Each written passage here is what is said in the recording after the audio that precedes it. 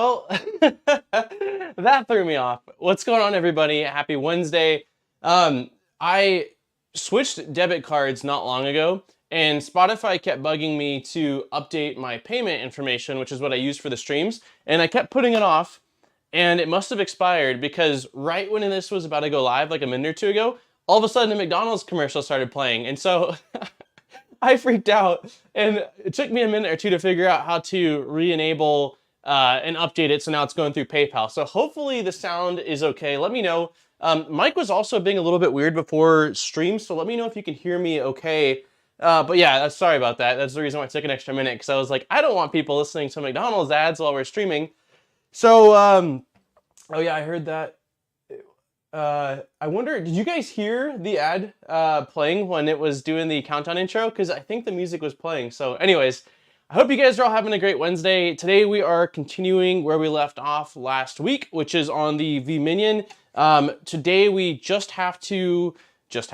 we have to finish the X-axis, which is basically just adding the belt or routing the belt, adding tension. Then we're working on the electronics box, doing the wiring, flashing the firmware, and hopefully, if all goes well, we will be printing a cube or something towards the end of today's stream, but that's at least the game plan. How's everybody doing? Maker Vikings here, Lisa, Alien, Skydown, Justin, Emmed, Duff, Paul, Jose, Panzark, a lot of people, Thomas. Hope everyone's doing well. Before we get into today's stream, or get too heavily into today's stream, I did want to say thank you to Fabrico for sponsoring the V-Minion build. Fabrico is awesome, and if you are interested in purchasing the V-Minion, they have both the full kit, which has everything, which is what we're building, and the mechanical kit, which gives you the frame, the bed, all of the main mechanical parts, and you can source your own hot end and extruder and some of the other electronic components if you either already have them or you want to build a custom build. If you do go with the full kit, there is a $25 coupon in the description of the video, and it's good until the build series is done. So I would say probably through next week. But yeah, and then let's see, what else do we got going on today? Oh, we hit, let me do excited. Let's see, let's do some confetti here and cheer.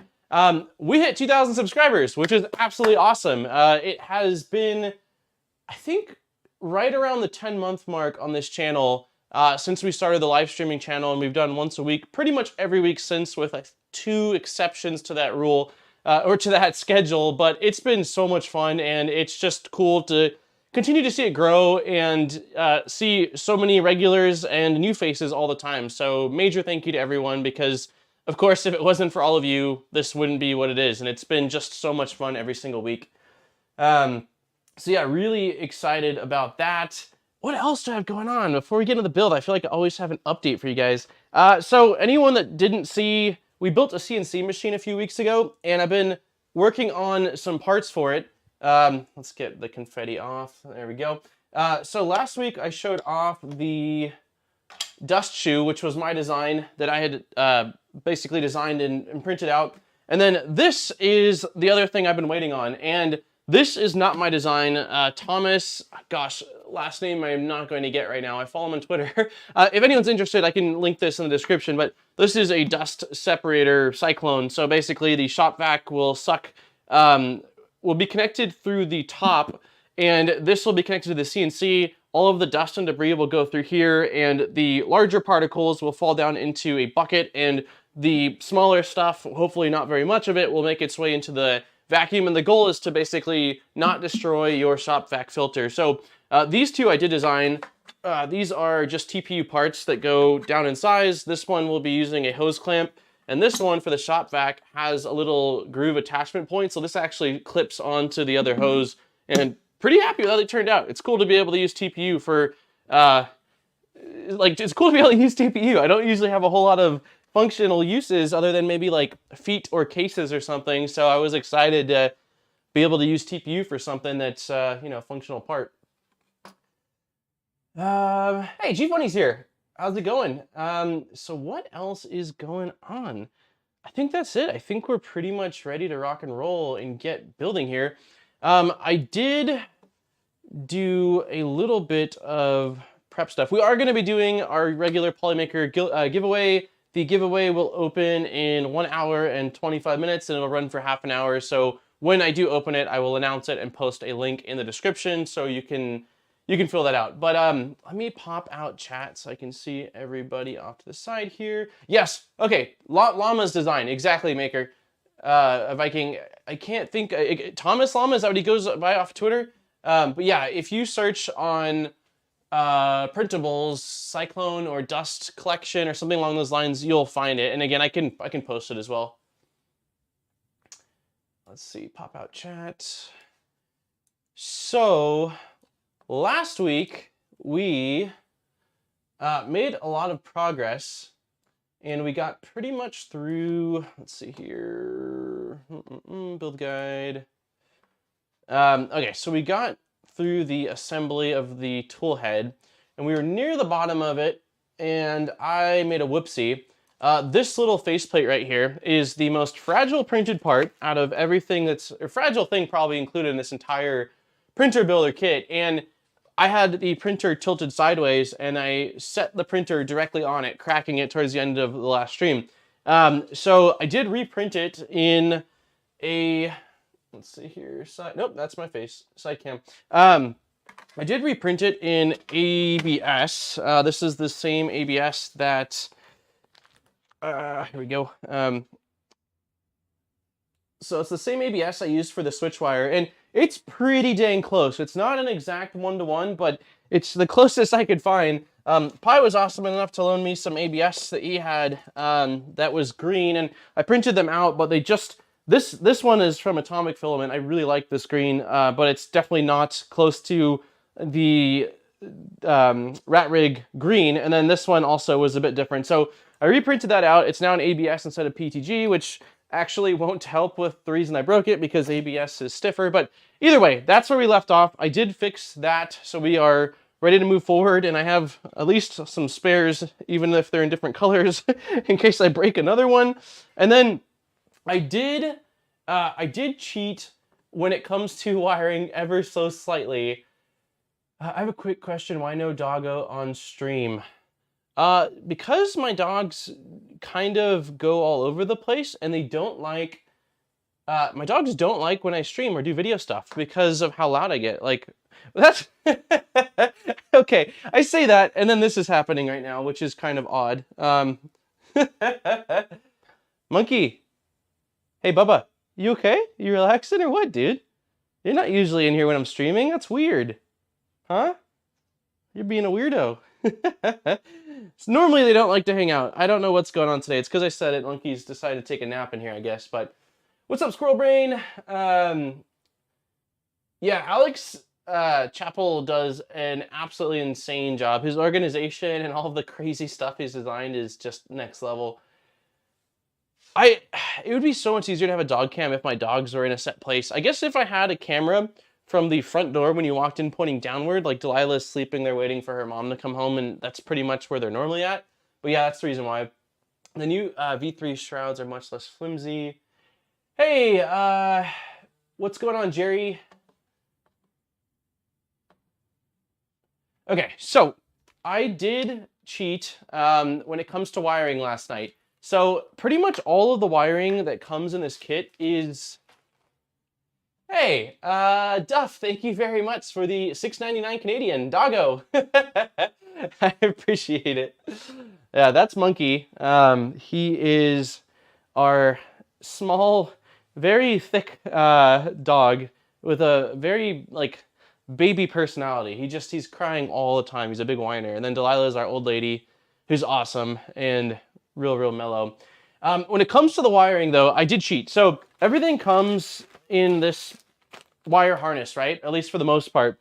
But the AC inlet, or the switch with the fuse, didn't come wired at all. It came with different wires and then like the spade connectors. And I've never, I don't think I've ever actually crimped any of these spade connectors. And so last night I was like, I'm gonna figure this out. And so I did end up crimping these off stream as well as the fork connectors, because I didn't know what which crimper I had that would work best for it. And I'm glad I did, because I ended up having to go through the crimpers I had, go through the garage and grab this guy, which I never use, and I still don't even think this is technically the correct crimper to use, but I've got it working now. But I did want to state that I did cheat on that, and that is something that you would have to do, is crimp these, or you can order them pre-crimped off Amazon in like a 2 or 3 pack for next to nothing. And I normally have spares of these just done. That's what I've always used in the past, is just pre-wired ones, but I did do that off stream, so.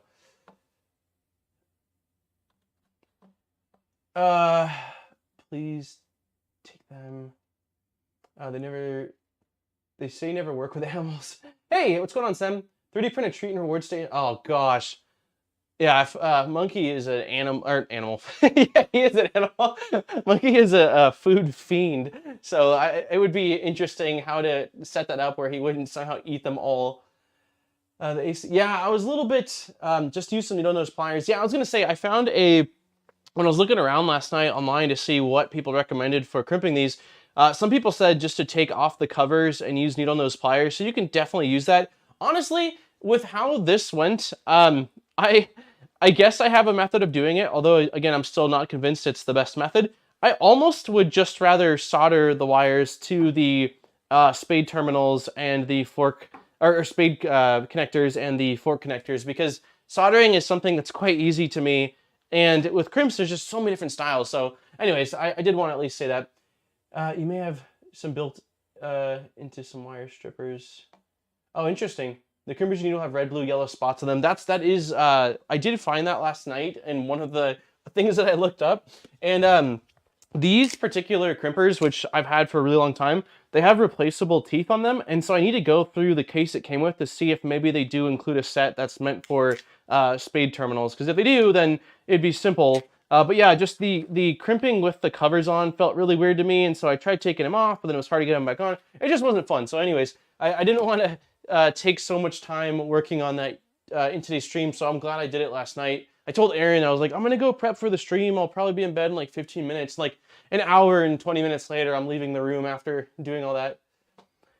Hey, okay, there's Tom Llama. So Tom is the creator of the dust vac that I showed off, and I'm going to be doing probably a video on the main channel showing some 3D printed CNC accessories, and that will definitely be a part of it, and I will have a link in that as well, or a link in that description. Solder plus AC wire equals bad fire starters. Maybe I did see that when I was looking at it too, because someone talked about soldering. That's good to know then, I definitely won't.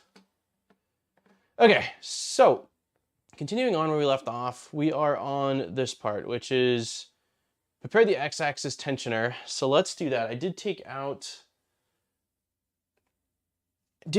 as much of the parts as I could last night. So we've got this guy. Pi also hooked me up with, instead of using my ruler, I've got this cool little jig now that I can just go here and make sure. So this is a 40 cap screw, or 40 millimeter cap screw. We've got our printed part that we need. We need a square nut, which is going to be inside here. My ears were ringing because Viking was ringing them.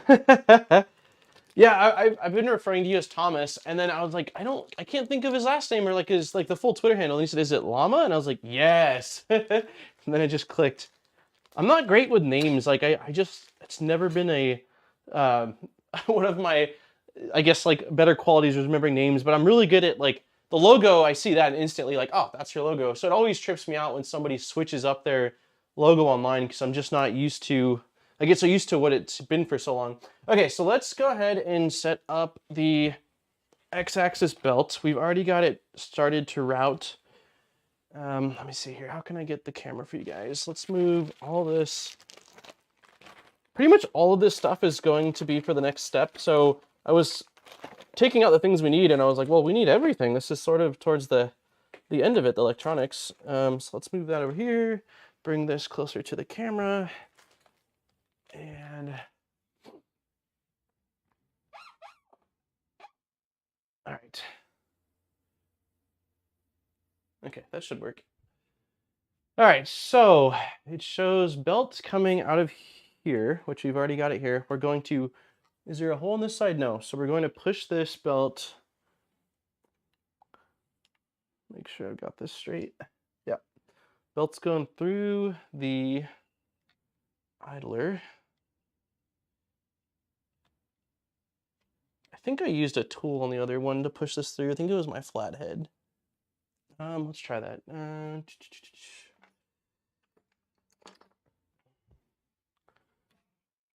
Oops. Come on. I'm used to like, I know on the like Prusa, there's a hole on this side where you can get the belt out. It makes it a little bit easier to feed, but it's not that big of a deal. You only have to do it once. Well, hopefully only once, unless you screw something up, but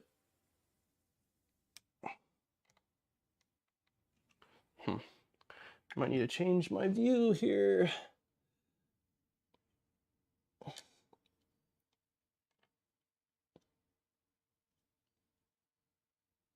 Feel like it's moving. Okay, yeah, it's not too bad. If you just grab the end and put a little bit of force, it'll pull through. So, okay, we've got that through. Let's not have it pop out on us.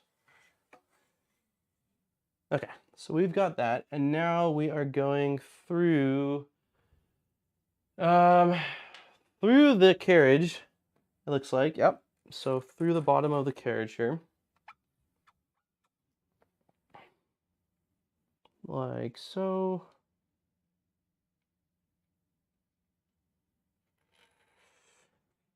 Okay, and then it's going to go through. Did I screw it up?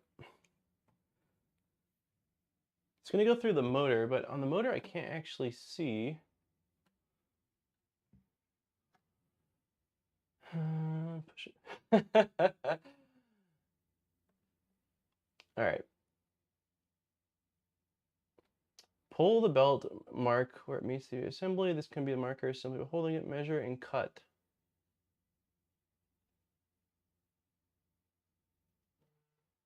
Okay, okay. So we do need...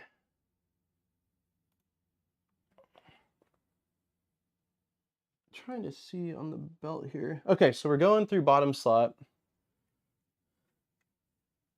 I guess that's going to be the exact same way on here, where we'll just have to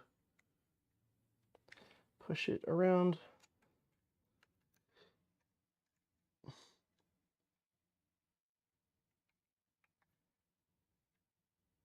Interesting. It's going to be really tricky to show this on camera. Let me just try to get this, and I'll show it after. There we go.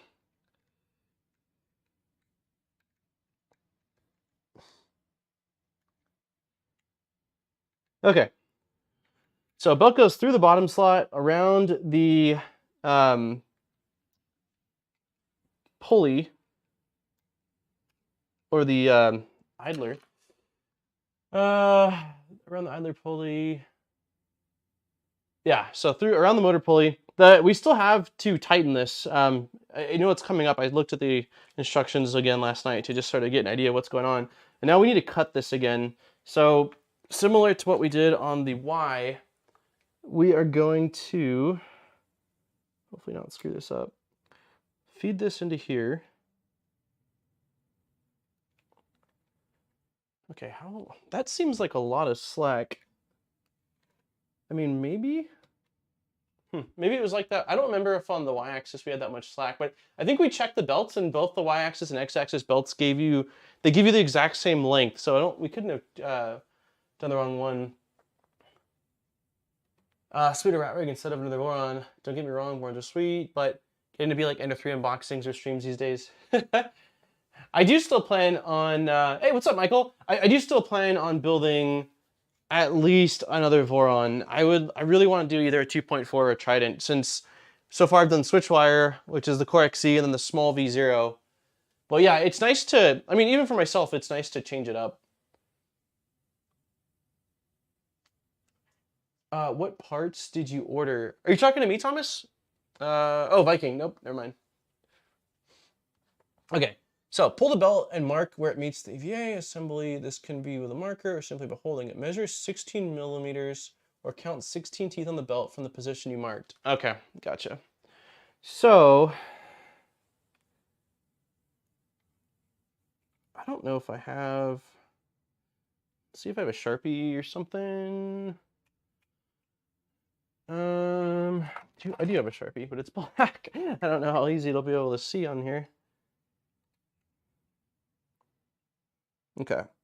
Pulling belt as close as I can to where it's going in.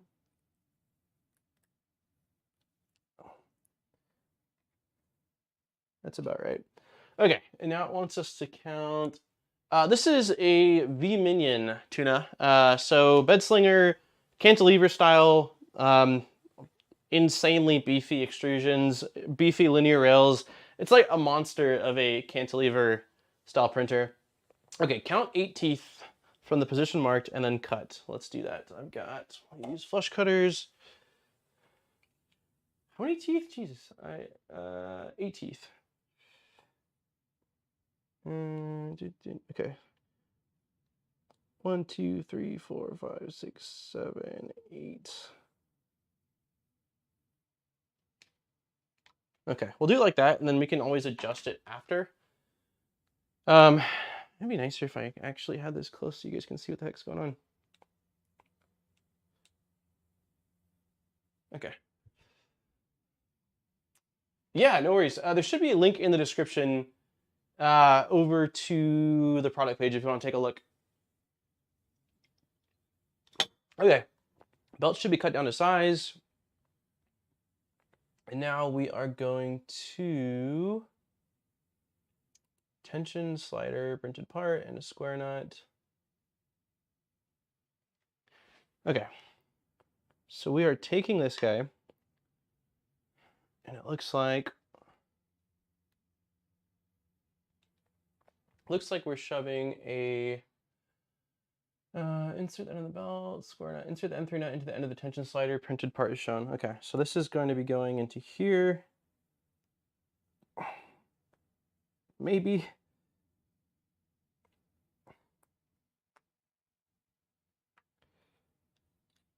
See if I can get this to line up exactly. It's definitely, okay, let's see if I can do this without cracking it. There we go.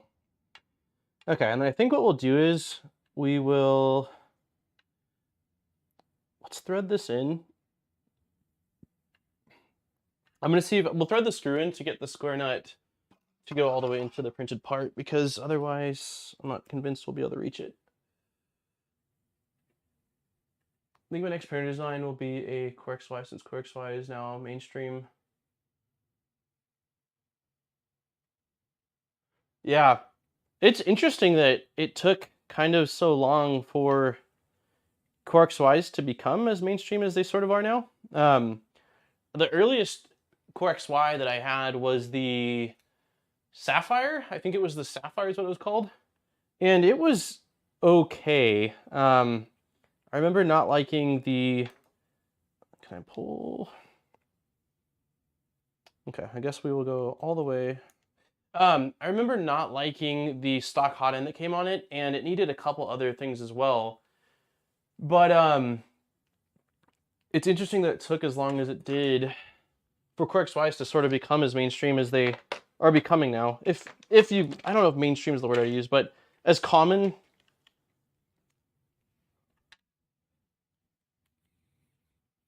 No, I was hoping this would work, but it's not going to work. Gosh. Well, I at least tried the WOW stick. It should be able to help me with backing this screw out once I get it in. I want to get the square nut all the way in to the pocket, otherwise I have a feeling we're not going to be able to reach it. There we go. Okay. Will this work to help me remove the screw? Come on, guy.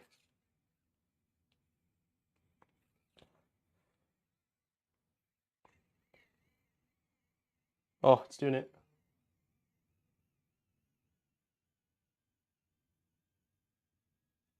It should be charged. I finally charged it after having it for a really long time. It just doesn't have a lot of torque. It works really well for small screws, but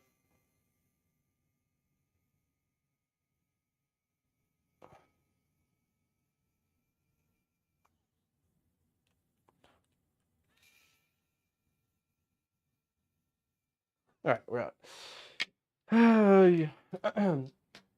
Yeah, it was struggling. Yeah, the Sapphires are really good base. The hot ends suck though, and they need clipper. But the frame, yeah, the frame. If I remember, it's been gosh years because that was 1, 2, 3, 3 places ago we lived. I remember it was primarily aluminum, the frame itself, so I didn't have complaints about that. But yeah, it was not. It was by no means a perfect machine. Next time you try this with a very long screw, put 2 nuts on the first to choke up the length. It's not a bad idea. Taking the kids up to Minneapolis this weekend to see if Micro Center has any pies. Hoping to buy my first ever pie to do Octoprint and pie hole. Oh, good luck. The Yaomi, is the Yaomi a more powerful one? I feel like none of these mini screwdrivers are worth it. Their torque is all garbage, even for assembling against plastic. Yeah, I mean, it can help. When I was doing the V0 build, it definitely was nice to have for the second one. Okay, so we are going to now take this and hope that I've got the length on this right. If not, we'll adjust it, but belt goes into printed parts like that. And then this feeds into here.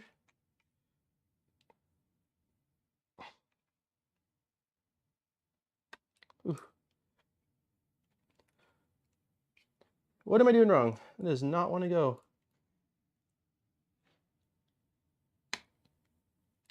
Interesting. Huh. Okay, let's go. I feel like that should have much more slide. The printed part did have a little bit of like droop from an overhang, but that seemed really tough. Okay, let's try installing this on this side and see if we're able to get the belt tensioned. If not, I'll have to figure out what the heck's going on with this part. Let's try our little screwdriver again. I see if I can at least get it started.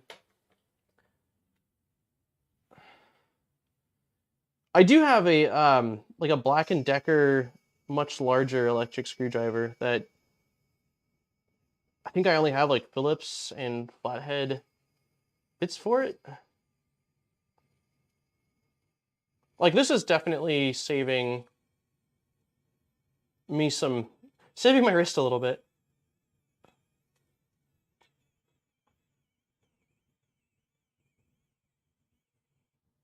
So I'm not even convinced that that actually grabbed the part.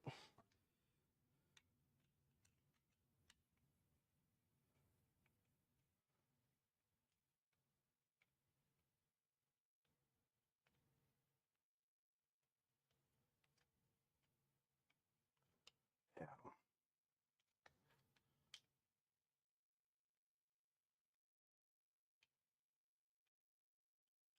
So that sucks. This printed part this tension block needs to slide in further. It's not, the screw is not able to reach it. Man, but getting it in there, it was really tight.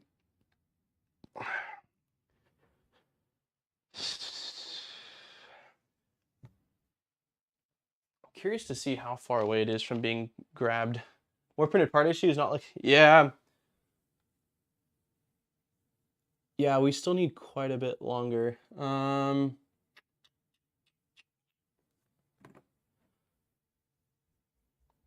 think I'd rather remove it and see if I can clean up that pocket a little bit. My only concern is removing it without damaging this carriage because of how stuck it is.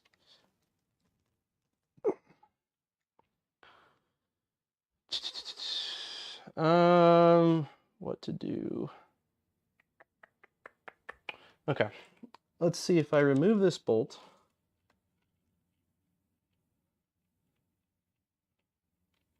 It sucks. The y-axis was no issue, but this one's being stubborn. Yeah, it's the belt tensioner block. So the I saw that inside of the pocket that you need to push it into, there was some drooping overhangs, but I definitely didn't think it would be this much of an issue. Let's see if I push the screwdriver through. Can I just... Nope. That went all the way through. God. I know that I can pinch the thing and pull it out. My concern is breaking the piece.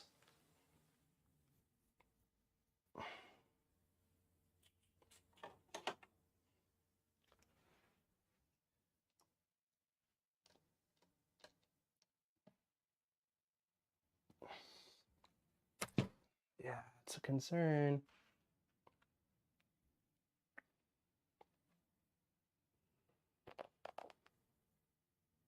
It's crazy. There's just a little bit of overhang. Remove bolt ram driver through the hole and push it out. Yeah, I can try to go with a larger, that hurt. I can try to go with a larger driver.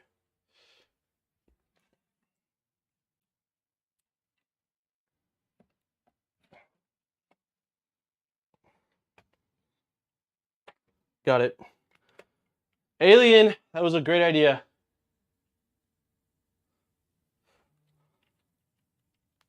That wasn't bad at all. That was much easier. I'm glad I tried that. Okay. Is that really it? Just a tiny bit of crap in there? I think if I just use...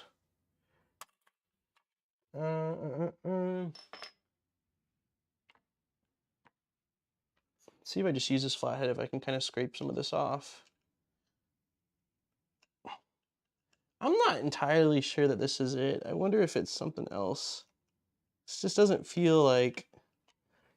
Unless the tolerances were just that tight that even a littlest hair or like a couple little strings are causing issues.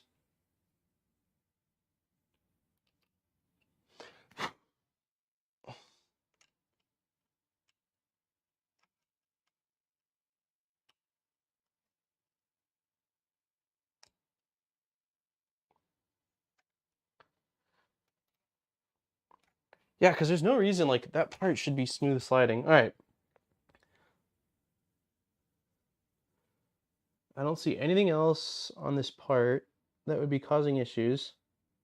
There's a little bit on the belt kind of sticking out here.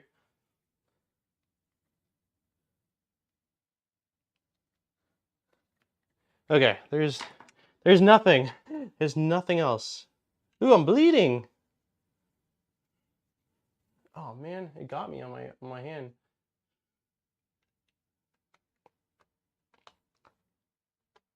It's just crazy. It gets...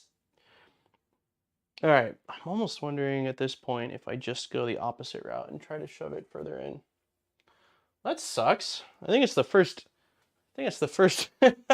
stream cut or stream blood, maybe. Hey, G-Funny, I don't know why there wasn't a pop-up. Thank you very much for the 1 gifted sub. Local, you got the gifted sub.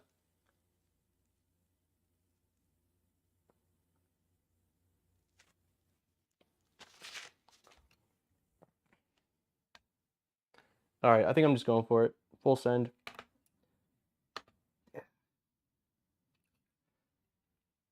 Okay.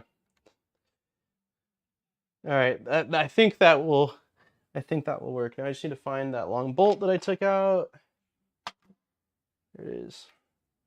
Damn, dude. Sorry if anyone's real sensitive to cuts. I don't even know where our band-aids are, to be honest with you. It's probably my first. I've always said that if you're not blood, sweat, and tearing it up for your 3D printing, you're not doing it right. So just trying to practice what I preach. Okay. Now I am fairly confident that let's try again with our little friend here.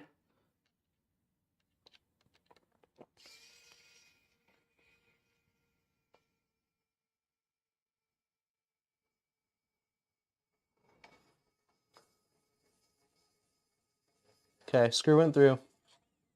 Nice. We have got tons of tension. Arguably too much tension now. Yeah, I think that's fine. That's a lot of tension though. think we're good. That was easy. I just cut my knees don't work. I guess that sucks. Now that you have let your blood out, it shall work. Yeah, that was that was my offering to the printer gods. The build had been going so smooth that I was like, there's just no way they need something in return. So now they should be happy. All right, well, that's if any. So definitely check that before moving forward at this part. If anyone's building along in the future. It seems like if it is hard to get out, using a larger driver does work quite well. And yeah, it's weird. It wasn't the little bit of overhang. It was tolerances on that part. I don't know why they have the tolerances so tight on that though, because since it's basically free sliding, there should be able to be a little bit more slack than that. After we were on the electronics in the 3 last night, my hands look like I washed them. Oh man. Yeah, I've been sanding. I've actually been sanding the where is it? The dust cyclone, because I thought it would be a good idea. Let's zoom out a little bit. I thought it'd be a good idea to attempt to attach these two things together at like 1 in the morning. And I don't know why I thought that I needed to use some sort of glue activator so that way I can get it to set really quickly. Well, I haven't used the glue activator in years and years and years, and I forgot that like it's literally instantly. So I placed the bottom and the top on with the glue activator, and I got one side lined up, and I was going to align the backside. By the time I touched the backside, like 3 seconds later, it was already solid. So I've been sanding these on the outside and on the inside to do my best to smooth it out. It's still not perfect, but I think it's more than good enough for what it needs. But yeah, I am not a fan of sanding. I've got mad respect for anyone that does like post-processing on parts and cosplay stuff and painting and all that, because it's tedious. It's super tedious. Belgian beers are arguably just as good as Belgian chocolate. Yum. How bad did your activator stink up? That's a great question. I don't remember. I think I was so focused on like sleep deprived and so focused on getting that attached together that I didn't actually notice the smell. Okay, we did that. We did that. Now it says, yes, we inserted the screw. We did the thing. You can now adjust the tension of the belt, tighten to increase, loosen to decrease. I don't know how much mine will decrease considering how tight that is in there, but I still think we're good on tension. I don't think it'll be a problem. Slowly move the completed EVA assembly along the x-axis a few times. This will allow the pulley and the stepper to align itself. Secure the pulley to the shaft, and then attach the probe, and then we're done with this section. So, okay, so we will do this then. Go back to side cam. And we're just gonna take this and move it along the entirety of the x-axis. It's probably sufficient. And then there is a little slot in the top right here where you can see the set screws for the motor. And now I just need to find the right size on these guys. I think it's this one. Yep. So there's one.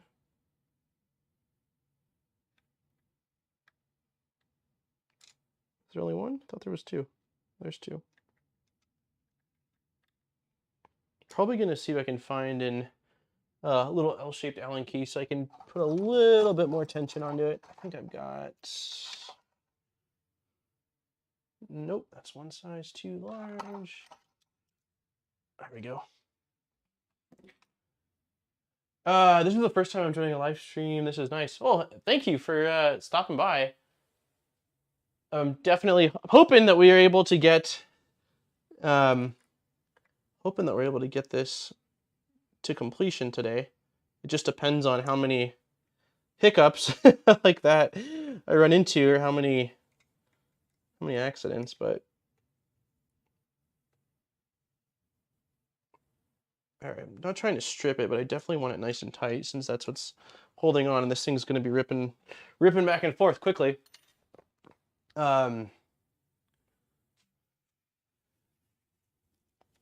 Okay, I think there was some odor to it. My allergies are back and forth on the fritz, and I don't have the best scent. No, that's not right. I don't have the best scent. I don't have the best sense of smell. I don't know if I have the best scent or not. I couldn't smell it.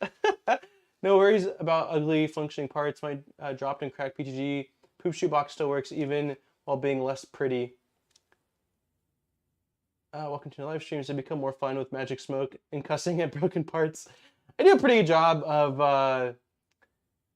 of not swearing too much. Every once in a while, there's a thing. I've been scared. Like there's something I was doing where like a part popped out really quickly and scared the crap out of me. I knew it was gonna get clipped. Okay, so we are done with that. The last thing says to take the inductive probe, insert the probe as shown, position it so it's 1 to 2 millimeters above the height of the nozzle. So probe is going on. Yeah, I wanted to build. I don't think I smell bad. Erin would let me know. She's very sensitive to smell. I wanted to build it completely stock, Killa, like how the kit would come. But yeah, I agree. Having a quick disconnect board definitely seems handy, especially if you need to replace something or something goes bad, because with the way it's set up, you'd have to completely undo the wiring harness from toolhead or wherever it's at all the way to... Why did this pop out? What? It's never good when there's a mystery... it's never good when there's a mystery square nut on... I hope that our square nut didn't... Oh, I bet you it did pop out. I think our square nut popped out. I am going to leave it right now. Yes, I'm definitely going to leave it right now. I'm not popping out the belt tensioner again. But I will keep that in mind. If for some reason, because right now that means that M3 screw is likely tapped into the plastic. So if it does become loose, then I know that it's starting to degrade the plastic a bit. I need to insert a square nut. But I think that's what happened. When I pushed the driver through, it popped out the square nut. I just didn't see it until right that second. I like a quick disconnect. Yeah, quick would that printer fit in a small lack? I think it would fit in a small lack. Yeah. Okay. The adventure continues. I was like, oh, we just got to finish up this small part here. Okay, so the inductive probe is going right here, but I need to loosen these 2 screws that hold it in place and act as tension on it, I believe. Let's see. There it is. I don't know if we actually need the different nuts that come on here. I think I'm going to remove them, because it comes with these to be able to attach it, but I don't see why we would need it based off this setup we're using. So I'm going to remove them.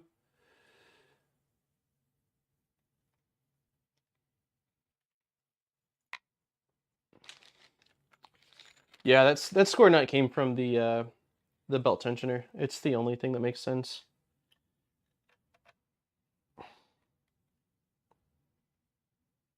Okay, let's loosen this more because that does not want to go.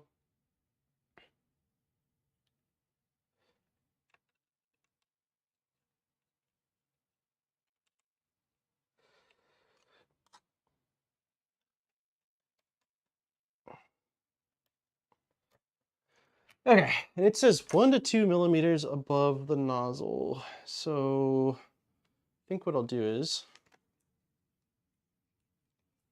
is drop the tool head.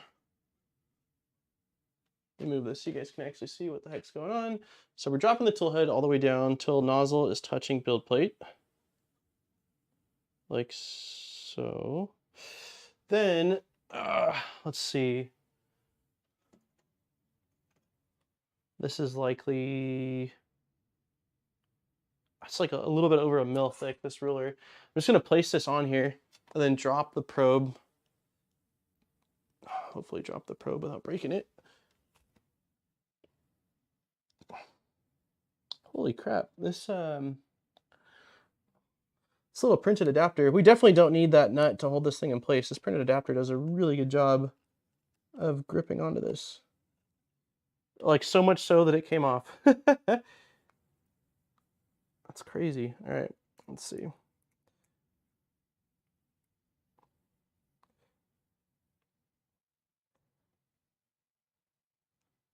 It's actually nuts that it's that tight on the, let's see.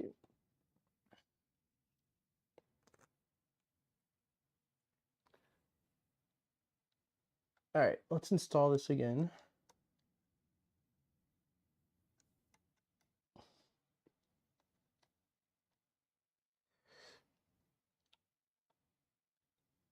Okay.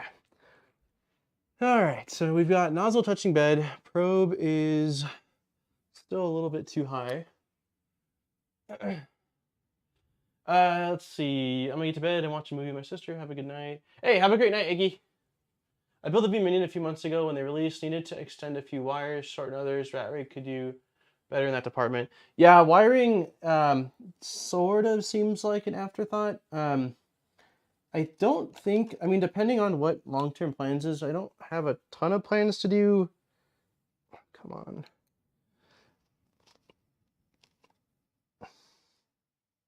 I don't understand why it is so tight inside of this adapter. Like, screws are loose, and I cannot get it to push further down. All right, there we go, buddy. Okay. All right, nozzle's touching bed. Probe is on ruler, which should be about a millimeter, maybe a little bit over a millimeter. We're gonna tighten this.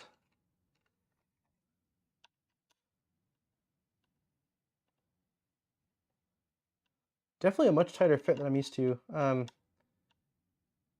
Which, I mean, is fine. Once it's set, it won't move, which is good, but I don't know that it needs to be quite that tight. Yeah, that looks pretty good.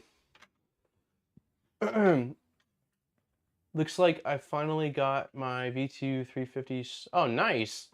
Like sorted as in it's done, you've built it, or sorted as in you figured out the sourcing and stuff like that? Let's not scratch up the build plate. Cool. All right. Hey, what's up, do it? Good afternoon. Hey, also Zarant, what's going on? I like the black with the yellow accents. You mean the green? It's like a neon-y green. No. The probes are, it's printing. Oh, awesome. The probe's a millimeter to a millimeter and a half above the nozzle. So yeah, if it was below the nozzle, then you'd be having issues, unless it's like a BL Touch that extends and then retracts. But no, it's a millimeter to a millimeter and a half above the nozzle. Okay, so we are good on that. That was easy. Now that was actually that was actually a tougher start than I was expecting, if I'm being honest. Okay, let's move this off to the side so we can start to work on the electronics box. My game plan, I had mentioned this in pre-stream. I'm going to use this electronics box for right now, but I'm probably going to at some point source some black acrylic and laser cut out a pocket so that way I can have a LCD screen inside of here, a touch screen for clipper screen. I'm thinking about using the let me unplug this really quick. Thinking about using this screen, which is the one I used in the clipper screen video just the other week. Maybe it was this last weekend. No, it was a couple weeks ago. But if I find a slot for it on here and I mount it to the case with a pocket, so that way you can access it from the side of the box. And then the Pi, it has standoffs for the Pi, so I can mount the Pi on here, which will save some space. I just don't know about depth. It might require me to remix these side panels to make them a little bit wider, but maybe not. I don't know. So that's That is an idea that I have that maybe I will do. I think it would be cool. We shall see. But for now, I'm not doing it. CNC or laser. Lasers do a really good job with black acrylic generally, so I might just laser it.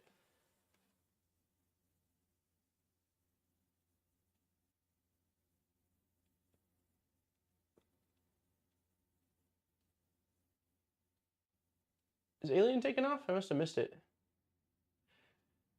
Making new electronics box for sure. The stock doesn't flow well and the pie gets hot. Also really tight inside. Gotcha. For laser cutting acrylic, I'd be using a CO2 laser. I have a pretty modified K40 at my parents' house, which is far away, but I'm supposed to be having a pretty cool CO2 laser coming here. So if it shows up, I'll use that. If not, then I will use the CNC that we assembled not long ago. Hey, what's up, tripods?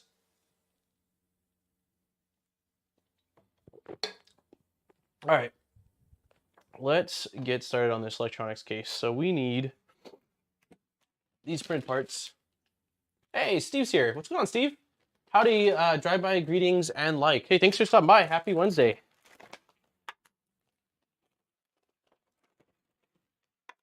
Hoping to get this thing printing today.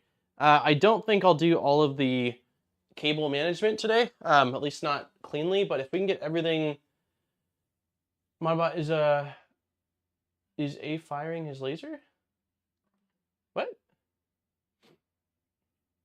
Did Steve leave? Maybe. You said drive-by greetings and like, so he probably did just drop in, hit the like button and then bail.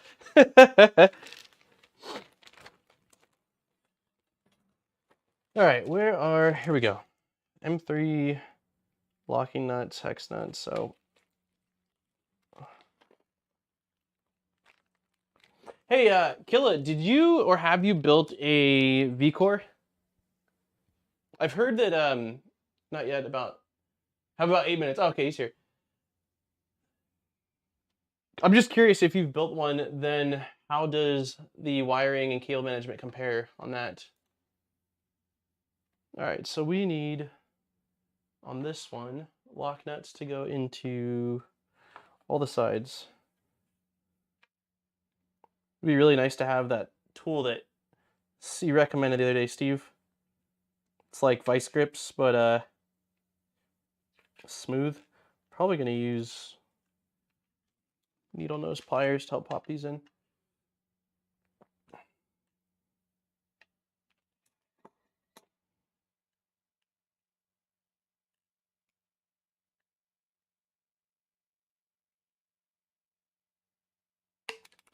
Nope, this is gonna be fun. Oh.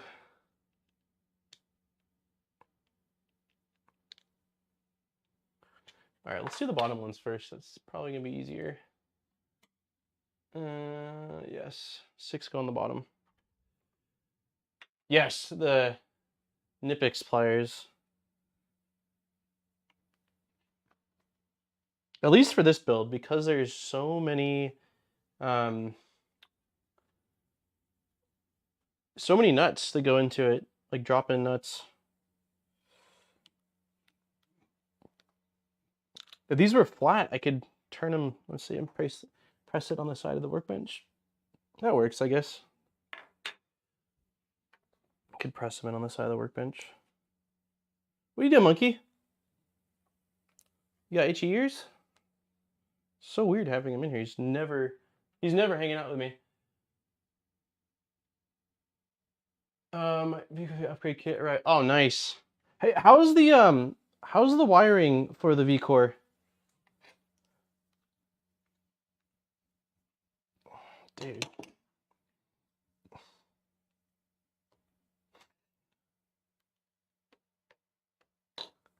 Starting to feel like I should have prepped these for the stream.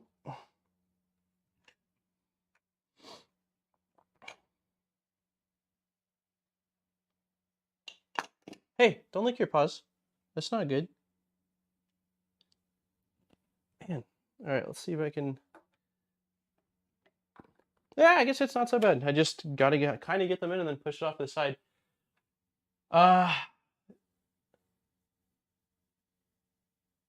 Oh, nice. So you do have a V-core. Did I miss your response, Killa, about the cable management? Tonight, I hope to officially finish the wire management on my modified V1.8. It's got 500 hours on it and still needs the last cable chain attachment. Nice. It's not too bad, a lot of it, but easy to keep organized. Okay.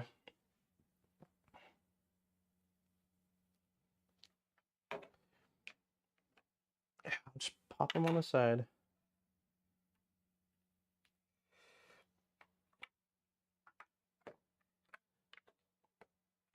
I feel like the side, like having the electronics in this side setup makes a lot more sense if the parts were in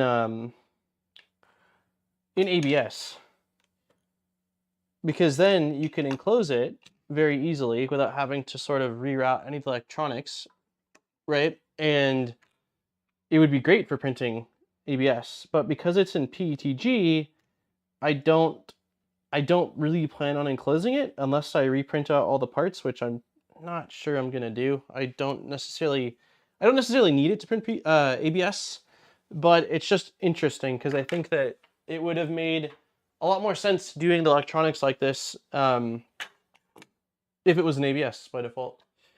Okay, let's see if I can get these side ones in.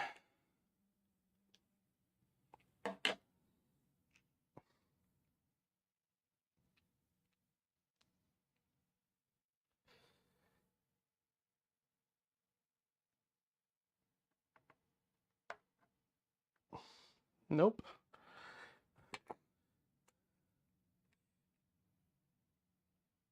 Ah, dude, I am scared I'm gonna break this printed part. It's freaking tight. The nut traps are really tight. You answered my comment. Yes, I do have V-Core 400 as well. Okay, gotcha. I've got to schedule a stream to do the upgrade now. It's for my oh my god. Is the 500 cubed? Yeah, that's a print a backup set of parts in ABS. It's not a bad idea.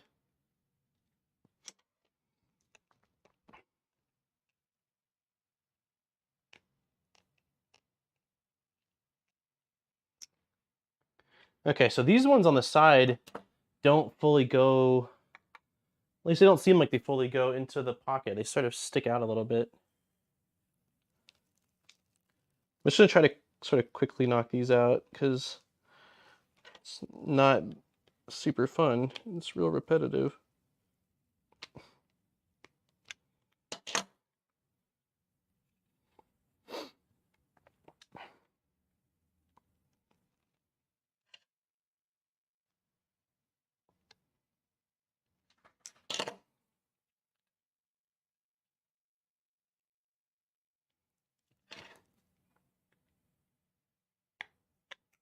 All right, last 4, I think.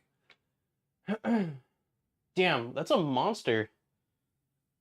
God, that is a huge printer. I don't think I've ever had a printer bigger than 400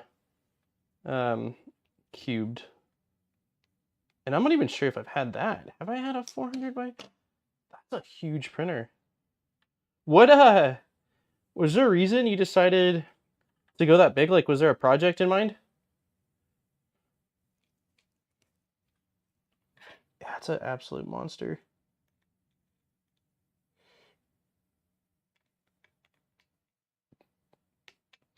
All right, 2 left.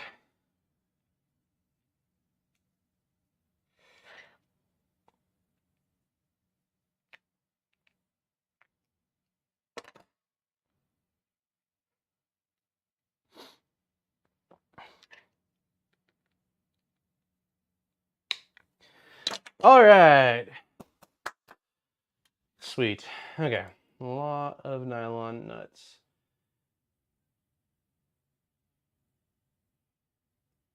Gosh. The Modix printers are so big. I've seen them at my local store. Yeah, time's up, meeting time. Hey, thanks for stopping by, Steve. I appreciate it, man. Hope you have a great meeting and the rest of your Wednesday. For me, I work with a lot of artists to print their art, and a lot of them are wanting big things. Gotcha. Yeah, I guess I've seen I've seen the Modix printers in person, and those are freaking monsters.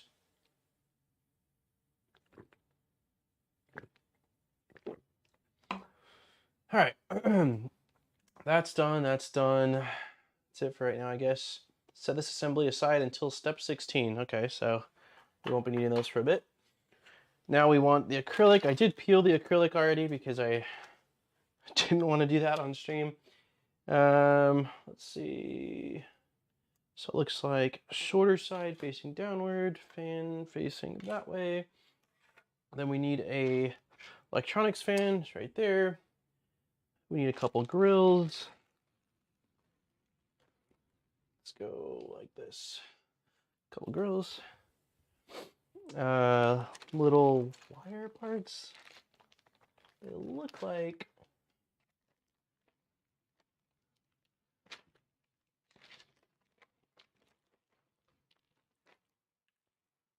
okay. M3 nylon lock nuts. Okay, we've got more of those. And 3x10s. 3x10. Where are you? 3x10.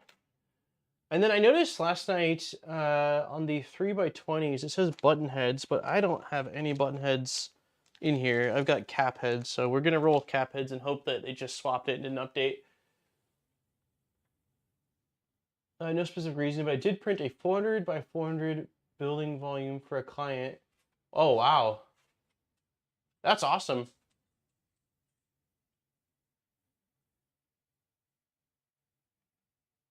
Ideally, it would be fun to set up the printers in the farm for like for printing out products and doing local prototyping and stuff like that for people, but I just don't know. I don't know. Okay, so now we need electronics panel. We've got 4 screws. Take care not to over tighten. Electronics case base. Okay, so this looks like the side that is slightly longer, and we need 3x10s. Okay, each of these needs a nylon lock nut, and so we're gonna do, we're gonna take care of these before.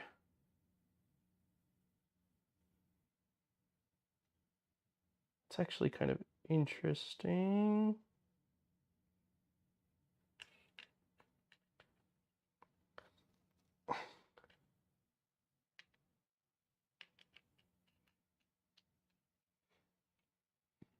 So these look like they're going to be for wire or cable management. There's basically a little slot for a zip tie to go through, and then the nylon lock nut needs to get pulled all the way through to the bottom, so that way you have the clearance. So right now I'm just going to press them in a little bit, and then hopefully the screw from the other end will be able to go the distance.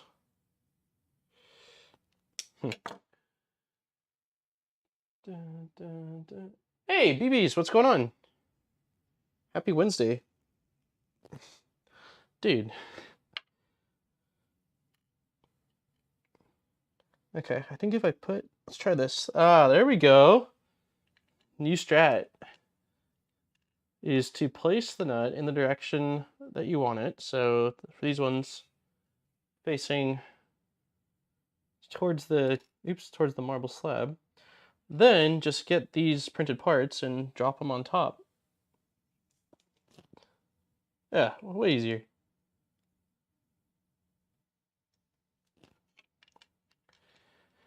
Okay. And so now again, there's the holes on this have a bigger gap here and a smaller gap up top. And it looks like that is a bigger gap than that. So I'm oh yeah, and plus, yeah, well that's, I guess, hopefully that's the case. Because that's the way we're gonna set this up.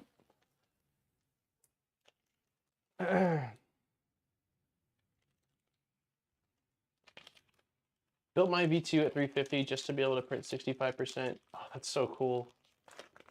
Yeah, there's, I mean, a lot of what I print is small, but not always. And it is nice having the build volume for when you do need to crank out something big like that. Biggest downside, I think, to a big printer is maybe more calibration, cost, obviously, because everything's bigger. The, you know, heated bed, the aluminum, the wires, like everything's bigger. And then heating typically is going to take longer. I guess not, it depends on, but typically speaking. Okay, so we,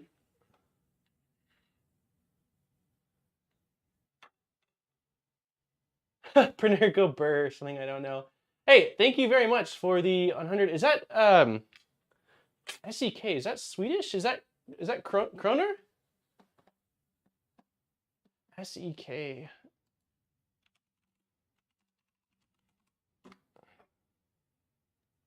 It is Swedish Kroner. Hey, that's awesome. Thank you very much.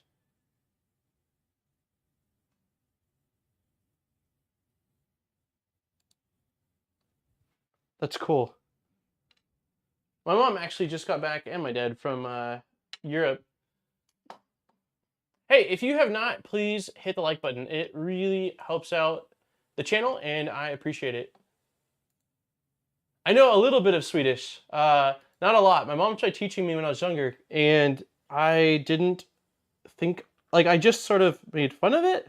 I mean, I'm talking really young, right? Like sub 10. But then when I got older, it's been a long time since I've been to Europe, but when I was younger and, well, younger than I am now, older than I was then, going to visit family, I was bummed I didn't know it, but I know a little bit, like hey humodu and you know, vada bratak. My mom, like, I've heard her speaking it quite a bit in my life, like talking to her family and stuff like that. But yeah, I wish I knew more. There was a flight attendant on a trip I was on that had a dollar horse, like pendant thing on her, and it was cool. When I noticed it, she freaked out. She's like, "Oh, you're like, you know?" And I was like, "Yeah." But yeah, I've got family in Gothenburg. I have like a vague memory of being, I was probably 12 last time I was in Europe, so 18 years ago. And my cousin Vigo, I used to chase him around at my grandparents' country house and say, "Akomi atare," which means I'm coming to get you.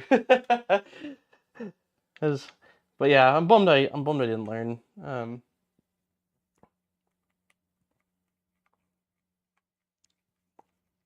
There's a fair amount of Swedish companies in the 3D printing space too. Like, I know Bontex out of Sweden, Olsen with the Olsen Rubies out of Sweden, and there's at least one other that is slipping my mind right now that's also out of Sweden.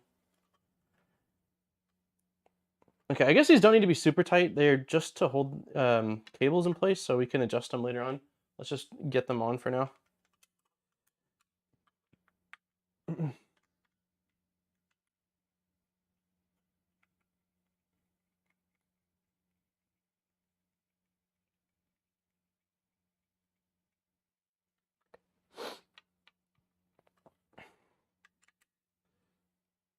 Hey, what's going on, Paul? Gothenburg, wanna go there? Bloodstock? Bloodstock. What is Bloodstock?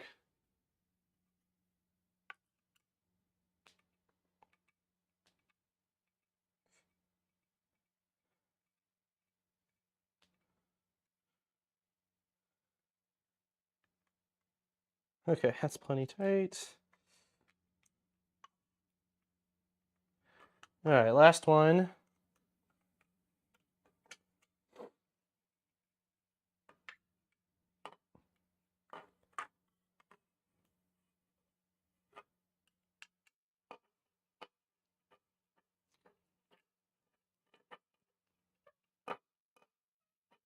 All right. That should be good. Now, the one thing I like acrylic in general, like I think acrylic's it's a cool material, and super handy for a lot of things. But God, it shows fingerprints so easily. So I'll have to clean it later on. AdNorth is Swedish. AdNorth, are they a 3D printing company? I miss living in Germany. I used to travel all over Denmark and Sweden during summer holidays with friends. Yeah, it sounds awesome. I've been running 5 to 6 printers for a couple months, 2 of which are the Ender 3. Max, thing number 300. Oh, wow. Oh, wow. $100 per month. I wonder if the electrical... I was mistaken. Bloodstock is a metal festival, but it's in the UK. Gothenburg still has a great metal concert. Okay, gotcha. Yeah, acrylic sucks to clean. I do have, I think it's in the kitchen under the sink, but I bought some spray specifically for it. That's supposed to work to clean it really well and uh, not create a bunch of static. We'll watch your K40 video later. Oh, okay, cool. Yeah, I'm hoping when my parents visit, if they drive, they can bring it, but they're probably going to fly when they come out and visit, so we'll see. Add North makes filament. Gotcha. Huh, I don't know if I've heard of them prior. Okay, we're done with this part. On to the next part, which says... orient the fan so the cable... Okay, so let's do... So it looks like this. Orient the fan so that the fan label is against the printed part. Okay. I don't know which direction the wire needs to go, but I assume it needs to be not towards the edge. We'll do it like that, I suppose. Orient the fan so the cable, or so the fan label is against the 40mm cage printed part. Okay. So we're going like that, and then we are using M3 by 20 to go through there. They are a filament manufacturer. The large printers are in the dining room, so pretty open room. The heat dissipates quickly and then AC kicks in. I'm also running pretty much 24/7. Gotcha. Nope, giveaway starts in 18 minutes. That's interesting. I should get smart plugs for some of the printers, and it's a really simple way to track through the app, like how much draw is being taken. But let's see, these are 20. Yeah. Electrical has been very cheap here. Coming from California to here, Idaho, the electrical is just a lot less to run. Because we're running AC almost non-stop because it's been triple digits. Why are you crying, Bubba? Yeah, we've been running AC pretty much non-stop because of how hot it's been, and our electrical is a little under or close to 2/3 of what it was in California for a place that was, you know, half the size, with not AC running all the time. So electrical is definitely less here. I wonder what electricity is out where you're at, Luke. Okay, screws are going into fan, screws are going into acrylic. We'll just set them down like that for right now. How do I know, how do I not know these and I am in Discord all day? Oh, that's funny. I guess that's not really talked about much. Tuna, the giveaway, I'll post, it's a document. So in 16 minutes, I'll post a document in chat. It'll be pinned, so it's easy to see. And then for the next half an hour, anyone can enter. And then we spin the wheel, and whoever wins gets a roll of Polymaker filament. And it's any non-exotic, but like any PLA, ASA, ABS, or PETG. What do I pay per kilowatt? I have to look. I know though like let's just see, like I can check generally in the city. Price per kilowatt. So here it shows 10 cents per kilowatt, and where I was before was 20. Oh my god. Yeah, so it's 10 cents per kilowatt here. I was paying 28 cents per kilowatt in California, in the city I was in. That is insane. I thought it was half the price. $350 per month. Wow. Yeah, we've been paying around 150 for a okay, price is 11 cents. Yeah, when we've been paying here a little bit over $100 per month for electricity. which is really inexpensive. That's insane. Okay, so on the other side of the, we're going to use assemble from the previous step, 40mm printed part, and then the nylon nuts. Take your nut. Okay, so on the other side of this, like that, we're going to drop the other printed part, like that. And then we're going to use the nylon lock nuts. Nope, I can't even get it turning like a, there we go.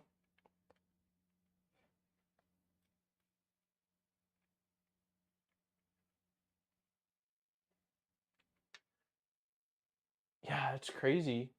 Oh my, $700 to $750 a month on average?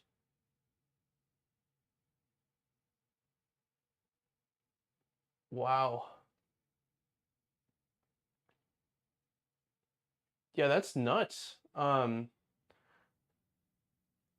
just talked to my dad. I mean, my parents don't really like, even in summer in California, they hardly run the AC, which is nuts. But they're, that's crazy. I didn't know the price electrical was so much lower here until the bill showed up, and I was like, huh. I thought maybe it was because it was like our first month, and we'd only been here for part of it or something like that, or maybe there were, I don't know. And then when the second bill showed up, I was like, okay, like something's going on here, and that's when I looked and was like, oh wow, like I had believed that it was going to be less. I just didn't realize to the extent of it. Also, another factor is like the place we were living in California was built in 80s, I want to say, and the place we're living in now is like much newer. It's, I think, built 3 or 4 years ago. So I also would have, and that place, they had a lot of the original stuff, like original AC, just a lot of different things there. So I don't think that they were nearly as efficient, which certainly wasn't doing us any favors.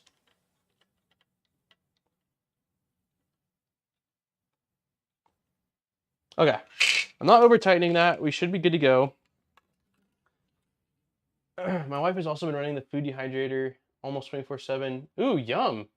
I've never, that sounds awesome. It's 35 cents now. Last year. What's the reason for the increase? The that much of an increase in Sweden?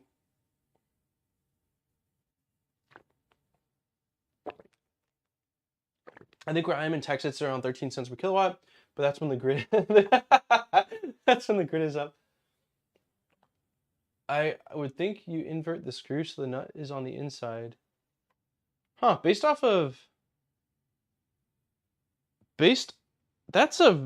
is a great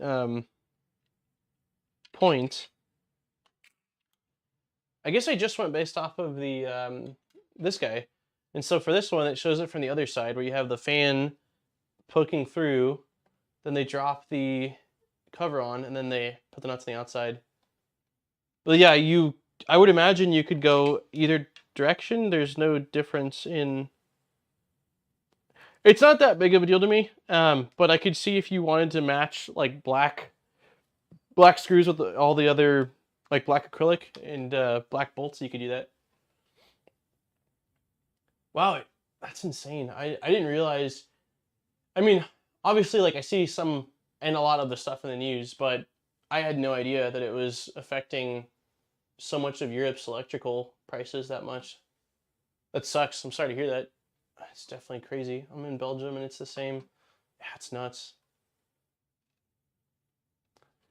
Okay, let's put this off to the side. Now we need to grab another sheet of acrylic, the one with a gajillion holes in it. Let's see, let's put these off. Let's see, it looks like this is the correct orientation. And then we need Raspberry Pi, which I was tripping out because it's such a small Raspberry Pi. It's the Pi 3A Plus. I don't know if I've ever used a Pi 3A Plus. Okay, let's pop this out.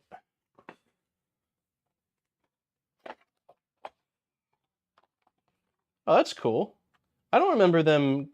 That seems new to me. I've received quite a few Big Tree Tech boards. I don't recall seeing a included pinout card. It's kind of neat.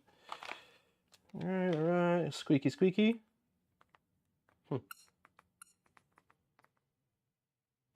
Oh, what's that? It's okay, monkey. Okay, board coming out. My. Oh, this is. I don't know why I thought this was a SKR Mini. It's not. I don't think I've used this. Big Tree Tech SKR2 is what it came with. I don't believe this kit came with any SD cards at all. So I think you'll need 2 micro SD cards, unless I'm mistaken. If they pop up, I will definitely say something. But so far, unless I'm missing them here. Nope, doesn't look like it. So. And then it comes with a 4-pack of TMC 2209s. Yeah, so when I looked at it initially, I was like, is this one of their like CM4 modules? And then I looked closer at it and it's like, huh, nope, it's Raspberry Pi 2018. So, yeah, this is cool. I don't recall Big Tree Tech having these little cards.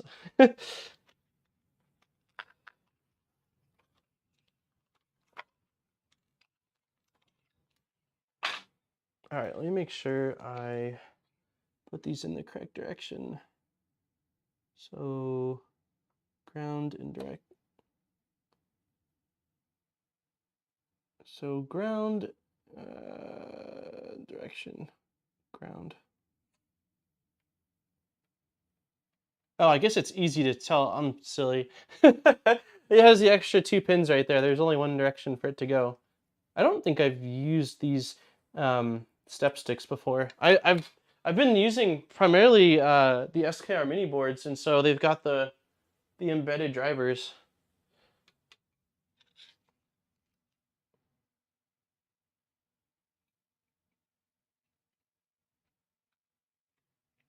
I need to bring chat closer. Can't see you guys. Make sure that chip you have on the board there. Make sure what chip you have on the board there. There was a change in production. Oh, interesting. On this guy, STM32F429, should be fine. Is there certain ones that aren't Clipper compatible? Not if your X-Burns exactly. Yeah. I thought Model B like a better model regular, but it's just the size. Oh, interesting. It is. It's just a form factor thing. You may have to pull some of the jumpers. Hey, what's up, Kenny? I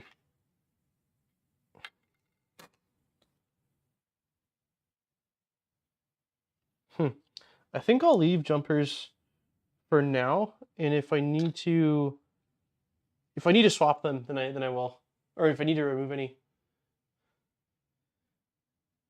Okay, so we've got also reading is good because that is XYZ extruder 0 and extruder 1, so we only have a single extruded board.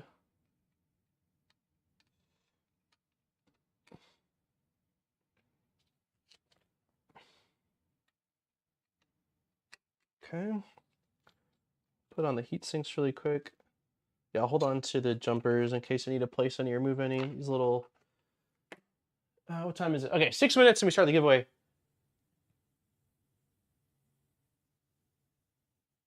You almost certainly will need to change the jumpers under the stepper drivers. Okay, let me check.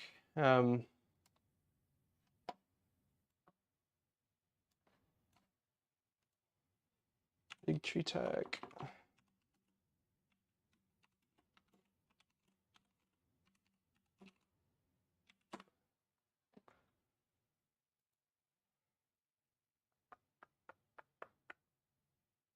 Let's see. Hello, seek advice. Up to answer the manufacturer's user manual. Where is the manual? GitHub, SKR2.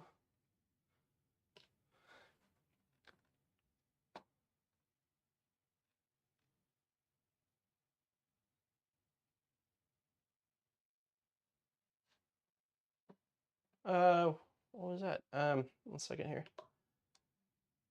Hey, is it Connie? Hey, Kenny, thank you very much for the $10 tip. Some pizza on me, at least half of one. That sounds awesome. I actually, when we moved out here, we didn't have pizza for probably like the first month or month plus, and I missed it because we had a couple of good pizza places next to us. And we've since found two, and then Pi recommended a Chicago-style pizzeria to us the other day. So I definitely will get some pizza soon here. Thank you very much.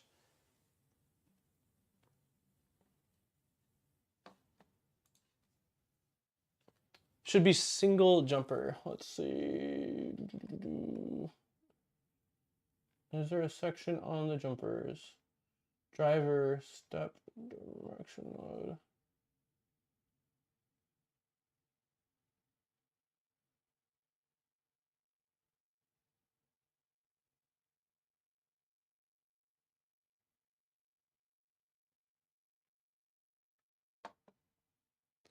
Okay. So it does look like we need to remove pretty much. So it's in SPI mode right now, right? Yeah, so they're all in SPI mode right now.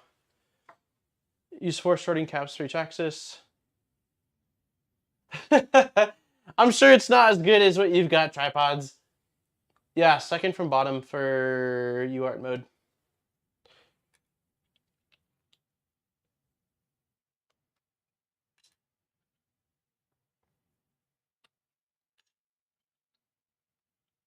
When I was bartending and like bar backing and bussing, I worked at a Chicago pizzeria and bar in California, and they had pretty good deep dish. The guy was originally from Chicago though, so I think that played a big role. I wish I knew where my tweezers were.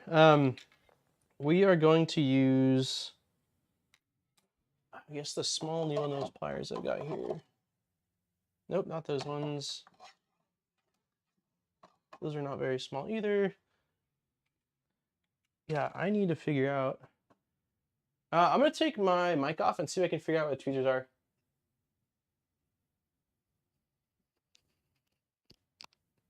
Yeah, I'll be right back. Let me see if I can find them. I'm pretty sure I know the box in there.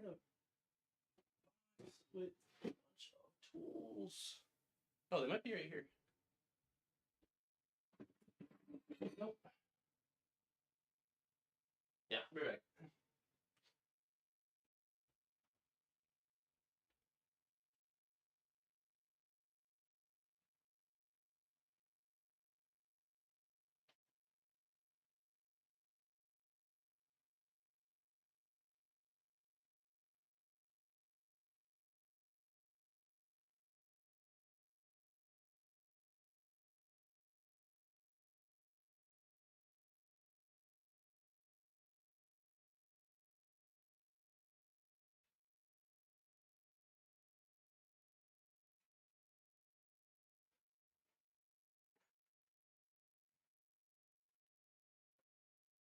Found it.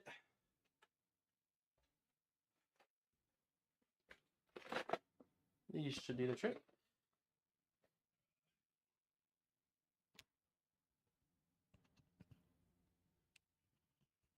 Oh, I love pineapple on pizza.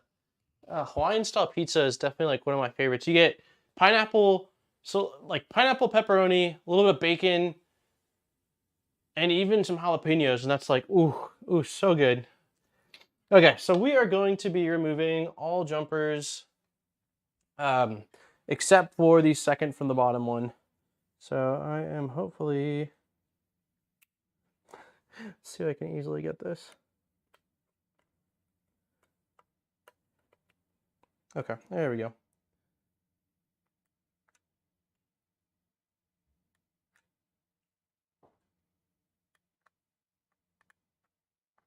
Come on. Come on, guy. Okay, some of them are easier than others.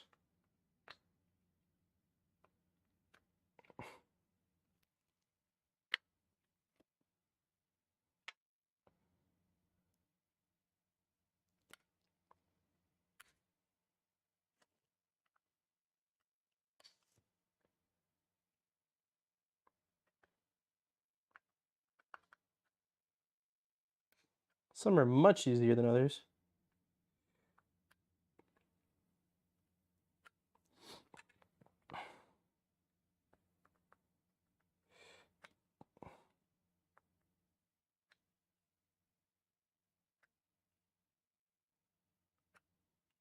We're just gonna do it on all of them, even the non-used. Okay, easier method. Go from the side versus grab the plastic on the side and not the metal bar. Okay. Whew. Oh, it's time. It is good. All right. Yes. All right. All right. Let's get the buffalo. I have not had buffalo chicken pizza very much in my life. I need to try it again, or for the first time. You should try roasted chicken, cream, almonds. What? That is a crazy sounding pizza. Corn and tuna pizza. I do like a really good barbecue chicken pizza. I have to be in the mood for it, but God, a really good barbecue chicken pizza can be delicious. Okay, let me get the giveaway form posted. Send link, start new URL, copy. Me as an Italian listening to this, I'm in pain. I'm sorry, not sorry. Okay, post it in chat. All you gotta do is fill it out. And yeah, in 30-ish minutes, give or take, we will draw a winner for this spool polymaker filament. If you have not, please hit the like button. If we can somehow hit 100 likes on today's stream, that'd be awesome. Okay. All right, we're good. Now let's quickly place these back in, like so. All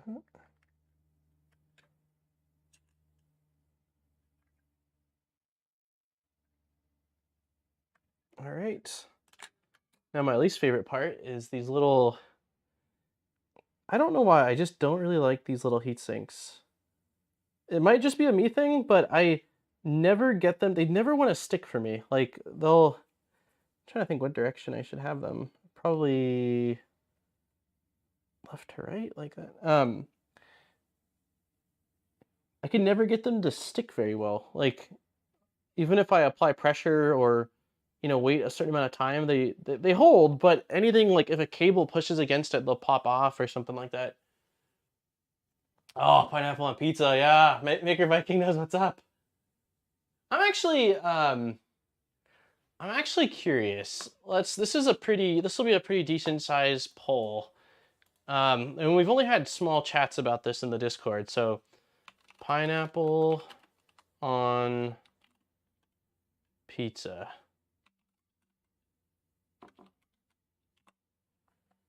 And we're gonna write, let's see.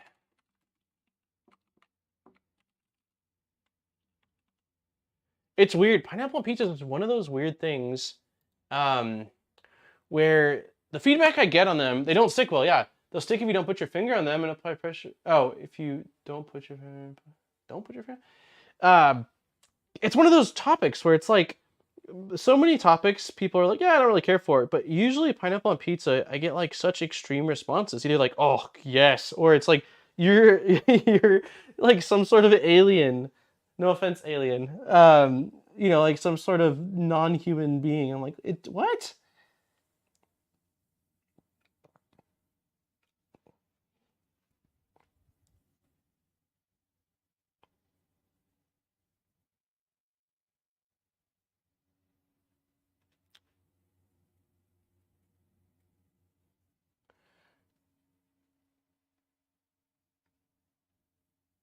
All right, one last one. Is this a crime against humanity? 64% so far. Love it. That makes me so happy. Yeah, it's so yummy. Like, I'm not saying you always have to get pineapple pizza, but like, man, it is good stuff.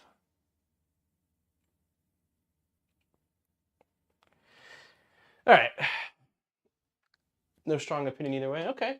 Can I say I've never tried it and don't care at all about it? That's fair. Clean with IPA, but oh, that's a good point. Cleaning with IPA probably wouldn't have been a bad idea.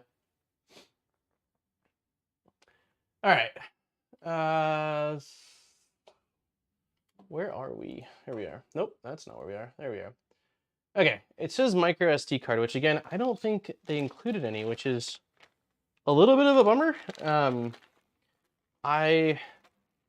Especially like the Big Tree Tech board, I swore that they always came with a micro SD, but I've never gotten the SKRT before, so I don't know.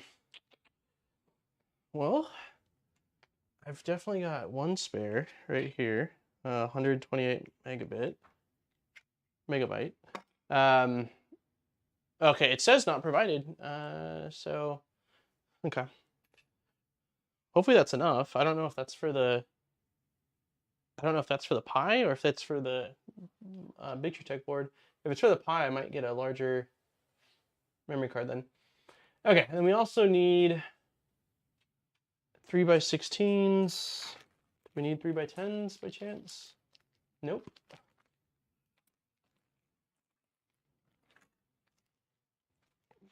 Okay, 3x16s we've got. 3x6s we don't have. 2.5. 2.5. Where are... How are we down to this little stuff and I can't find things? Every this stuff needs to leave. There's clearly still too much stuff on my bench. Okay, 2.5s are right there. Cool. Standoffs were in a little bag somewhere here. This is only 3 standoffs. Interesting.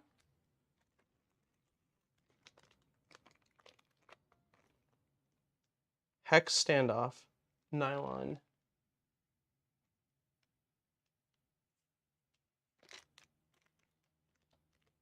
Okay, maybe this is it then.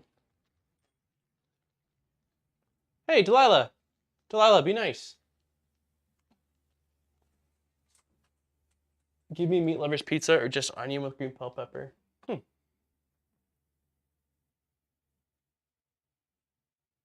I like ranch more than blue cheese. But blue cheese has grown on me. All right, we're gonna end the poll.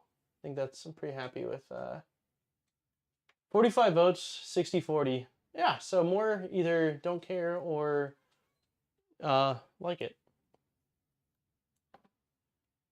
Okay, so we need M2.5 by 16s, which are these guys.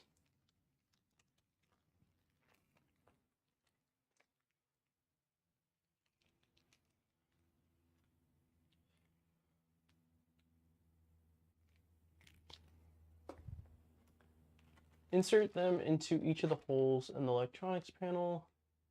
Okay, so to get the same orientation, it needs to go like this. And these are going from bottom up. I just realized you guys can't see at all what I'm doing.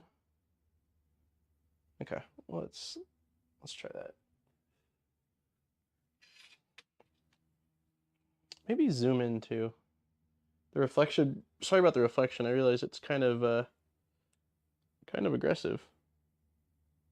Man, it's really aggressive. I don't like that at all. We'll zoom out for now. I'm stealing the cable mounts for a V-core for my simple core. Ranch and blue cheese are both highly overrated. Ooh. I like ranch, but I'm not obsessed with it. Erin loves ranch. She cannot have enough of it. I think it's good. There was a place we went to that had like really greasy pizza, and the crust was delicious with dipping in ranch. But I didn't grow up with ranch that much. Like I had it, my school had it with like their chicken nugget lunch.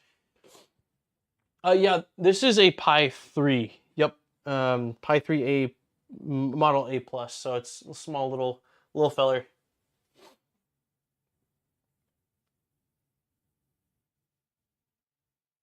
Oh, Chromebook. What Chromebook is it? Okay, so next we're dropping M2.5 nylon standoffs, which are in here.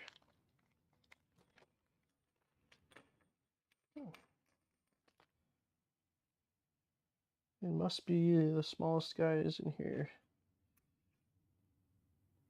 Yep. Are these threaded? Oh, they are threaded. Huh. Interesting. Okay. Do I happen to have a driver that will work?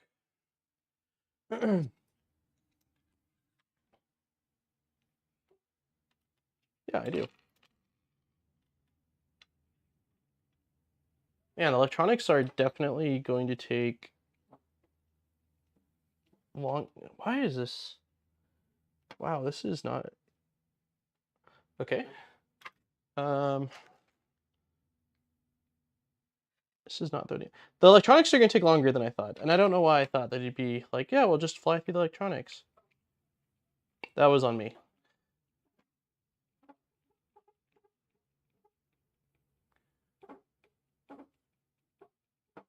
Dr. Pepper is criminally underrated. The older I've gotten, the more I am finding people that love Dr. Pepper. I felt that it was underrated as well. I love Dr. Pepper, but the older I'm getting, I meet more people that are like, oh yeah, Dr. Pepper. So I'm like, oh, okay, cool. Oh man.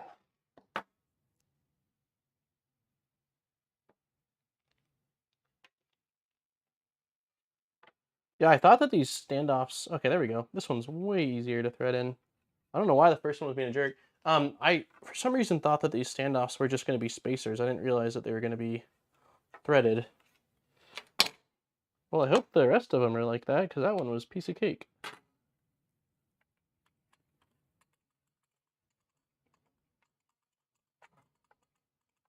This one's getting tougher. Nope.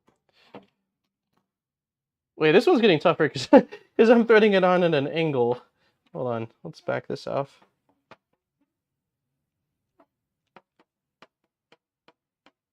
Yeah, no, it's just getting tougher.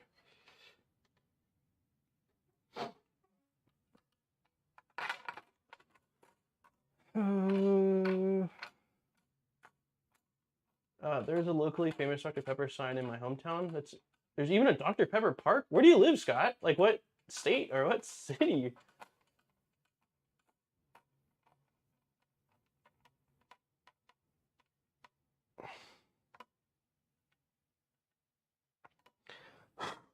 All right.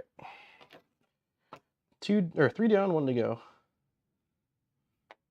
We've had 2 difficult ones to thread in, and we've had, oh yeah, I don't know why, this side seems much easier to thread. It's an older Acer Chromebook from 2018. Okay. I was wondering if it was like old school. I have a, I think it's no, C920 is a Logitech webcam. I don't know what the hell the model is then. It's in this closet. I was going to like donate it or like e-waste it. It's one of the earlier Chromebooks. This guy. It's the C100P. And it looks like it has the year 2010 on it. No, 04, manufactured 2016. I feel like it's older than that. I feel like I bought this longer ago than that. It's still, I think what happened was I put it in more RAM, a big SSD, and I had it dual booting into Linux, like Ubuntu, and then something happened with it where like the battery went bad or something, and I had to disassemble it, which kind of sucked. And when I took the keyboard out, the ribbon cable, I wasn't able to get it back in correctly. So it works fine, but you can only use the touchscreen on it. So it's just been kind of chilling. And I was gonna donate it, but now I'm like, I could just use it to run Clipper. Yeah, exactly. It'll run Clipper. So I've got that laptop. I've got another one right here that is currently running a couple instances of Clipper, and then there's another one over here that Erin's parents got her for her birthday like 4 years ago. That was like really entry level. That's not great, and she took my old gaming laptop. So yeah, I have 3 laptops like that it can just be used for Clipper. I was lucky enough to get in on the CR48 Chromebook beta thing. It was weird, but a nice little thing. I have 2 Chromebooks running Debian 11 and running, yeah, that's awesome. Okay, next we've got this in. We are going to place our itty bitty pie. Nope, because that's not the way it goes. There we go. Like that. Okay. And standoffs. Secure the Raspberry Pi to the panel by installing a 2.5 nut. These little guys.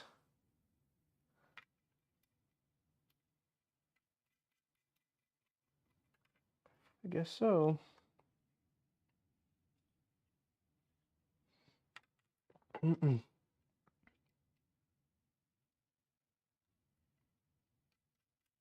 I wish Raspberry Pis used the holes could accept M3s. I'm pretty sure, was it UG Funny or someone was talking to you said that they just use M3s and you can basically drill through or thread through or something and it doesn't cause issues, but I just wish it was standard. It's really weird, the 2.5.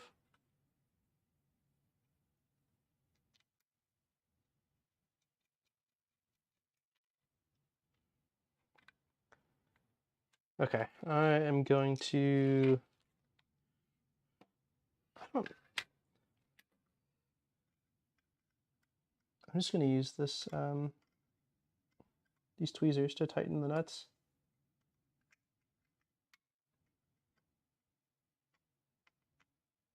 I feel like that's plenty.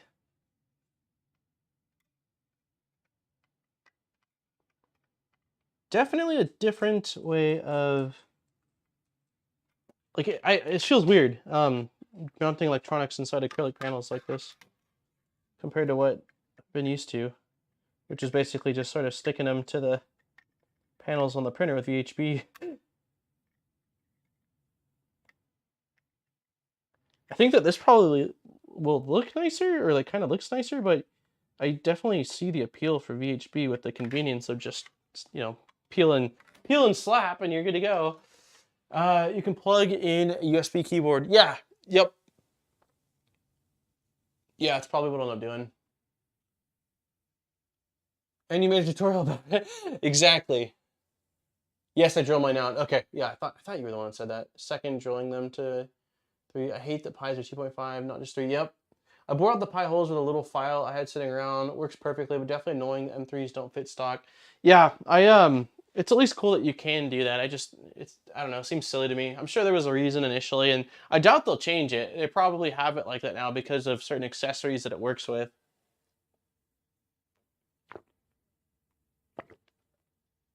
Or certain accessories that were built for that. 10 minutes left on the filament giveaway. We have got 54 entries. And there are 72 people here. So if you don't want to enter in, you definitely don't have to. But it is linked in the description and you have 11 minutes roughly. Okay, that's on there. Cool. Next, we are going to take this and we're going to insert 3x16 cap heads.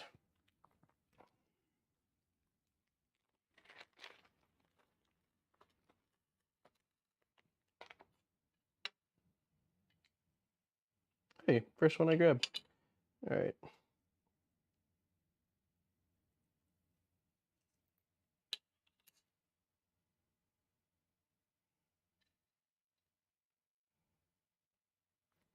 Okay, and these are going where?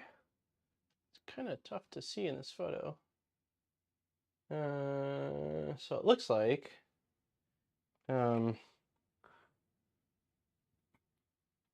this hole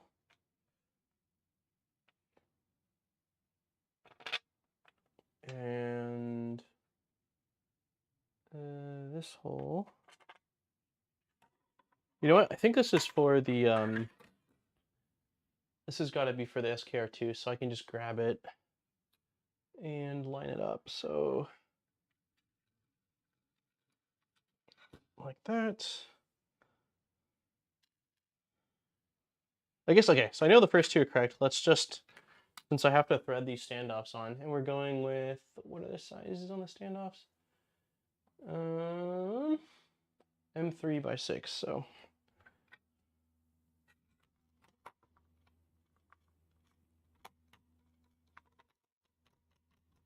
Okay, these ones are much nicer to thread. You can basically just do them by hand. Anyone have printed parts for RatRig or Voron on Ender 3 and ABS? What brand did you use? 3 more people and we will have 1250. Nice. Yeah, probably some industry standard they stick to. Yeah, I'm pretty dang sure that's what it is. Okay, so for the last two, should be able to just follow it. They should be straight out. So I'm assuming it's going to be you. Come on, guy. Yeah, assuming it's going to be this guy. And this guy. Hey, Tunke! Thank you for renewing your membership. Great stuff. Thanks for the content. Absolutely. Thanks for coming back every single week and hanging out. I appreciate it.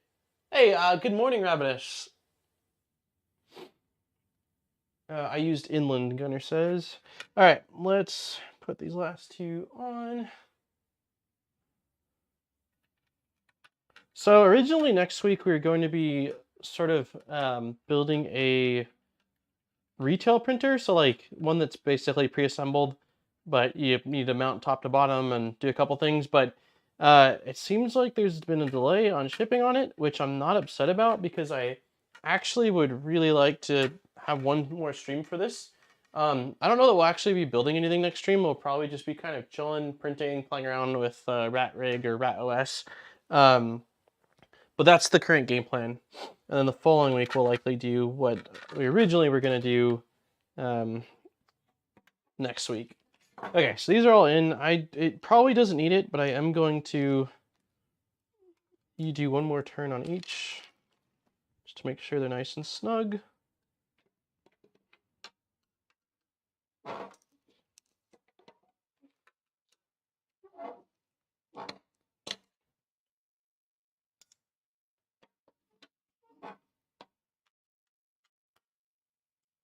All right, like so. And then it says, all right, standoff, M3 nut, add an M3 nylon standoff to each screw, followed by the board, and then install an M3 nut. Okay. And so direction, I believe we want, yes, like that. It's coming together, kind of. Where is the... Okay, cool. I'm so used to the SKR Mini. I was looking for where the micro SD card slot is, but it's right here. And then on this guy, it's on the bottom side right there. Okay. I just want to make sure I'm not blocking it before I do this. Otherwise, I need to do that beforehand. Nope.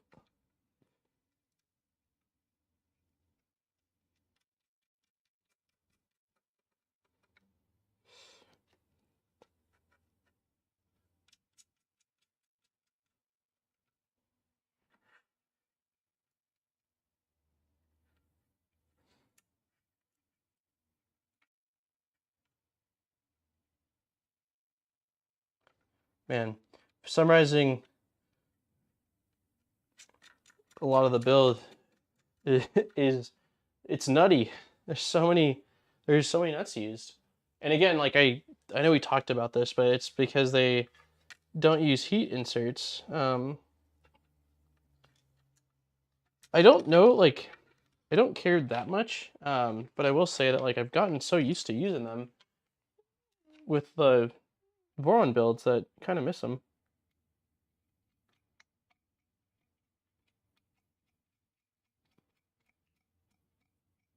Okay, we're gonna do the same thing again. We'll use the tweezers to turn them a couple more times.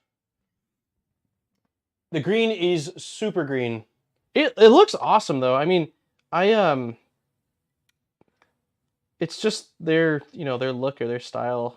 But I do really like it. And normally I'm like most of the printers I built, they have some color, but they're more like sleek with a little bit of pop. But it's kind of cool. I do dig it. It's definitely bright. Someone commented on my Twitter photo of it last week saying like, oh, the green like hurts when I look at it through my phone or something like that. And then I looked at it with my brightness all the way up and was like, yeah, kind of me too. It looked brighter on the phone than it did in person, actually. That kind of amplified it a bit.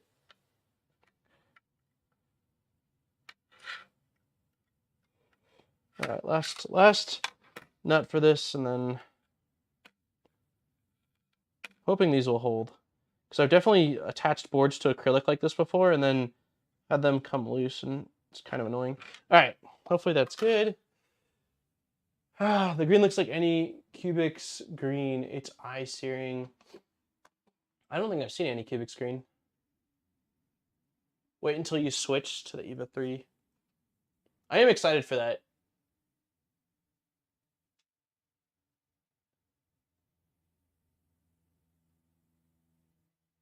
Wait, how was I touching the pie? Was I just grabbing it like that?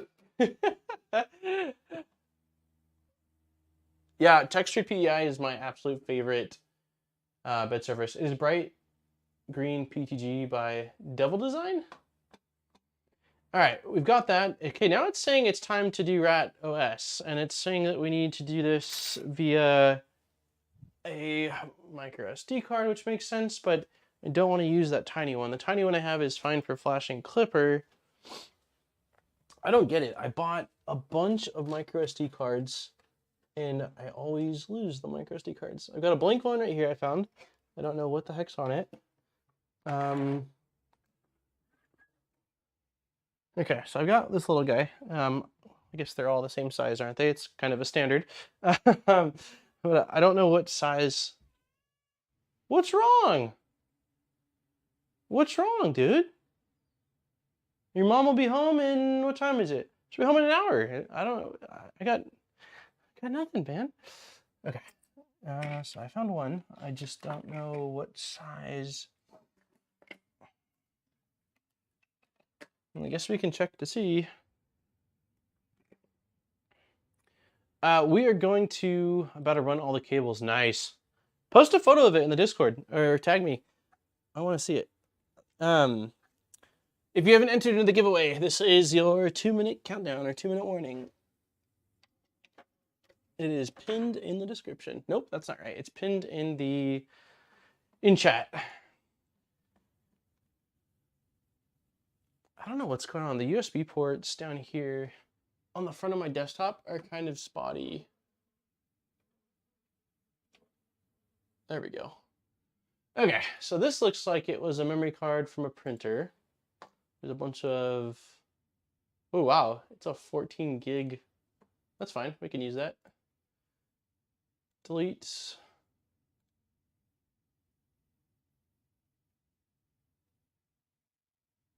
Mom is best. Yeah, it's a fact. Huh, I'm just chopped liver. Okay, so now it says, prior to further assembly, it's highly recommended to prepare the micro SD card with Rat OS. Follow the Raspberry Pi installation and Wi-Fi sections on the Rat OS website before continuing. Raspberry Pi installation. Download the newest release of Rat OS on GitHub and then use Blade Etcher. Okay.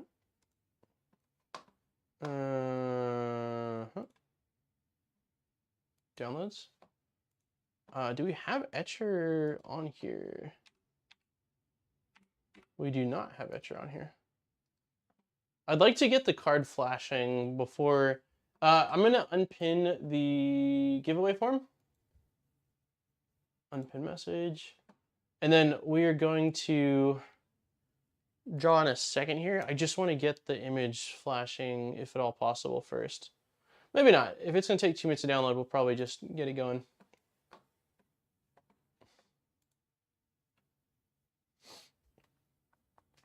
I just installed the bed mounts. Bed mounts? Oh, you're talking about the simple core? Okay. Yeah, it's got 2 minutes. All right, let me put the camera on me so that way I can do this. Let's see. All right, 68 responses. Nice. All right. Let's see if it shows 68. Last week there was a multiple entry. Hey, it's 68 this time. Easy peasy. Okay, cool. That was easy. All right. So anyone that hasn't been here for a giveaway, which I know most have, but I still feel like it needs to be said every time. When the winner is drawn, I will contact you by end of day today. So usually it's like an hour or two after the stream, via email or Discord, depending on if I talk to you on Discord, I'll just ping you on Discord. If not, then I'll email you and I'll shoot you a form, and all you do is fill out the form with the filament you want. It can be PLA, ABS, ASA, or PETG, as long as it's not an exotic that's got like carbon or something like that. And Polymaker will ship out the filament to you. So, all right, shuffle a couple times for G Funny. And good luck, everybody. Massive thank you again to Polymaker for allowing us to do this. Polymaker is awesome. And if you do want to buy some Polymaker filament and support the channel, links are in the description to that as well. And on that note, good luck, everyone. Let's go. There's no sound today. That's okay.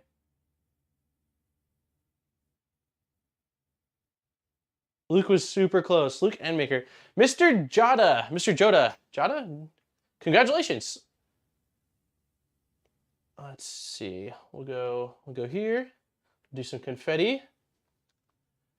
Congratulations. I will reach out to you again later on today. I'll just shoot you an email, and it's a piece of cake. You basically just say where you won, the date that you won, and what you want, and your address, and then they will, Polymaker will take care of the rest. So, can we get peak? No.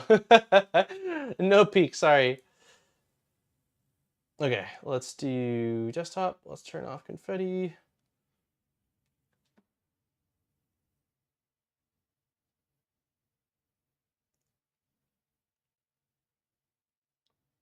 Plasta?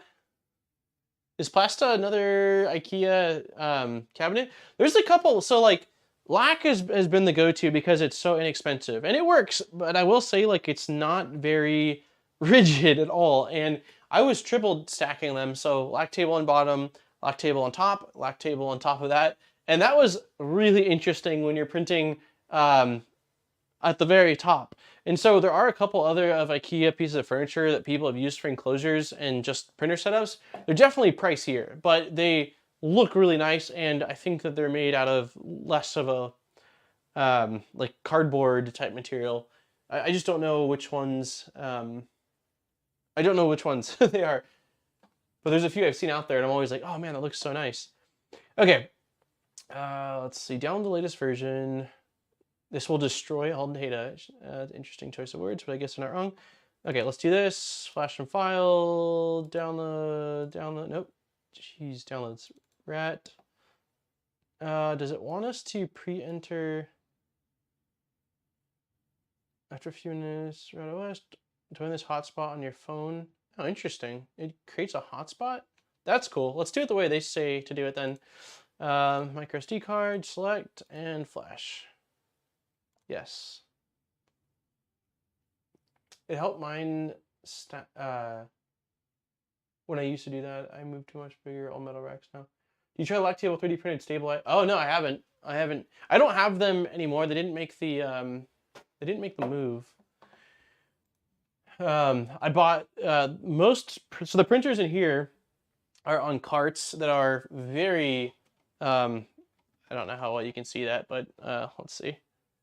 These things are wiggly, super wiggly. Like when this thing is going, it's like, but they're nice. I think if I were to get rid of the casters, that would majorly help with stability. But I wanted wheels. I wanted things that were mobile. And in the garage, everything's on muscle racks, and it's just a lot more rigid. First time that I win something. Awesome. Congratulations. Okay, so preparing your control board after completing the setup wizard. Wait a couple minutes to open and look on your browser. Monkey's just crying, dude. Okay, so I think that once complete, insert it into the Raspberry Pi and complete the next step. And proceed to the next step. Okay, so let's let it flash and move this off to the side for right now. And then let's start doing the next thing, because we're not gonna, it doesn't have juice right now anyway, so we can't power it on and do the whole setup. Okay, next piece of acrylic. We've got power supply. It is set to 230, which is not what we want. We want it to be set to 115. We are at 115 now. And then we need, let's see, more of those little printed parts. 1, 2, and 3. Then 3 nylon lock nuts, which we have. M3 by 10s, and then M4 by 6s. We've got, cool. Side.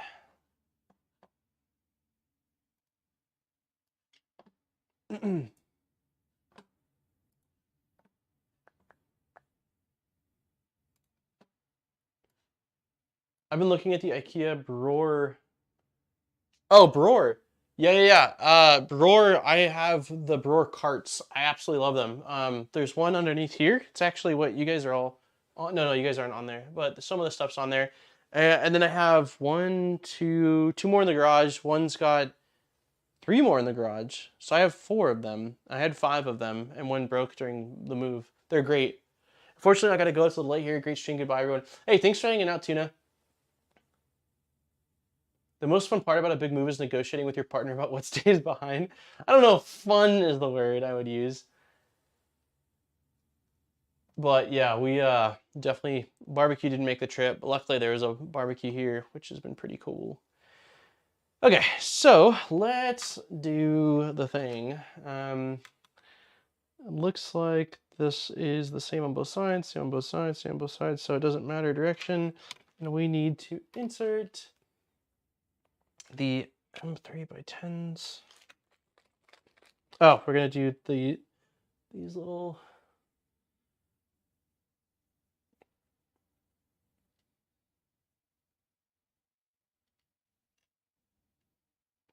Someone remind me in a couple minutes to take a look at the etcher to see if it's done flashing and verifying, so I don't forget. Pretty please. Okay, we got these 3 in. Now we are going to take 3 of these.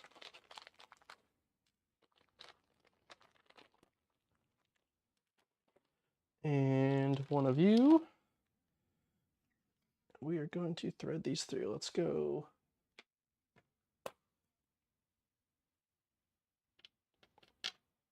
Actually, I think trying to see what I can do to make it visible on camera, but also actually work, maybe like that. I really want to try a Galvo laser sometime. Oh, Galvos are so cool. They're still pricey. I can't tell which direction. Oh, it looks like that. They're still really quite pricey. Like, I think that entry level, you'd be looking at like 1,500 is what they start at roughly. And interesting. Why are you not? So, but I do think that they're quite easy to make your money back with them. By doing, like, just offering custom engravings and stuff like that. Since they can engrave on metal, there's just, and they're super quick, there's kind of a lot that you can do with them. So if you, even if like your goal is just to have it as a toy, like, you know, like a tool toy that you kind of use every once in a while, even if you just start off with maybe offering some engravings to make that initial cost back, and then after that you're like, yep, I don't want to do that anymore, I just want it for when I want it for projects. But it's wicked cool. I engraved the other day on black acrylic. It's insane. That would actually be freaking sweet to do custom engraved side panels on this thing. I don't know if I can do the full size of it. The area that it can engrave isn't exactly huge, but I can still do some kind of cool things on it. It looks awesome on black acrylic. Like, insane. It's fast, it's detailed. But yeah, I engraved an image of 2 zebras the other day, and God, it was just insane looking. It was so cool. Hey, 760, what's going on? What up, Mamba? Welcome to the worst part. Hey, I appreciate it. Yeah, definitely. If I had to describe the electronics part of this so far, oh, what's the word I would use? It's a little tedious. Like, I wouldn't say it's hard. I wouldn't say it's really hard, but it's just time consuming. All these little, all of the nuts and all of the little screws going into these acrylic panels. It's definitely not a very quick portion of the build, but at least it's not tough, you know. But I've heard a lot of their desks sag after a while. IKEA desks, been thinking of replacing my 20+ year old desk. L-shaped desks, I start getting overwhelmed with option. Oh, L-shaped desks. Yeah, I don't know. There's a I guess it depends on maybe how much weight you're gonna have on them. I had one that I got off of OfferUp or Craigslist or something, and it did not. My mom uses it now, and it's probably been 8 to 10 years, and it's great. I haven't noticed any sagging. It does have support though, like, you know, both ends are supported, and the center has a ton of support where the actual L, you know, the corner of the two flat pieces meet, or the two long pieces. Make sure you verify the end stops are wired the correct way in correspondence with the wiring diagram from RatRig. I blew, oh my God. Thank you very much for, thank you for the heads up. That would not be fun. Goal is no magic smoke. Also, thank you very much for the reminder about Etcher. Let's see what is happening here. All right, it is done flashing. It is now validating. It's at 15%, so it's going to take about 5 minutes. So we will check back then.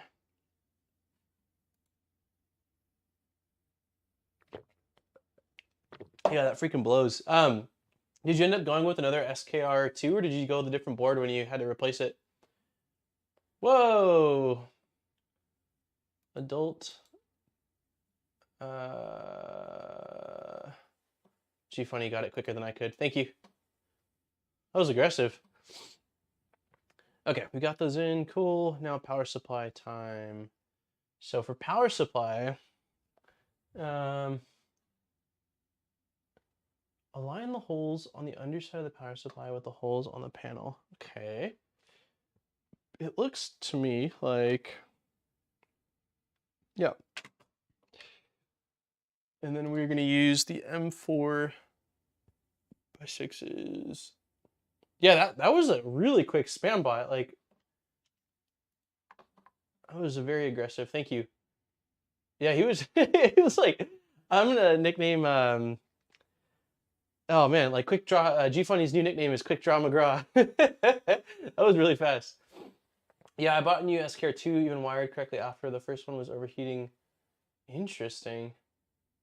Yeah, I appreciate the heads up. I will double, triple check to hopefully avoid that. Okay, so we need, what did I just say? M4x6s. So these little guys, 1, 2, 3, and 4. Gonna need probably a larger driver. Yeah. Here we go. Okay, and so we are going to go.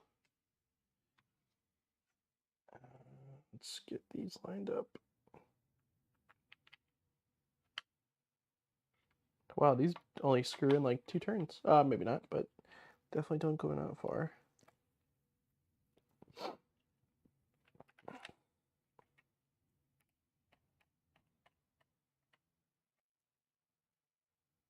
That sucks, dude. The end stop wiring backwards fried the board? Bubba, nobody's there, dude. Your mom's not gonna be home for, she got a little while longer at work. You're okay. You want me to open the front door for you so you can see out? Huh? Let me open the front door for him. I'll open the front door for you, dude, so you can wait for her and actually see cars go by and all that. Here. There you go. There's nobody there, I told you. I'm waiting on Life Vest to show up. I ordered an inflatable two-person kayak that's blown up in my living room. I'm super excited to go out to the lake. And the kayak's life jackets are supposed to show up yesterday, and they didn't. And I don't know what the delay is. I replaced mine with a Meanwhile because it drove. Oh, it's loud. Hey, we hit 1250 in Discord. Awesome. Interesting. Yeah, I will run it as is for now. I guess the noise will depend, like, it'll bug me depending on, I don't know if it'll bug me. The X1 Carbon is stupid loud, and I run it quite often in here. We'll see. We will see. If it ends up driving me crazy, I will replace it. I have a regular customer that was telling me how he makes money off of spam, selling enhancements, infrastructure builder on the industry. Huh, interesting. Yeah, meanwhile, power over VO for sure. One of the weird ways I feel like RatRig saves money is by using, cheaping out on non-expensive components like a PSU.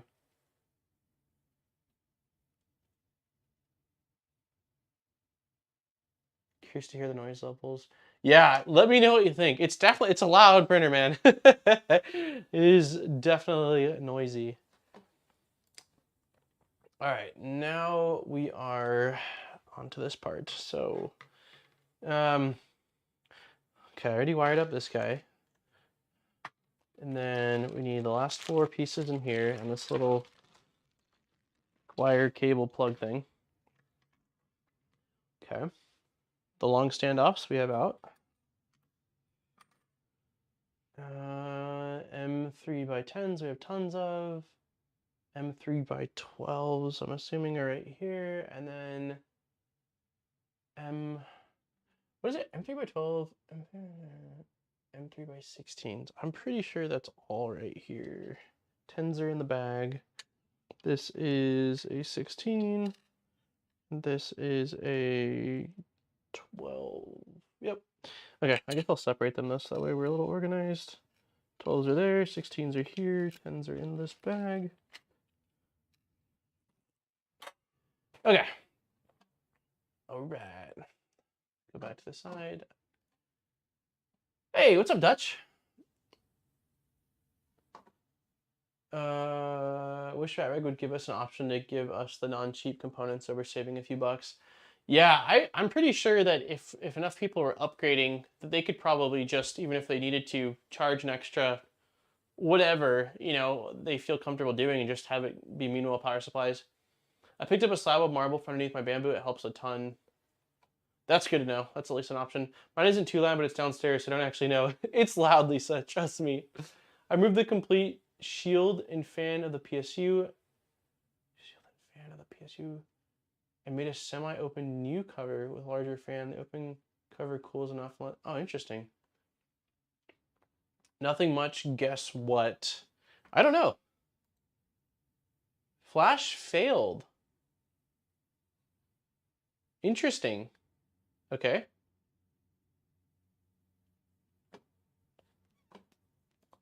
Our flash failed. Well, that's not good. What to do? Do I have spare micro SD cards? And if I did, where would I be? Oh, sick. All right, I found another one right here. Okay, we'll try another one then. I don't know. Maybe it was a bad flash failed. It's so weird. Okay. I mean, it does have no name. Like, there's not even any sort of symbol or like info on that micro SD card, so I don't know much about it. It's a mystery.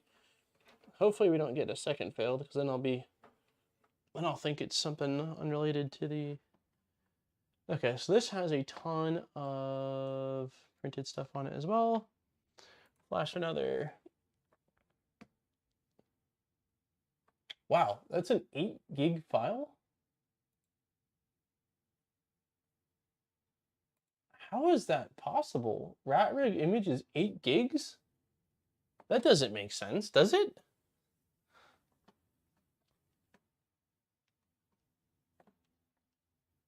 That seems massive to me.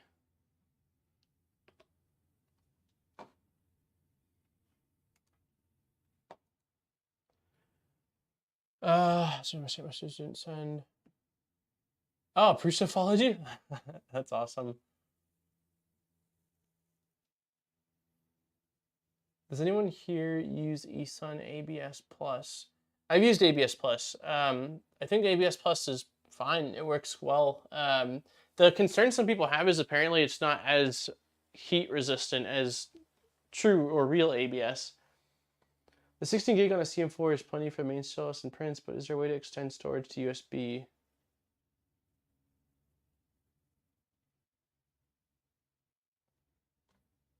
CM4 has 16 gigs of built-in storage? I didn't know that.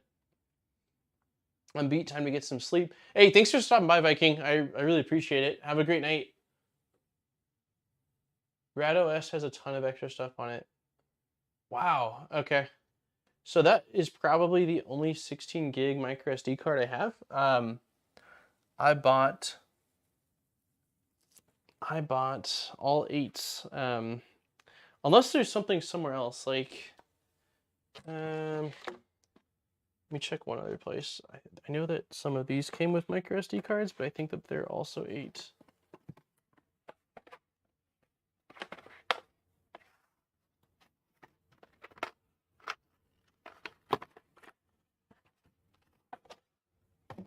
That's crazy. I definitely did not know that. It seems like a lot of...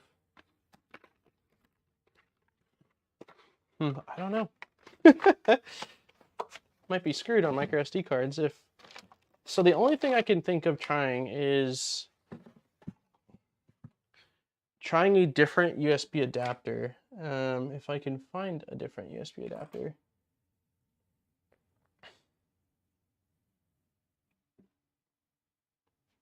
Now I'm really bummed they don't include a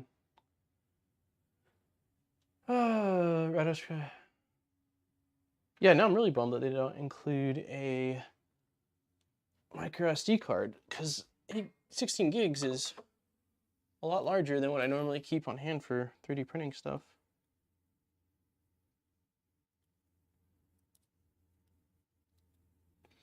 All right, I'm gonna pop back in the one that said it failed. It says I need to format it.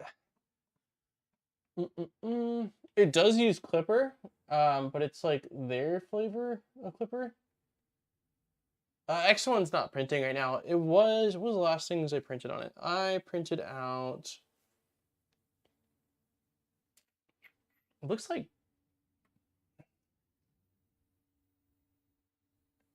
I think it was for a video. I think it was for this next video. But it was a nozzle holder. Oh, RadOS is their own branch of Clipper. I was gonna say, I thought it was mainsail based. Okay, so we're gonna try to use the same memory card and see if it fails. If it fails again, I might try it on my Mac and see if that does anything different. If not, then I don't know. I don't think I have another bigger micro SD card, so I might have to order that and do everything else. It's kind of sucky.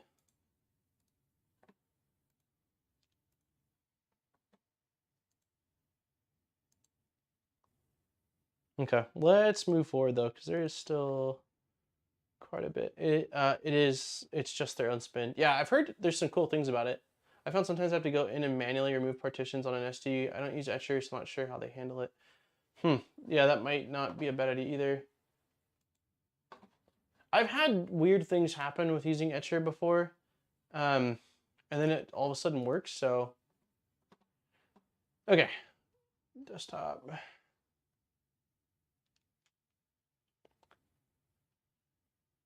Yay, okay, cool. I'm excited to get this thing put together. Okay, so... Wait, do I have it on? There we go.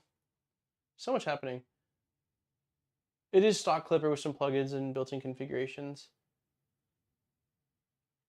Okay, so on this side it goes like this. And what are we going to use to attach this? M3 by 10s, these little guys.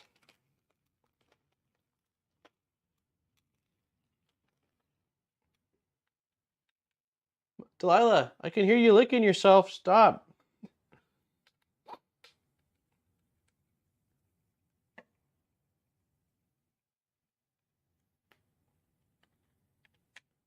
I've stuck with Win32 Disk Imager for so long. I could try, if this doesn't work, I could also download that and try that. I've used that quite a bit. Oh, interesting. Okay, so why does this not feel like it's working or going in?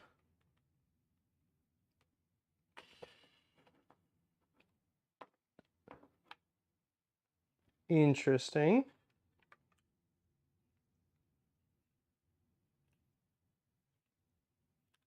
Great.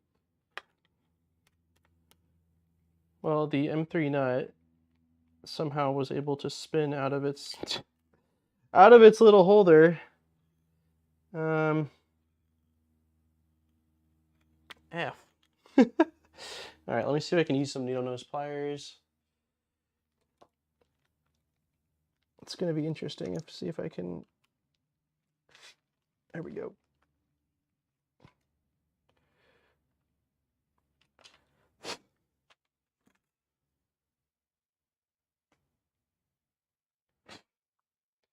I wonder if it was just some plastic that got. I just realized you use a dedicated Pi. I'm so used to running one for all my printers. How many? So you're running Clipper from one Pi on multiple printers. So when you're doing, so you're not running cameras, I'm assuming, and you're probably not running Clipper screen, right? Are you using an ADXL and just sort of like swapping out a port for whenever you need it? And then also my question is, I guess, how many printers are you controlling? And then also, I've got a lot of questions for you. The only concern I have, right? So I don't know who I was talking. I was talking to somebody about Clipper the other day, and they're talking about how many machines.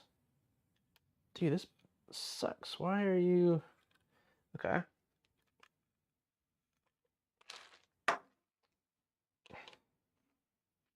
This 1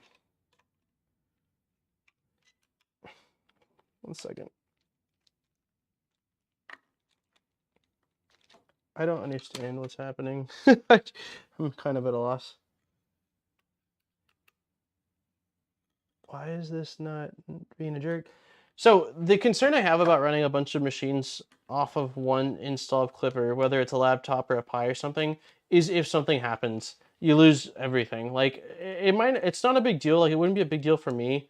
But I could see how that's not ideal for someone running a 3D printing business or a farm, because it could be like devastating. I usually run one Pi per print. Check Discord.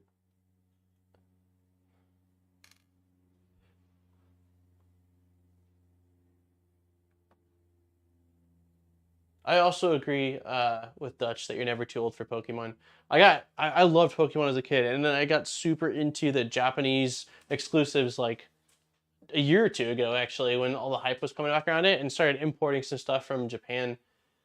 It's just like, it's super nostalgic for me. I have so many memories with like neighbor kids and stuff playing with Discord.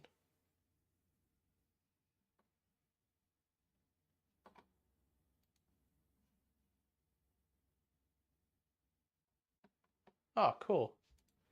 Yeah, I'll show this off. So this is a design that Dutch made. Allows you to mount an Aquara TVOC sensor in the place of the original temp sensor. It looks nice.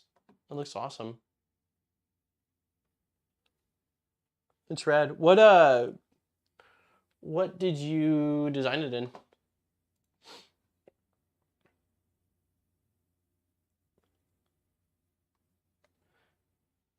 Hey, what's up, Nuno? All right, so yeah, I'm not sure. I think that this M3 nut just sucks. That's the only thing I could think of.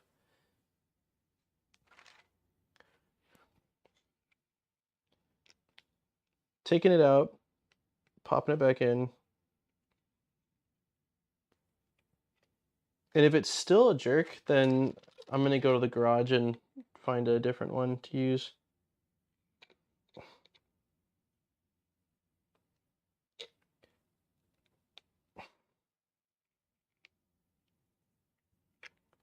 That's really weird to me. All right, let's try it one last time. It's driving me, driving me nuts. Thanks for hanging out, Cooker. No worries.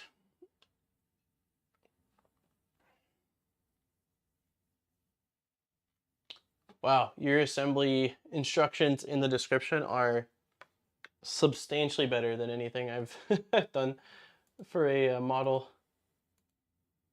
All right, let's try this one last time. Definitely starting to get on my nerves a little bit.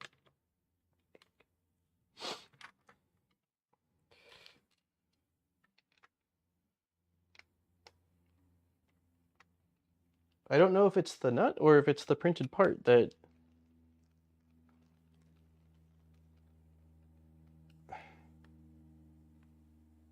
Okay, I think I got it.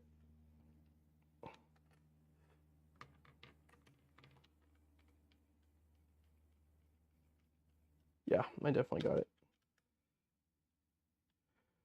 Okay. All right, we've got one one piece of the pie done. I think I spent more time in the description than the actual model. Hey, what's up, Trashy? I have a hobbyist account, gotcha. I've been using Onshape a lot lately and really liking it. It's been awesome.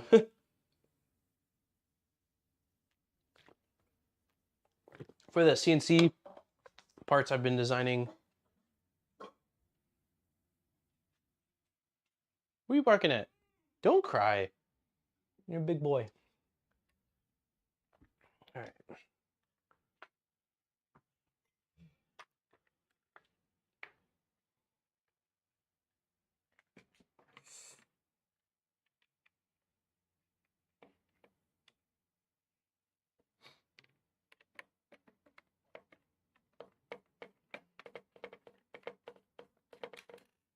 Oh, nuts. Damn it. All right. Well, one of them popped out.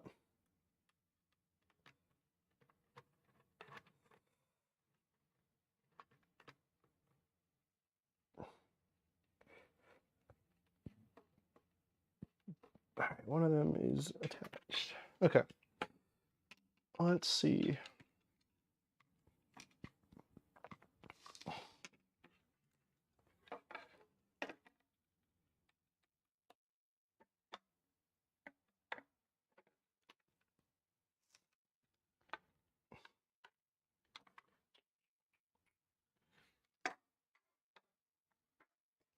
And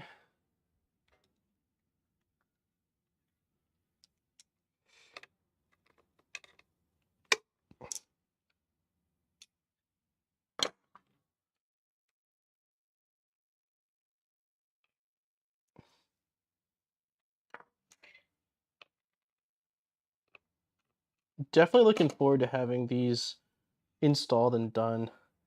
They're once they're set, you're fine, but like they're definitely playing hardball with me a little bit. More bots? Thank you, G Funny.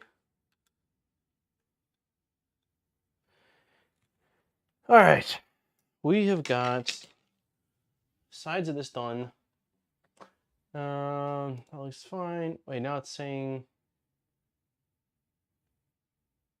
Oh, it's interesting. So the brass standoffs are going to be going in here. Like, let's see.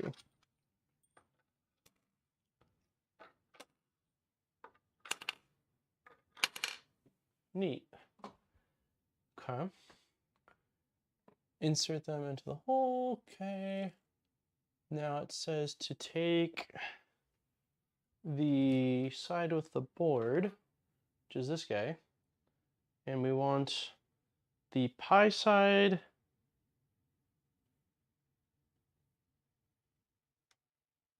Okay. They have you do it sideways, but I think that it makes more sense to have it laying down like this. Okay, and so we want like this, I think. Yeah. Yep, that seems right. No scratches? Oh man. Looks like I already scratched the. I don't know how the hell.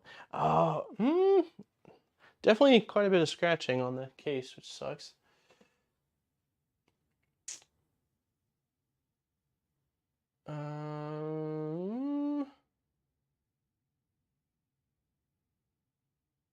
Okay, and then we're using M3x10s for this as well.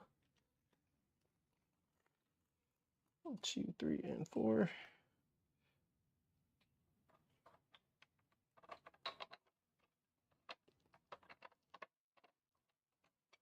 Why is this not?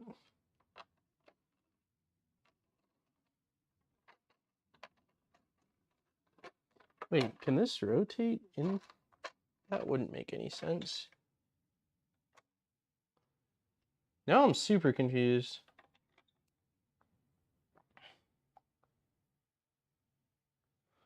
So that seems really odd to me. So these standoffs can full rotate? That doesn't make any sense. Okay, so these guys are supposed to go through here, but they full rotate. So when you're tightening it, it's just spinning. That doesn't make any sense to me. Hey, was yours like that? 7.6? Or you reprinted, but why would they make them the same shape, but then make it so large that they just free spin? Delilah, hey, pretty girl. Delilah, stop that, please. Thank you. Super bizarre. Okay. So I guess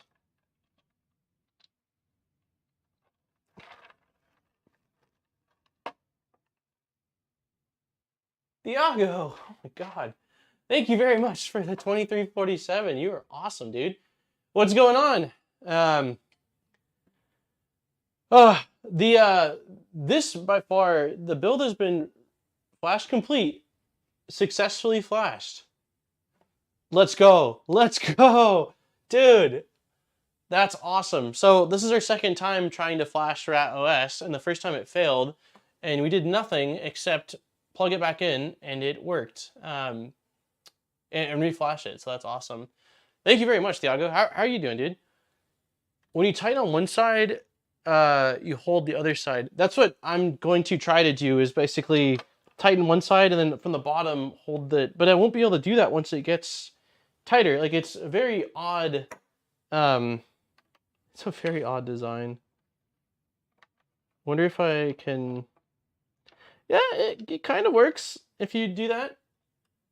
It's very, very odd to me. Nothing much going on here, just surviving day after day. Oh. Are you still trying to move, Thiago, or did you already move? I know you talked about moving back home quite a bit ago. At least I think it was quite a bit ago. It feels like it was, but my time is, like, I have a hard time keeping track of time. It goes by so quick, you know? Unshape is a huge, oh yeah, unshape is, when you type one side, yeah. Well, that one seemed to work. Yeah, very odd. I just don't understand why they would have chosen to use something that's that shape and then make the model have that shape. If you push it downwards, it still kind of blows. The build's been smooth up until this electronics. Electronics definitely, and people had told me that the electronics needs a little bit more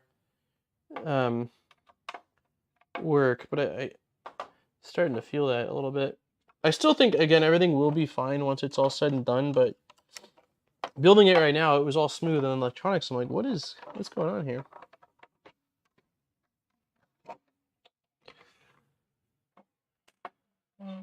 Still in Texas? Well, I hope you're able to figure it out, man, and go back home, you know, eventually here. Sooner than later.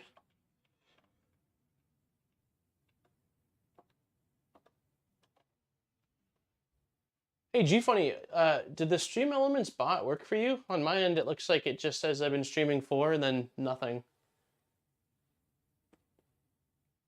I ended up with FreeCAD after Fusion got weird with their license. Oh, yeah, Fusion's still doing some of their licensing. I think they just announced, like, for some simulation stuff, even the free version now, or the paid version, it's going to cost, like, additional Fusion credits or something like that.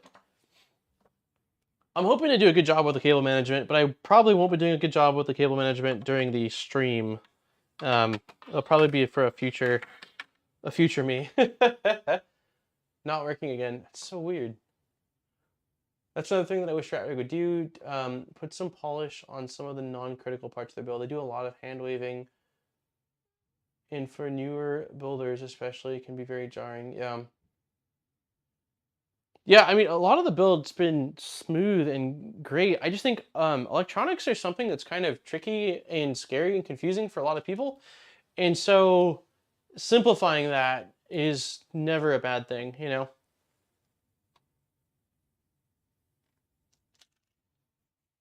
All right, let's do...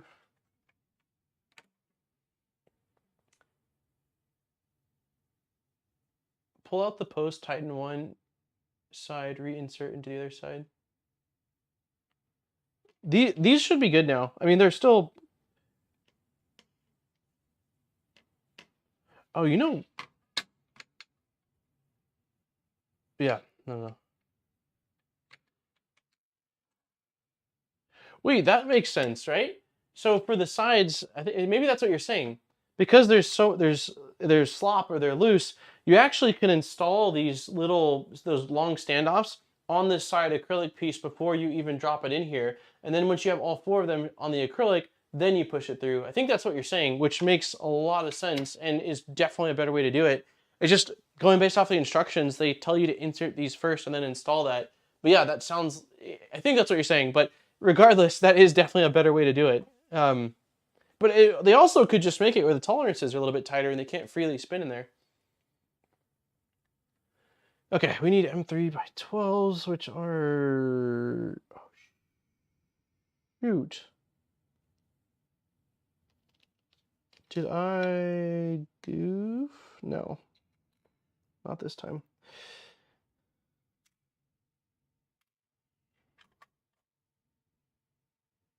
Okay. Take care not to overtime the M3x12s. So next we are going to be attaching this guy. Are we just threading into the plastic? Yeah.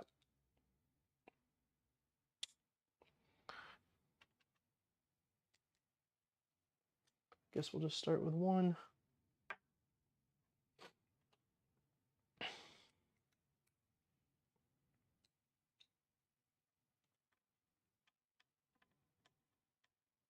Wait, I thought it said... Oh, okay. So we are threading into lock nuts. At least it seems like it. Yeah. I thought we were just tapping like the plastic, but no, we installed nylon lock nuts that I forgot about.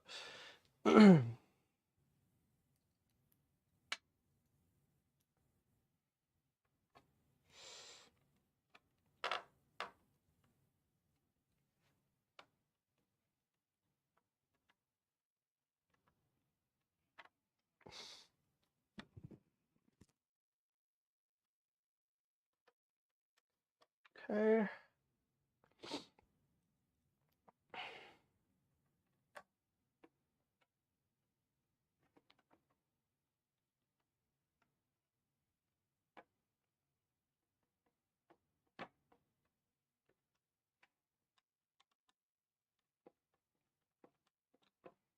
I don't mind this side box. Like, I think it's kind of cool in a way. Again, especially if you're someone that's going to be printing this in ABS. It just makes it really easy to encase all of your electronics and keep it outside of an enclosure. I think it's just the process of building it. It's just a lot. I think that if they spent, like if they, like even if they kept this same idea, but sort of changed up some parts of the design, that it could be potentially expedited. But I don't know. I mean, I'm not the designer.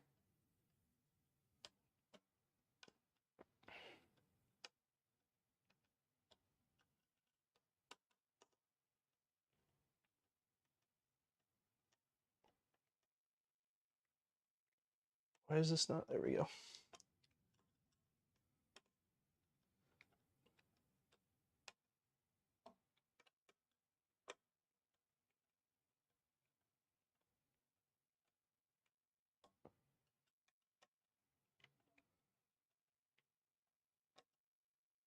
Just realized you guys were staring at my elbows. I'm sorry.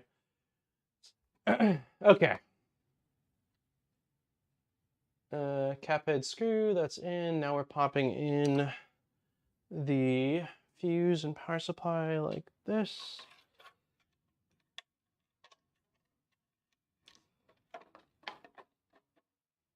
And this one we're using M3 by 10s, these little guys.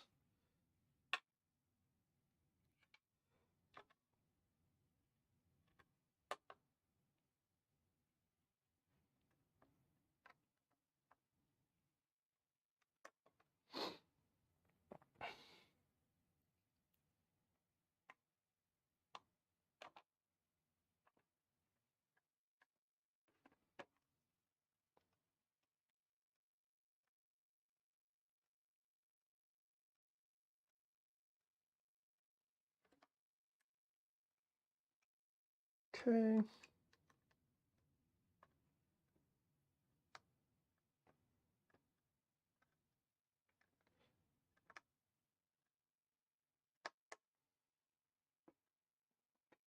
All right. RatRig parts seem to need tweaking. I decided to help work on simple core to make it easy to build. Yeah, we'll see. I mean, I'm still overall stoked on, like, I'm still stoked. I mean, not even overall. Like, I'm still stoked on the V-Minion. It's like just some of the electrical stuff, I guess, which would make sense as to why V3D, made a board for the electronics to make it a little bit easier.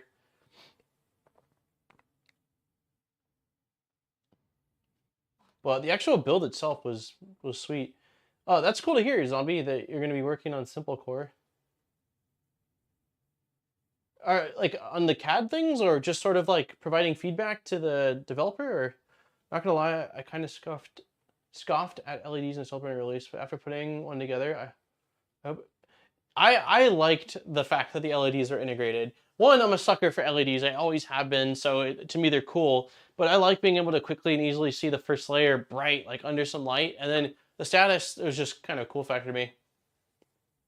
Ones are nice for stock, bomb is quite unreliable compared to adding some of the basic mods. Yeah, that's fair.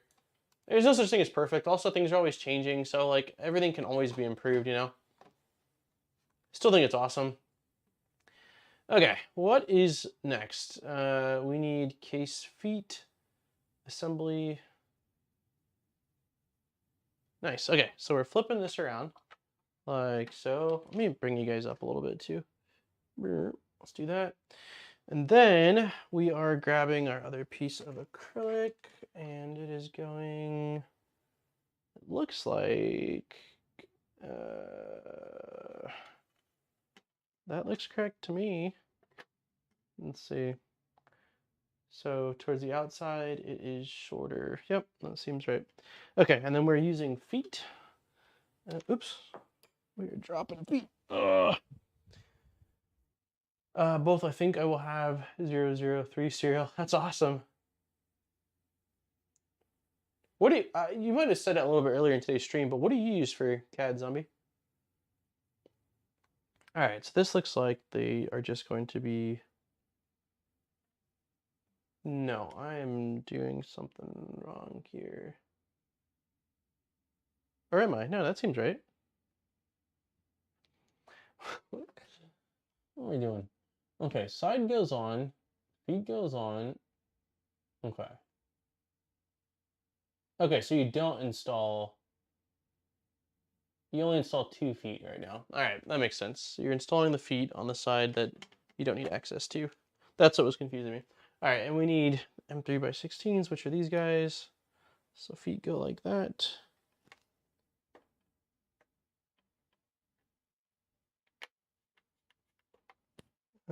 For this, I think we can use handy dandy over here. Nope. Well, he tried. Tried his best.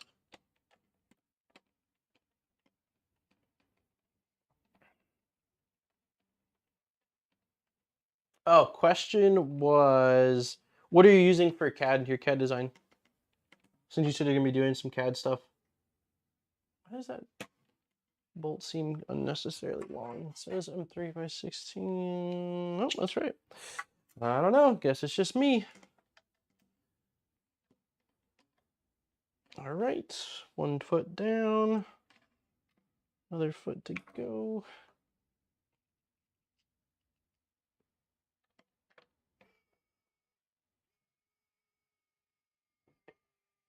I think you asked what, yeah, CAD software, exactly.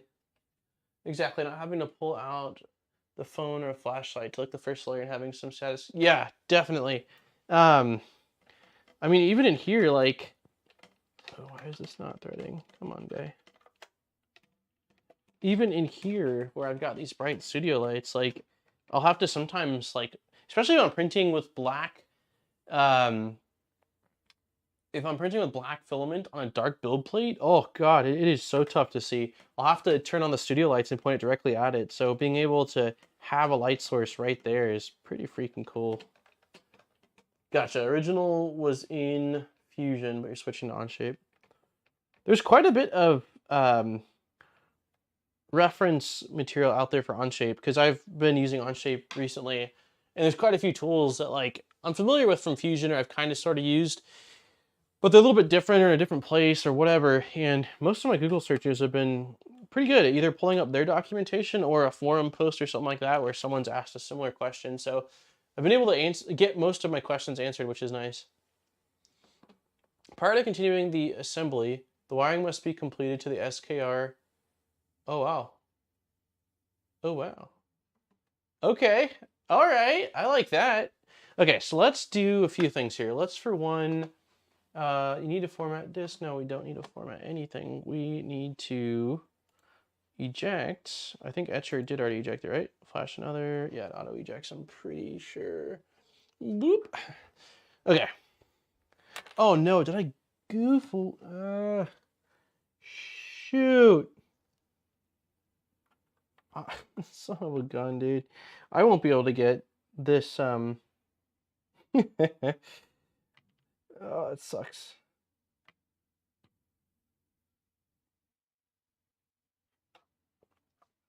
I won't be able to get the micro SD card on. Yeah. Okay, so it's gonna be on this side, so we need to really quickly undo these screws. At least it's only 4. Hopefully they go back in smoothly, but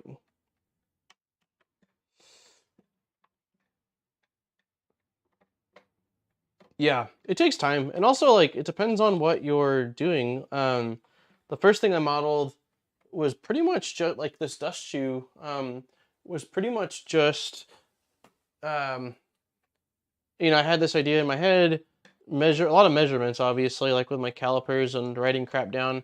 But it was all pretty simple stuff. The thing I'm trying to get better with is constraints and referencing things. So that way, if I change a dimension from a sketch down here, it tweaks the sketch from up here or something like that. And then recently, when I was doing the custom like hose adapters for the CNC machine, that required me to use the, God, I can't even remember what the tool's called. One second.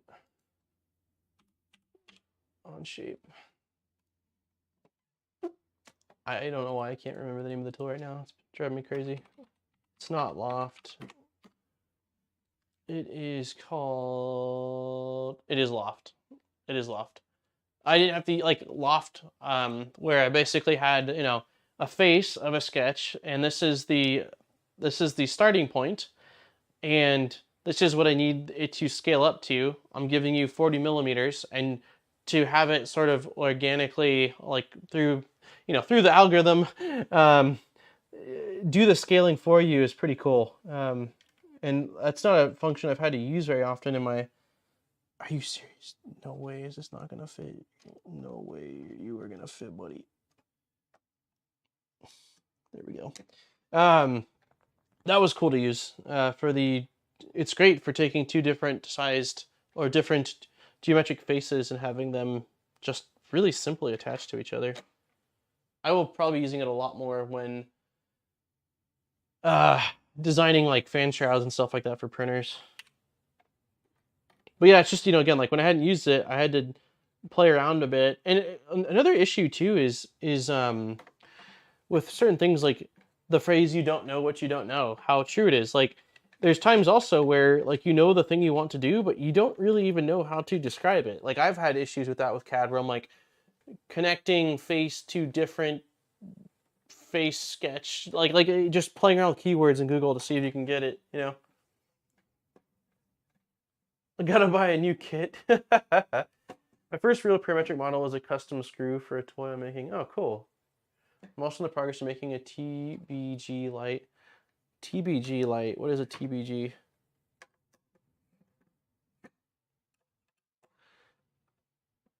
All right. Luckily, that wasn't too bad. Why are there these scratches had to have been here? I don't think I'm placing it on things that are scratching it. Okay, so we've got that in.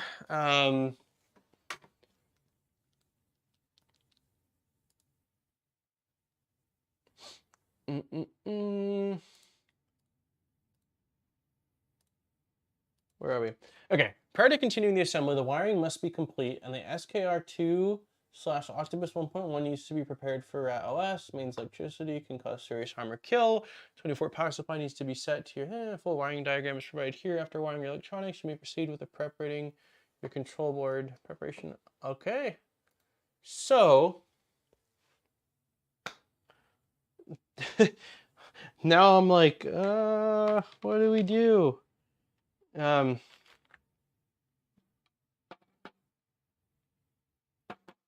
the wiring guide is cool, I guess, but it doesn't really do a whole lot. Oh, geez. There's so much crap on here. Okay.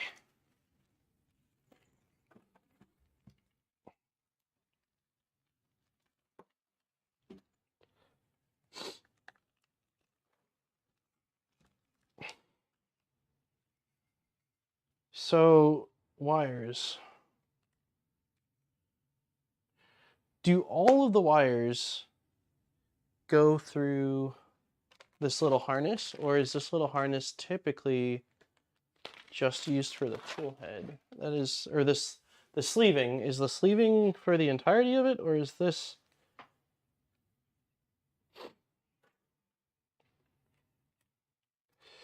Let's see. So all of this can go... Nope, you're for the bed.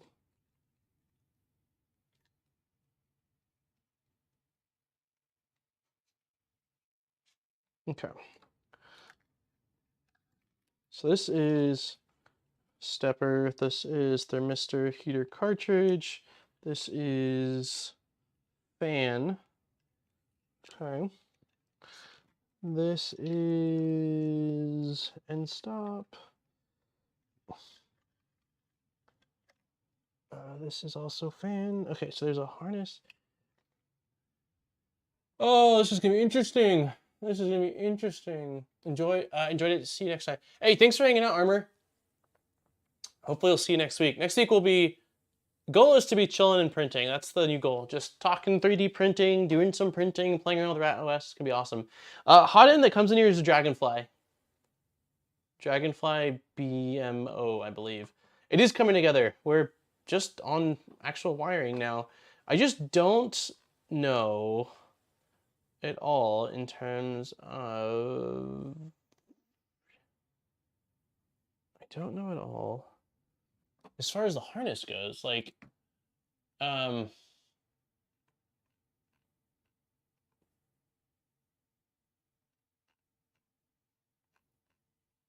very interesting to me.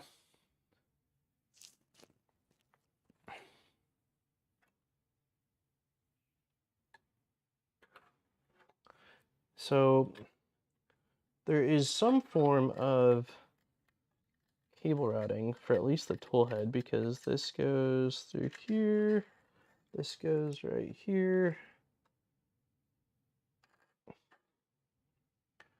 I haven't used the Rapido, but I've heard really good things about it.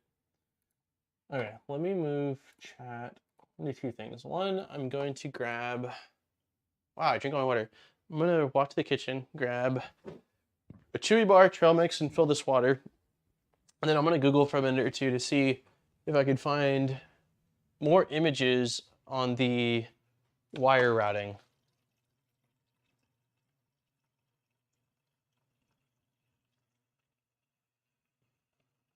I definitely think I'm starting to see more why V3D designed his breakout board. Because I'm just trying to think, like, that wiring harness, I can get all of the cables for the tool head, but all the stepper motor cables would be independently ran, while if there was a breakout board for all that to go to on the machine, you can have it all go into there and then just run one large cable into that control box. I don't know how well the mic works in the pantry.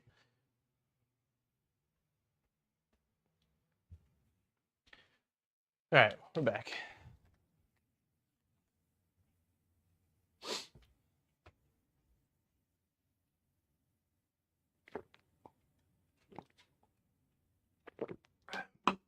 Let's get this out of the way. Let's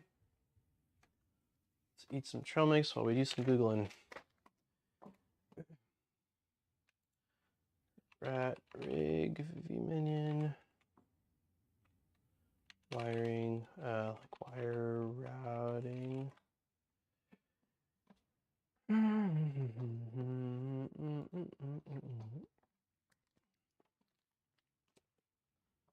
I was going to say those wires look like they were going to be a pain in the ass when you were doing the belts. Oh, did you get macros set up, BBs, for those panels?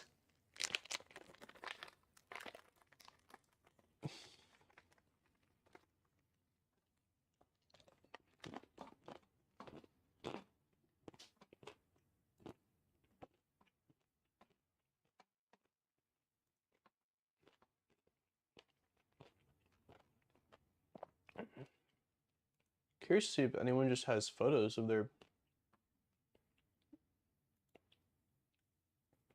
That looks like Nero's.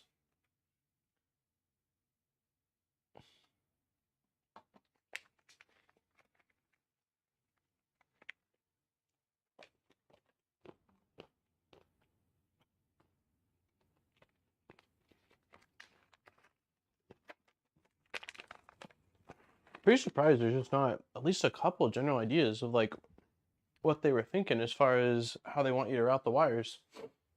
Hi,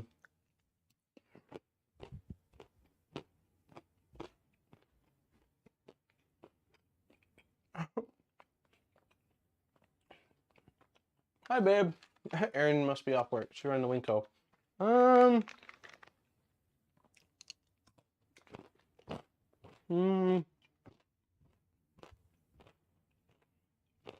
Maybe a gallon of milk, or some milk,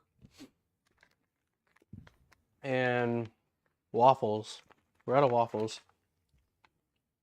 Home style, pretty please.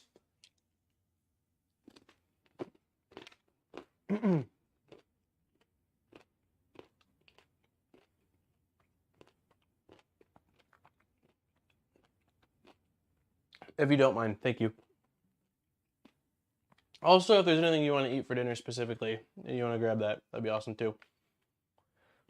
Yeah, it's really weird.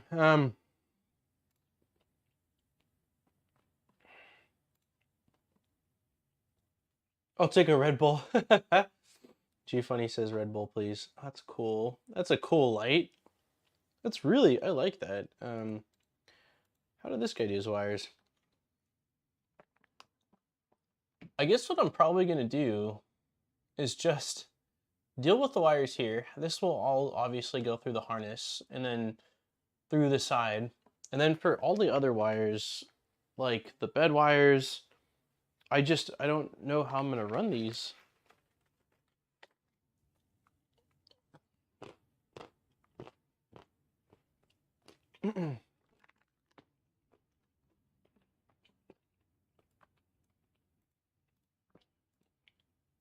This might be a good way to see if anyone shows off theirs. Ah, the Tic Tac, the Mini V-Minion. Interesting. Reminds me of like the KP3S mod. These are just renders though. Makes.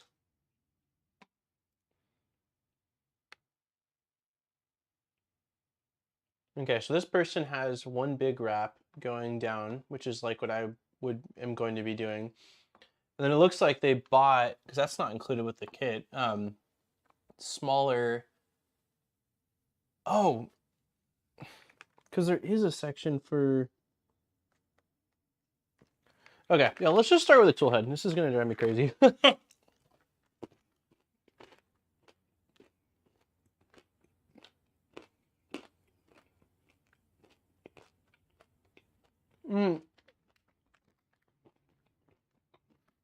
I'd watched part of Nero's V-Minion build, and the reason it won't do a whole lot for me as far as cable routing, because he did it so differently. Like, he has a small power supply mounted underneath the printer, and his control box for his control board is like attached to the printer as well. All right. I did look at the VCore setup instructions for now do wire. Yeah, it definitely makes it a bit trickier. So, well, we will do our best. I think that the most obvious thing to do is to start with the tool head, because that will be sort of a big portion of it. I have not used this wire in a long time. Are you typically, are you supposed to burn the ends? Is that what you normally do when you're starting and finishing it? I can't remember. I feel like I might have used a lighter, or is that not necessary? Okay, so let's do things, right? Let's first lift this up a little bit higher so you guys can see what the heck I'm doing. Right about there. It's also super crooked.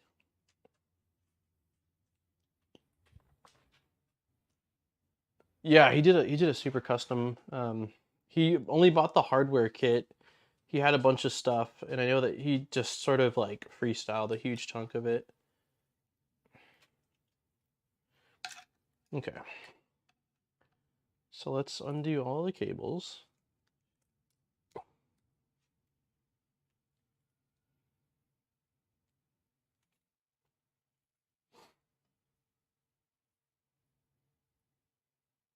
The ones on your Ender 3 did not go well. You try to burn them? Okay, we won't burn them then. They seem like they're pretty solid at the end.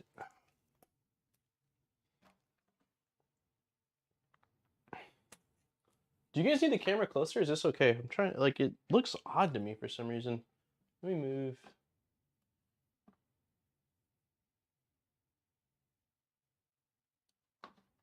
Move you guys over here. It's like Inception. I'm curious to see how your prints will go. Oh, that's right. You did have Z-wobble. Didn't you have Z-wobble issues on the V0 as well? Or maybe, I feel like that was you initially. Milk, waffles, Dr. Pepper for Alien, and Red Bull for G-Funny. Copy that. Thanks, babe. You're the best. We all appreciate it. Okay.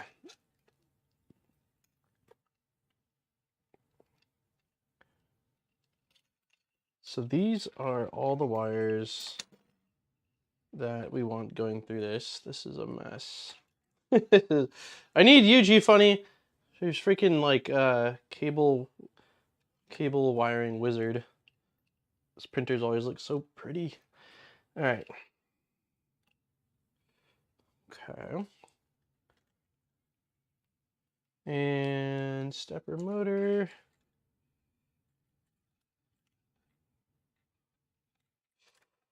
Oh, come on, guys.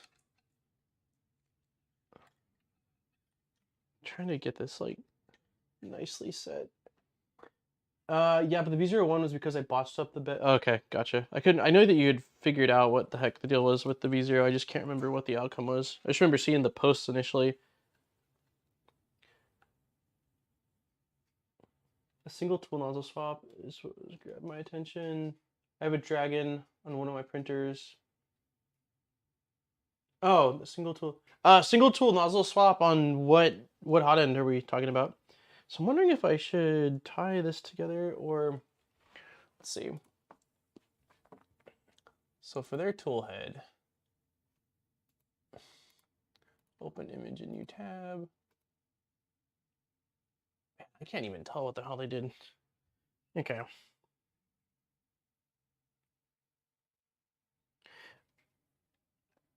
I almost wish there was somewhere I could zip tie the thermistor and heater cartridge. Okay, that's what I think I'm going to start with doing actually. Zip ties. I know they included zip ties somewhere. Actually, I added a bunch of mini zip ties to my pegboard because I was like, what is the thing that you always need? I really need it quick. I'm like, zip ties. Okay.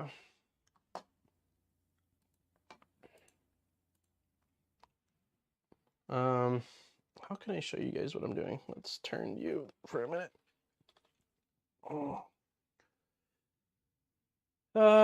Needs, oh gosh, can tool headboard would be awesome. Use a zip tie to organize the depart of the wire will be much simpler. Yeah, I'm going to thermistor and heater cartridge are getting a single zip tie for themselves. That's right, that is the last song on that album, then it goes to aggressive. All right.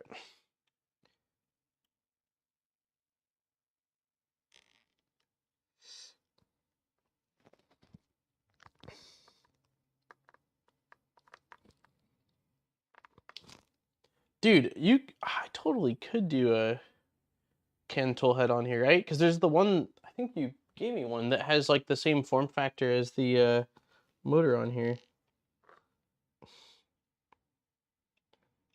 Okay. Those two are going together.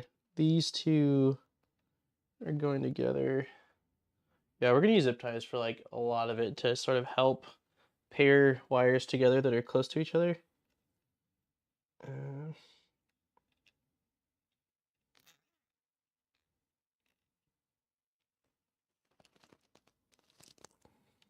Okay. Now this guy gets to come up here to this guy, and you get another zip tie. Let's see.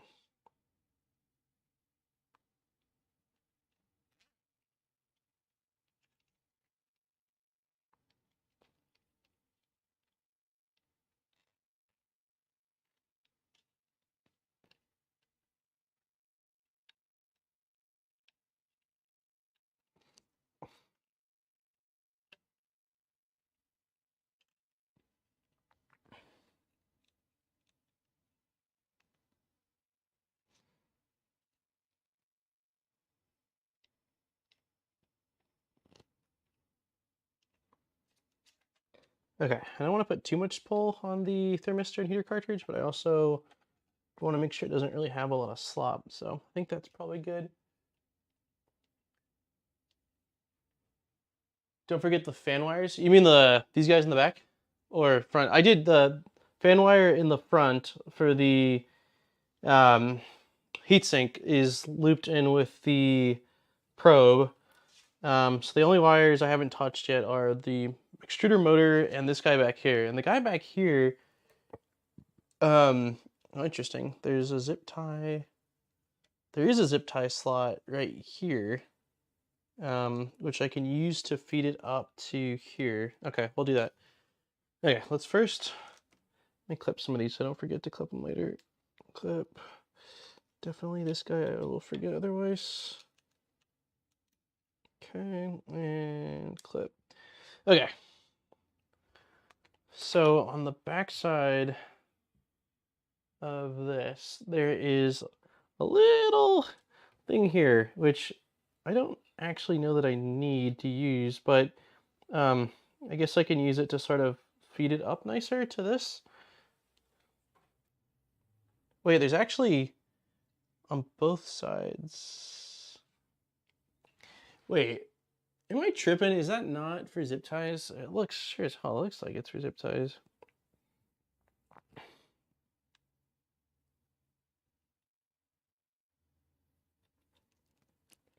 Come on, guy. Okay, confirmed. Absolutely for zip ties.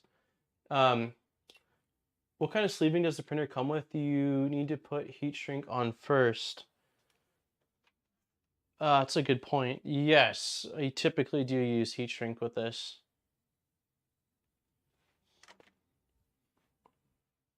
Thank you for that. Why would there be... I don't understand why there is... Unless they're planning on you routing it from down...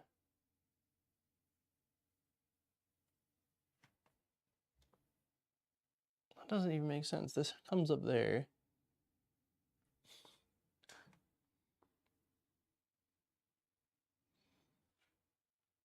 I don't understand. I don't understand. I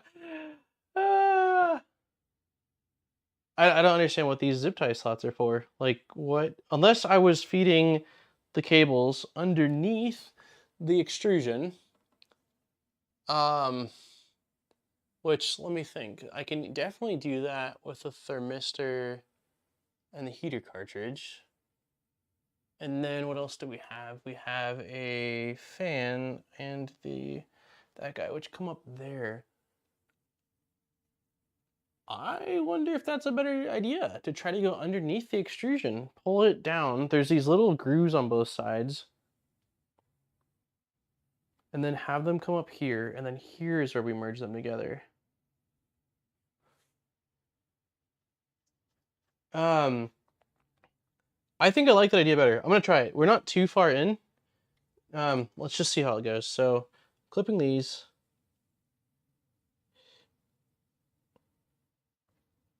This is why I buy lots of zip ties, because I waste them often. I haven't seen anyone go under the extrusion, but I just kind of don't see, I can't think of any reason why not to do it right now.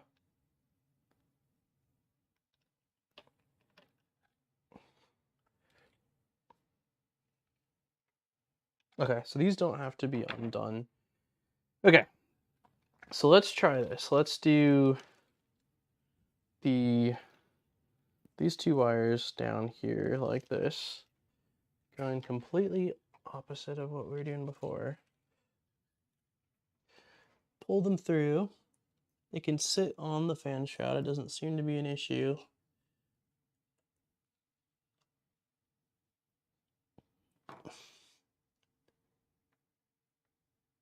Is that a zip tie slot?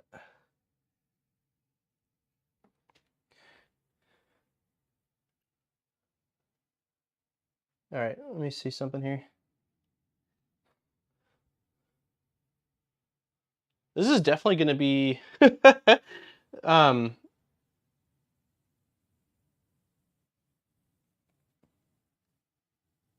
is definitely going to be interesting. So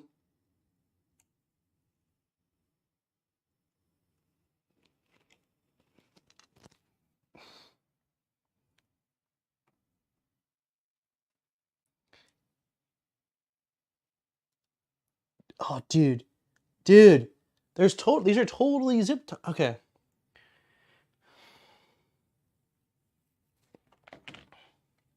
This has got to be how they intended you to do it. And then this guy I don't really know about, but he'll go in there. Okay.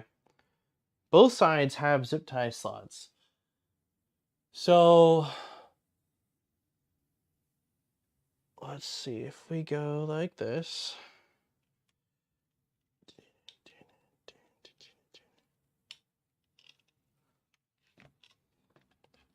Doing the wiring on this is like a mystery movie. Some kind of mystery flick.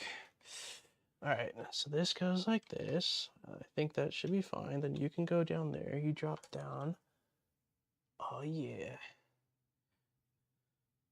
Oh, I also need to remember that there's going to be a limit switch cable. What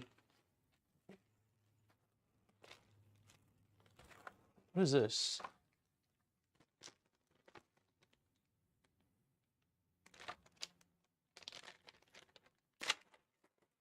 Okay, so this is for motors. Motor and motor. You must be the limit switch cable.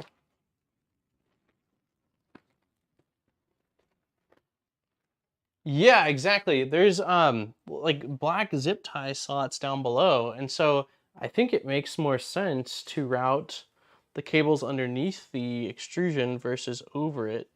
Because over it, one of my concerns was this little front faceplate is so fragile, and it was putting some pressure on that. I could see that breaking. So yeah, we're trying to go under now and seeing what that looks like. It seems like a better idea. So you need to go under, you need to go under. Me so I can get one more zip tie through because there's 2 slots. But yeah, this seems like a better plan of attack. But this should definitely be documented. What am I doing? Let's see, this guy goes like this. It's tough, dude.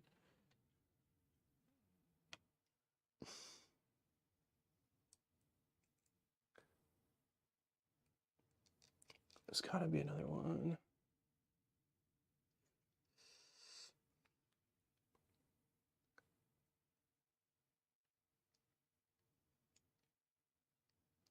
Okay, so I did find. I think that it'll be easier. It's gonna be easier to put these on with the Pet's Fang, or not Pet's Fang. That's not right. The fan shroud off. It's about to get busy at work. Better hop off a bit. Hey, thanks for hanging out. Yeah, the wiring is gonna be quite a bit more involved than I initially had thought in my head. So I absolutely get it. I'm gonna do what I can. What time is it? It's 4:30 here. I'm gonna do what I can on stream still here, and then some of it I might end up playing around with off stream. Because for next week I definitely want to be just kind of hanging out, printing with it, and I will go over whatever I do end up doing. But all right, yep. Now I can access the other zip tie slot.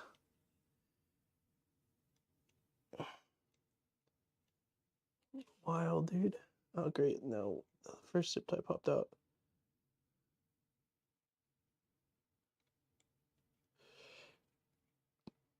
Okay. Let's get this first one at least started. So that way it can't pop out.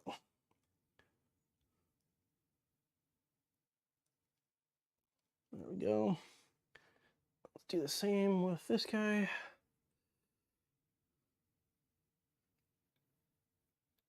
Yeah, I had no idea that there were like secret zip tie cubbies down below.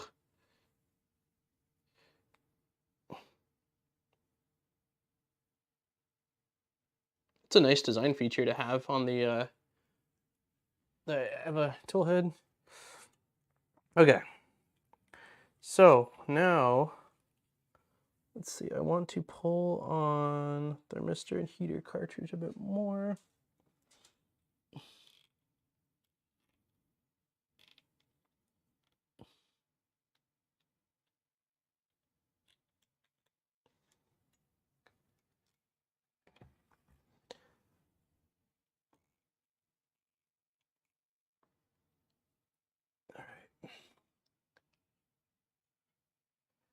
That looks way better than going over the top like I was originally doing.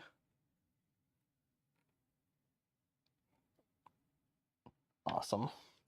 All right, now these guys on the back make sense. I was like, this is such a random design feature to have zip tie mounts on the back, but it's not if you run your cables underneath and up the back. It actually makes a ton of sense.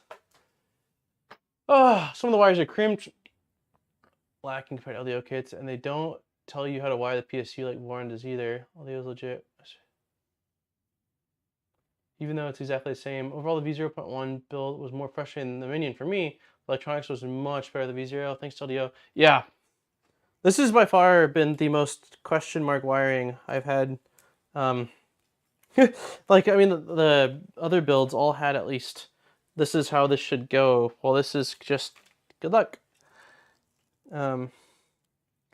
Okay, so we're good on that. What else do we have? This guy can join in on the fun. Maybe right about here. Let's do a zip tie. Yeah, do a zip tie right here.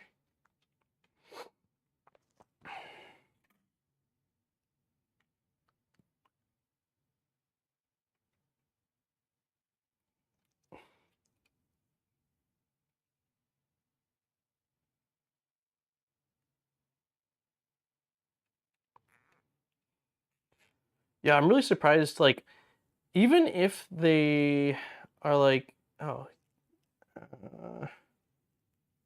that's okay, one extra zip tie. I'm surprised that there's not like a reference to these zip tie slots. Like, you know, a section that says like tips for the,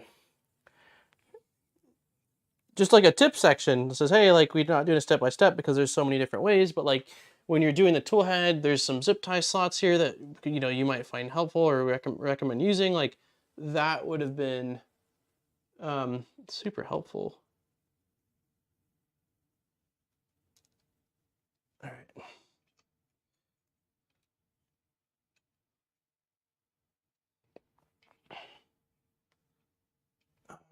I need needle nose pliers.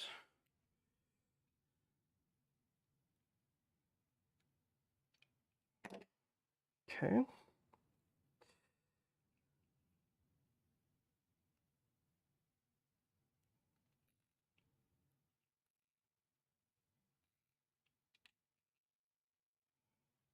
Yeah, that's looking clean. I'm pretty happy with how this is looking.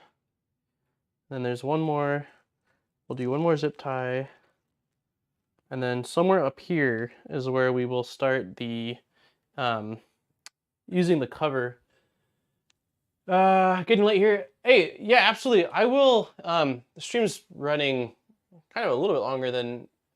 Is it running longer? Yeah, longer than some of them do, I think. So I will shoot you that email still some point today, which will be probably really late for you. Thanks for hanging out and congratulations again.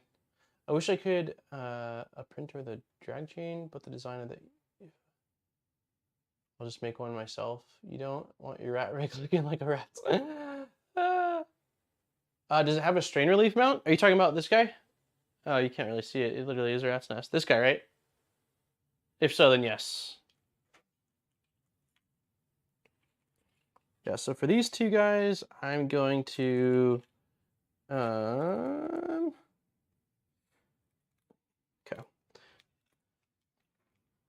These two are also getting paired together with a zip tie somewhere right around here.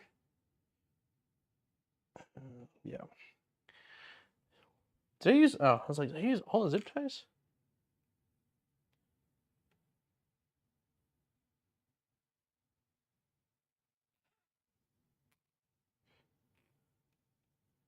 I'm gonna give him a little bit of slack, but I just kind of want him. There we go. All right.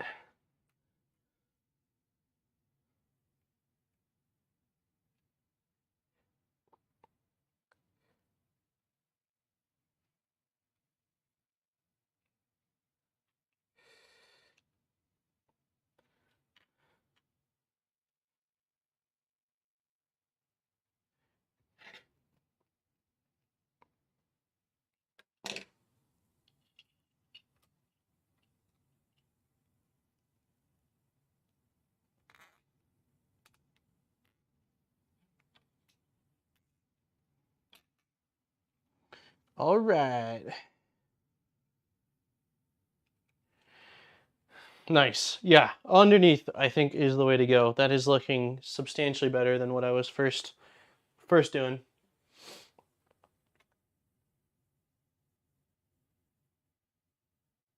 Uh, Afternoon, everyone. I'm glad to finally get to see a live stream. What's up, Grumpy Face? Yeah, this is definitely um, later than normal. You can rotate the extruder 180 degrees.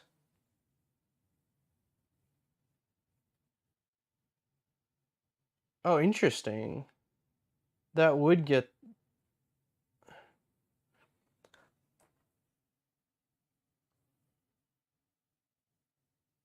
Yeah, because then it would go out the bottom there. If it goes at the bottom there, it would be lower. That's great. We're doing that. Good, that's a good idea. Yeah, let's see if we can just rotate the stepper. That'll be easier to work with. No. Yes. Pretty sure this is the stepper motor screw. Yes. Wait, will we be able to... Oh, shoot. I don't know. I think this is a bolted from the bottom. I don't know if we'll be able to do this. Oh, we will. Yes. Okay. Shoot.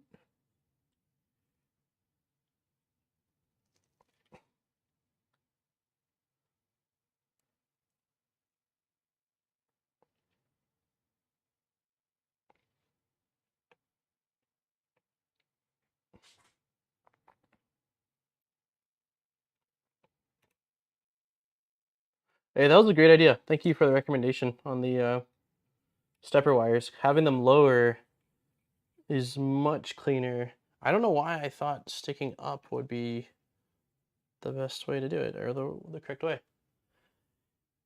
Nice. Level 3D printer issues I had not had before I bought my first this year. What should I print next? Storage and organization, I agree. It's one of my favorite use cases. Like I have little, tool drawers or screw nut drawers or whatever, and there's 3D printable cubbies, so that way you can separate them. Like if you have I have a drawer for M3 screws, it just has assorted ones, but inside of that, I could have 3 small drawers for like M3 by 12, M3 by 8, M3 by 10, so it's awesome. I'm on vacation this week and decided to organize my 3D print in the last 30 years. Oh my God. Thanks for streaming, but this is not...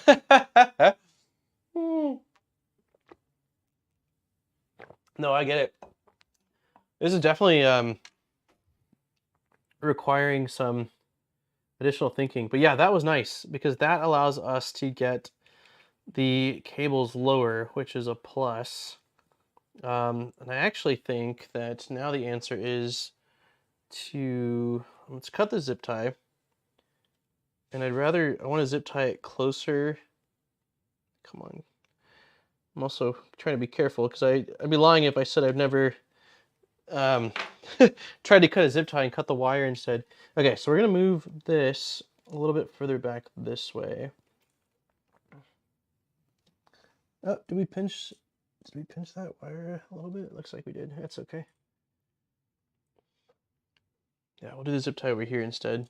Kind of in the center, since that's the direction it's gonna be going anyway. Like this.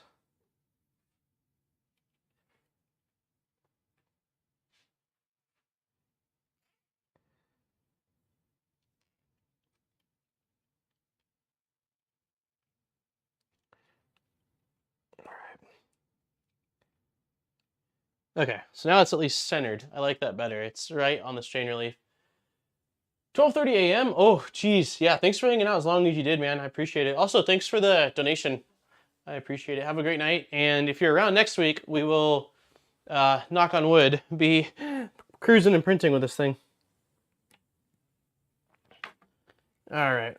So we've got these wires ready. We've got the fan ready. That should be everything from the tool head. So let's see if we can do this. All right. Oh.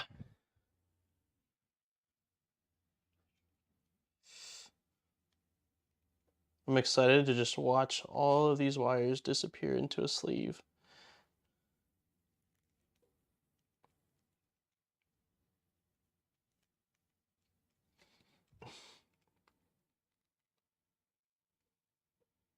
Delilah, stop. Why do I feel like I'm doing this stupid? Okay.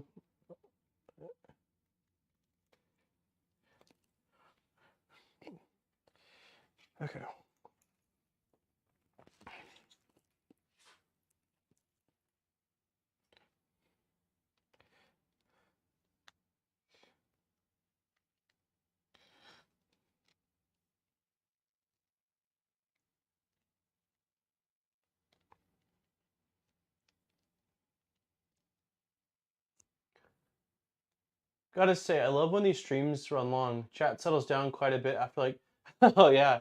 Hey, what's up, Cool Codes? What's up, DJ Netty? I don't know, did you jinx it, Alien? Gotta say, I love when these, yeah, I read that.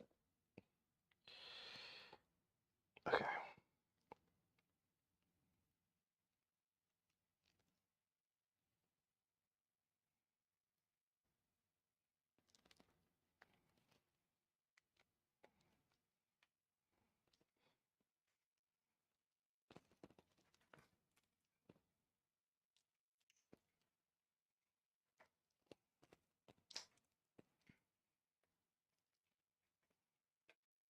This is definitely the biggest bundle of the cables, and then the rest of it, not that it won't be time consuming, the other parts of it, because I still need to figure out how the heck I want to route them all. But it should at least be much quicker. Because I'm saying that, we'll see if that's the case. I need to order some more of this wrap though, because they only include one bundle of it for the X carriage or your hot end assembly, and I would like to have I'd like to bundle whatever else I can together.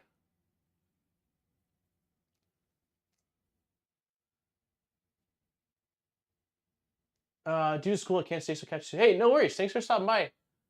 For Euro people, for Euro people. Oh wow, it is early or late.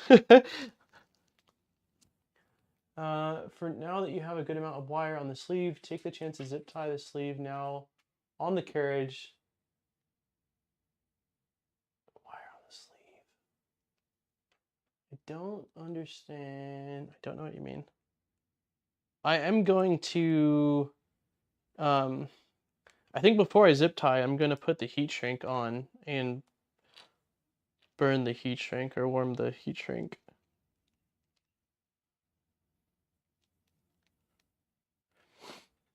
My favorite part about 3D printing started February this year.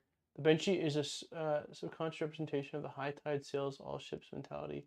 Such a supportive community.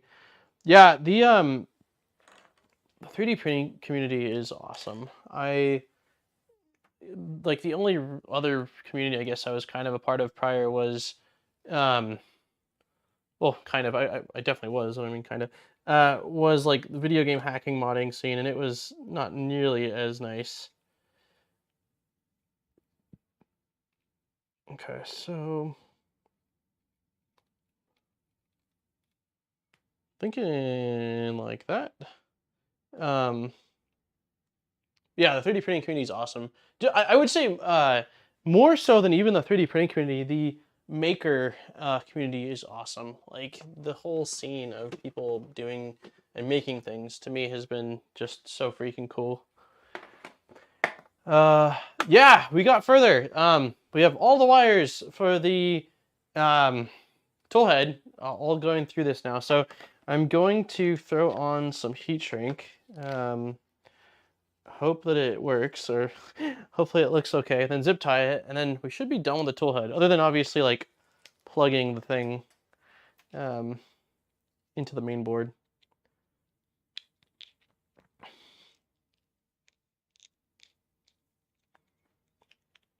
But yeah, I think that now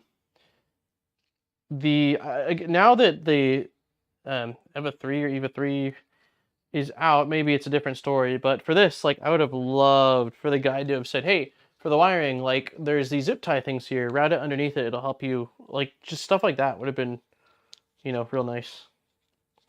Would have been real nice. I don't know if I can get this motor wire through.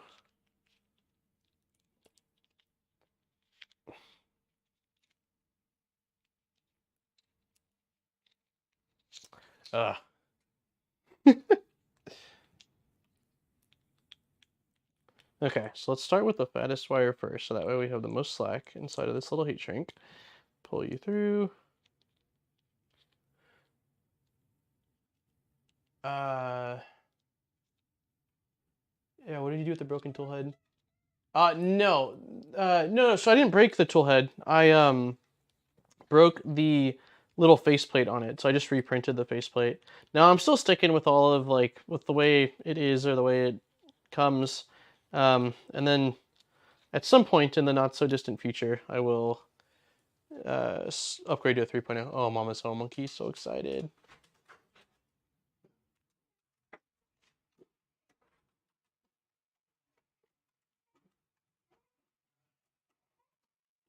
Freaking out, dude.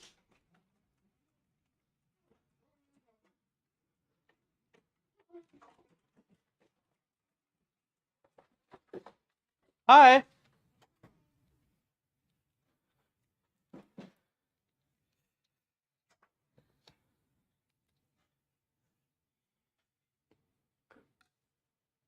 Sleeve wires are not for maintenance. Any change you need? Yeah.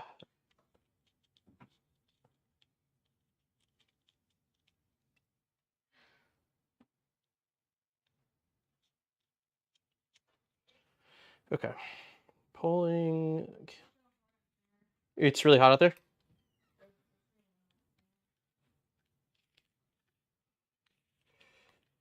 Okay. Oh, no. Tell me that this will fit. I don't know if I have heat shrink that's going to work. Like, size-wise, this is the biggest I own. Oh, yeah, it's going to work all right.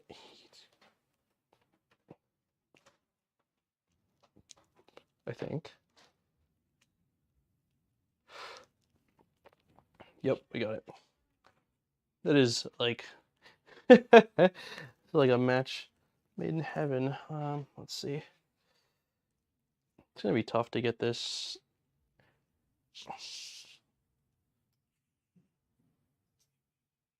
Gotta run and deliver a pretty different. Hey, no worries. Thanks for hanging out, Luke, as long as you did.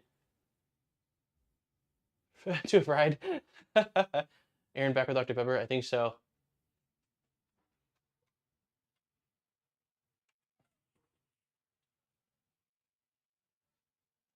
I think she's tired. She had a long day at work and then ran to the store. All right.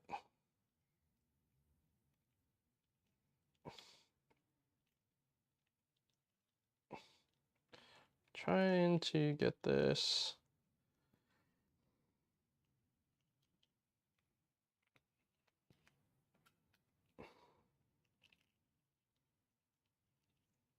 I think that is how I'm going to want it. I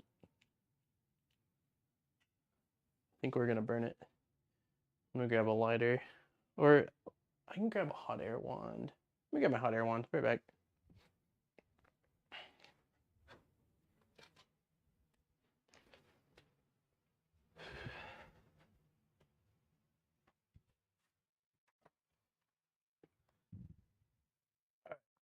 Whoa.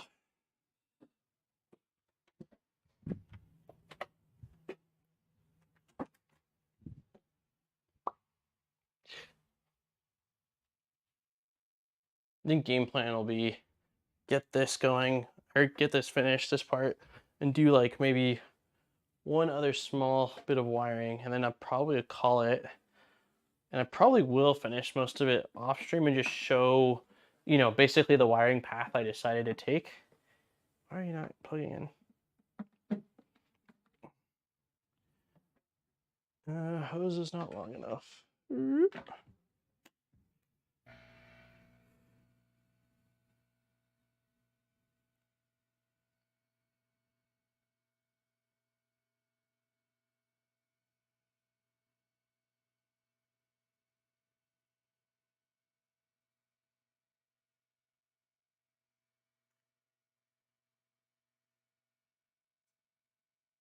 I think that should be plenty. Ugh. Okay. All right, now, hopefully, yeah, we'll just go like that. Bring him fried. Oh. Hi. So I thought we'd be printing by now, but the wiring is really tough on this. So I heard. Yeah, there's not really any clear instructions, and we got most of the wires for the main toolhead through this thing, which is looking pretty nice. So I'm gonna zip tie this in place, screw out the wires for like a tiny bit longer, then probably call it. Okay. Are you warm in here, or are you? Really warm in here. Okay, I'm gonna knock it down because I'm really hot. Okay. I love you. Love you too. Thanks. You Okay, let's do this. Oh man, Nude HD. They are aggressive today.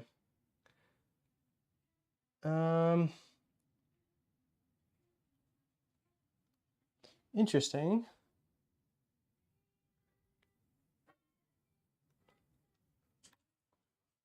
Okay, cool. No, you're good. Some of these, one of the channels for zip ties on the back of the toolhead doesn't seem like it printed right.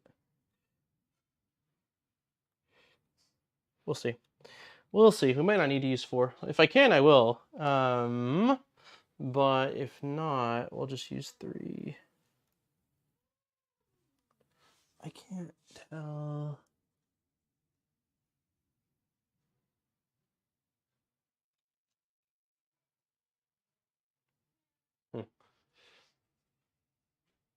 Do you not have followers chat on?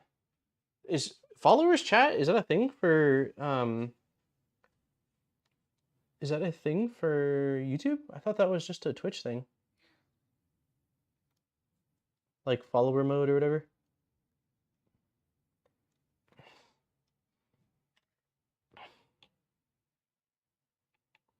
Ooh.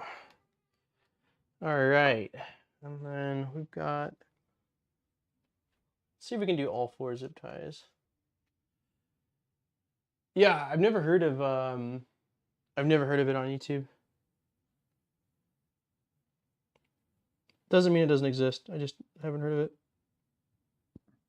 Come on, dude. I can't get the last one through. Okay, let's just try with 3.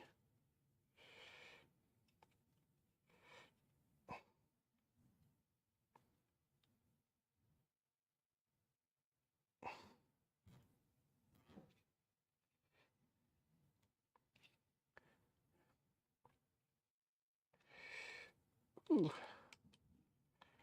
All right.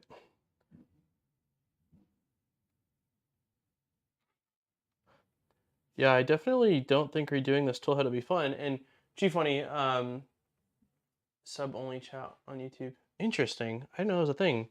I don't know how much I like that though. Like I like it for the idea of preventing spam, sure, but I also wonder if someone that joins that might want to say something might be kind of turned away.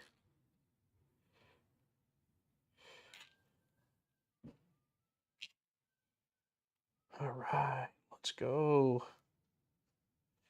Let's go. It looks pretty good as long as it doesn't snap off on me.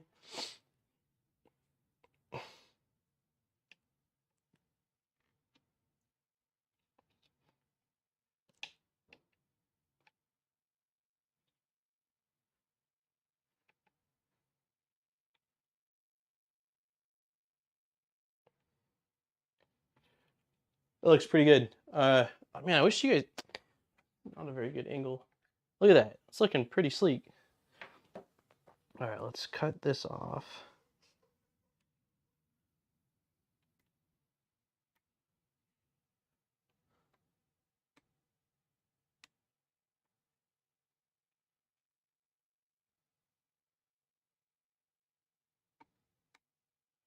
Yeah, I'm pretty happy with how that's looking. I think that looks easy. Yeah, that would be awesome. I think that's looking pretty dang good. I do want to get the fourth zip tie on there, but I guess I can scream out that after. For right now, so this is going to feed into here. I guess that's about the extent of slack we need, right? Shouldn't need much more. This also takes zip ties. I'm wondering though, since this right here is going to obviously need, are these labeled by any chance? Like, are they different sizes? Let's see. Wondering if I should zip tie the motor cable in that channel to keep them together. I just want to quickly check to make sure that all of the stepper motor wiring lengths are the exact same.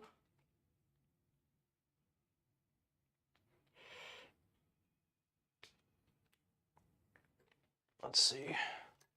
Have you guys zoomed in? I do. You guys zoomed in a little bit. Send up a pics in Discord. Okay, sounds great. Who's using STM on the USB to CAN bridge and clipper?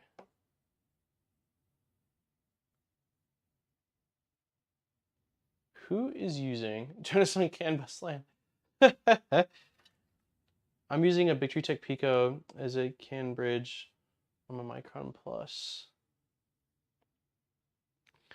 So having the Bigtree Pico as the CAN bridge means you don't need that external hardware anymore. That board.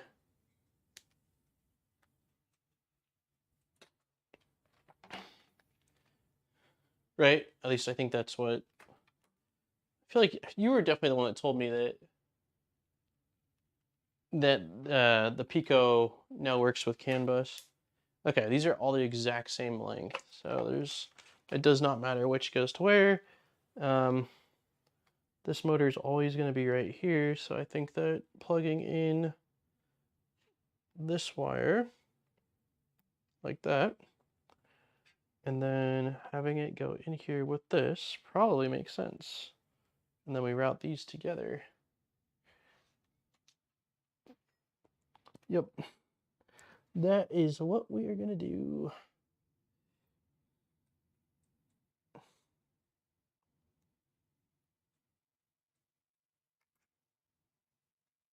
I would like to have the cable cover a little bit more covering.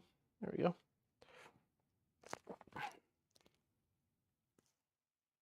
Nice.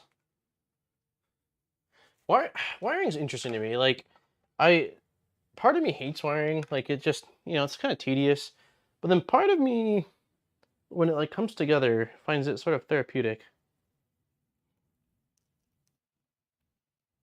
Like it's definitely work, but it feels quite rewarding seeing the thing that you spent all this time on come to fruition, and like know that, hey, the reason why it looks so nice is because I spent the extra time on it. Man, dude, those bots are nuts. It works fine. And which Picture Octopus for most of my CAN bus. Oh man, I missed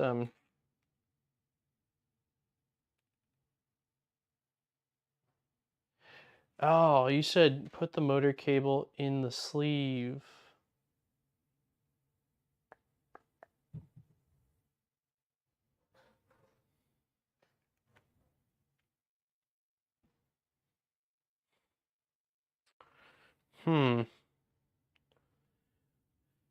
That's possibly a good idea as well. Oh shit, I'm dropping things. Let's see, Octopus Project, CAN direct connection. I think you'd be able to put the wire here sleeve to you. Just cut a tiny bit of the sleeve where it has the logo. Has to go in. Gotcha. Here we go.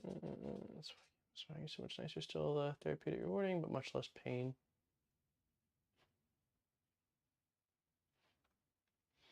Yeah, the motor cable probably can go through here.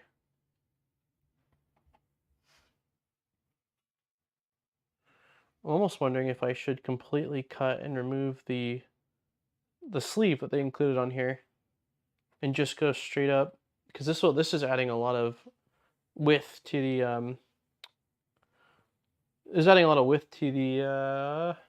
wire, making it a lot wider because of the outer cover on this. Let's try this.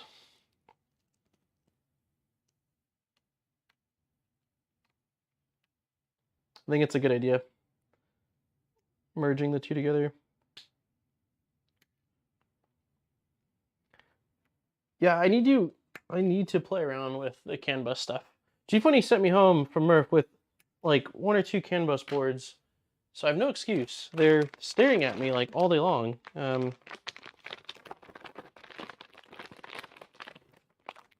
Yeah, so here's one of them.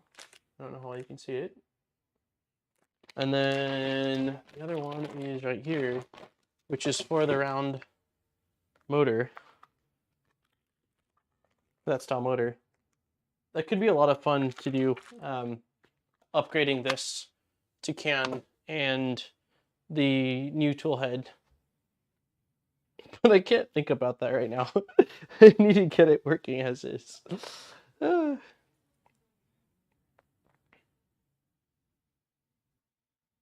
Okay, so yeah, I am going to completely cut the wire sleeve on this.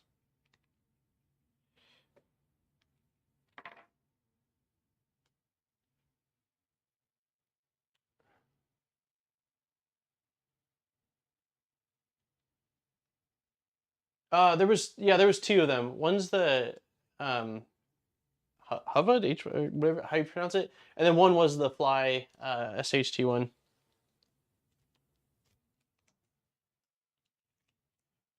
All right, don't damage cable.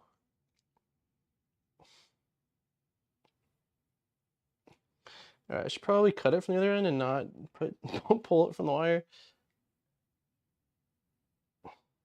There we go. All right. So now let's see if we can feed this guy through.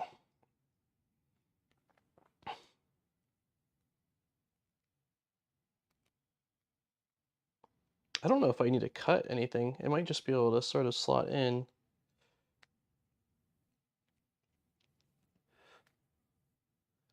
I got HFEDs, Imagery Tech. How's the Big Tech one? I haven't seen or heard much about it since it got released. It hasn't been out that long either, right? Of course, and with CAN bus modules, you would run only 4 wires into the toolhead. Yeah.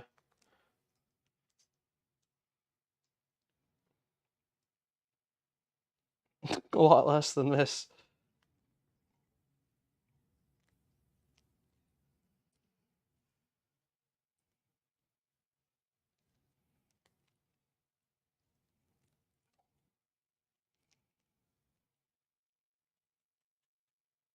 Okay.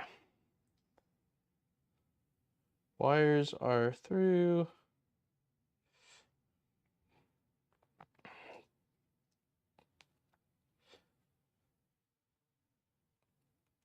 Mostly.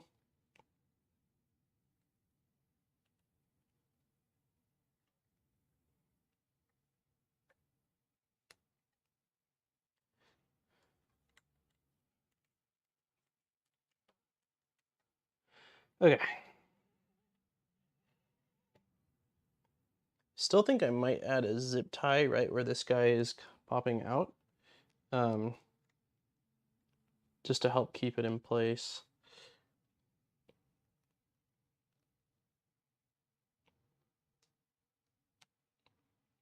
Yeah, definitely gonna add a zip tie right there.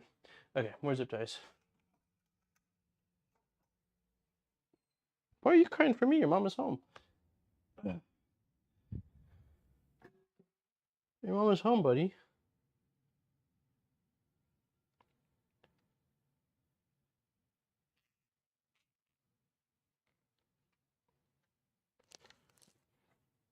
Okay, so hopefully, yeah, that should keep it from sliding out anymore.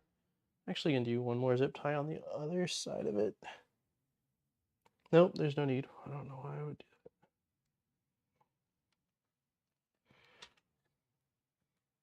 that. Okay.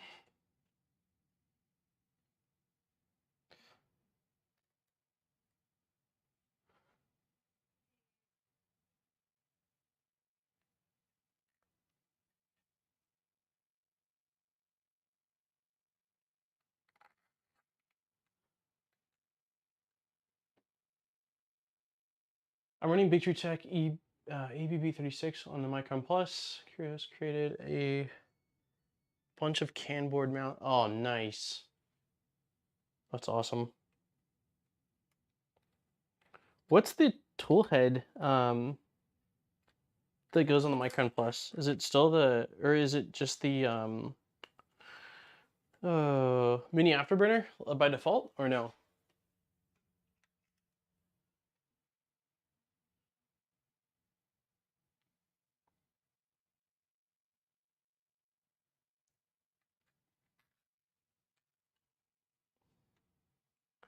All right, one less cable since we put the motor cable in here. Awesome.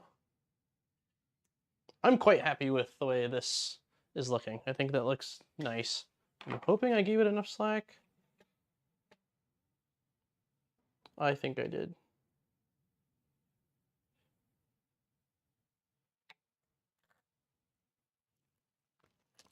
Interesting. I didn't tighten that very tight, I guess. Well, that's at least good. So if it needs it, it can pull a little bit more. Yeah. Those motor wires are going to fail pretty soon. Why do you think that?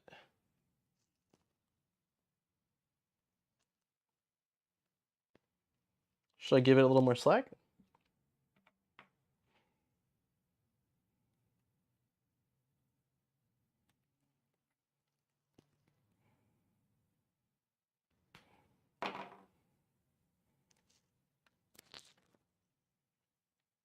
I can give it more slack. Like, that's tons of slack now.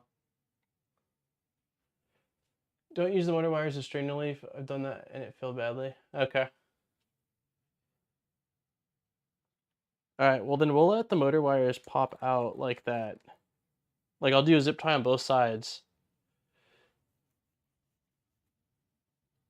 So that way it's not like, watch.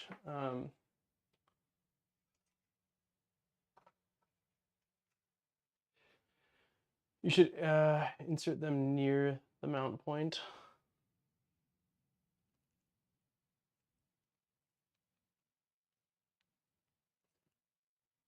It would be nice if there was a point I could mount them to right here, but there's not really.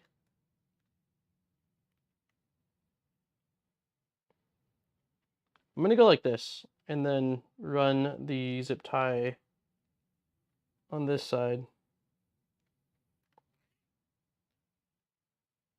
Like that. As long as I lock in, this part, I don't see how it's gonna be an issue. It's got so much slack now. Before, I agree, after looking at it, it's tight, but I don't see it being... I'm bamboo printing on the engineering side with PT Hurt.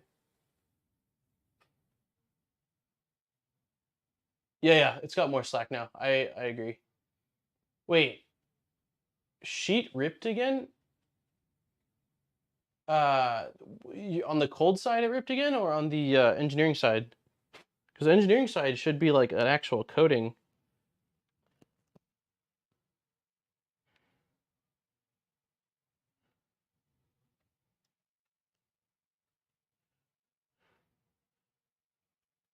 I'm gonna throw a second zip tie around here to hold all this together.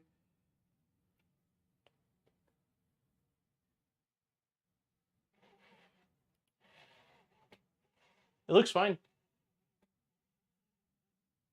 Like you can't really see it because the wire's over here on the other side, but it's not putting any strain on the motor. Oh, cold side. Interesting. Did you do a lot of like a third one in 2 days? It's crazy. I just replaced my first one. You could do two things. One would be lower temp.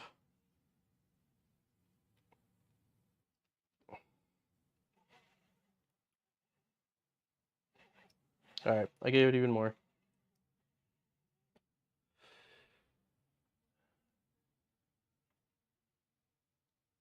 Yeah, it definitely seems better. Thanks for pointing that out.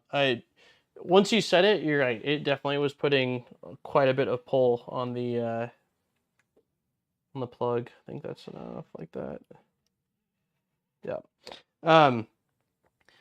So someone is fabricating powder coated PEI beds for the Bamboo Lab X1 Carbon. They're basically just buying like 300 mil ones and then using their CNC machine, and they seem to be working quite well.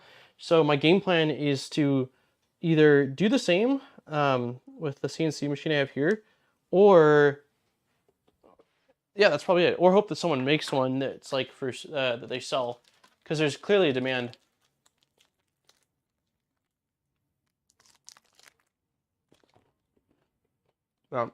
Thank you, Jose. I appreciate it. Okay.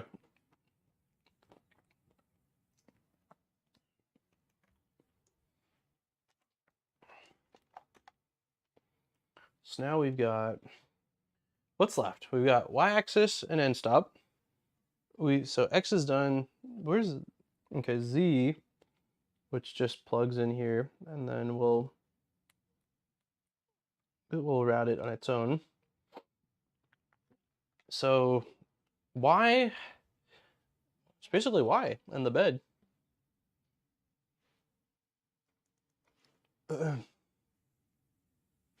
I think I am probably going to call it at this point and chill for a bit and then figure out what I'm going to do as far as routing these last sets of wires. There is a, oh, you know what? So there's zip tie point on the bed that I installed. That's a printed part. And then there's another zip tie point down below. So I'm probably going to tie into that, but I want to think about it a little bit more beforehand. So I think we'll probably end up calling it. I'm getting hungry.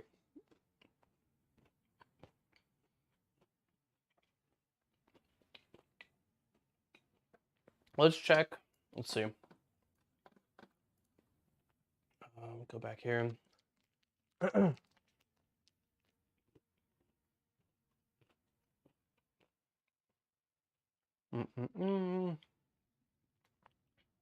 Okay, so we're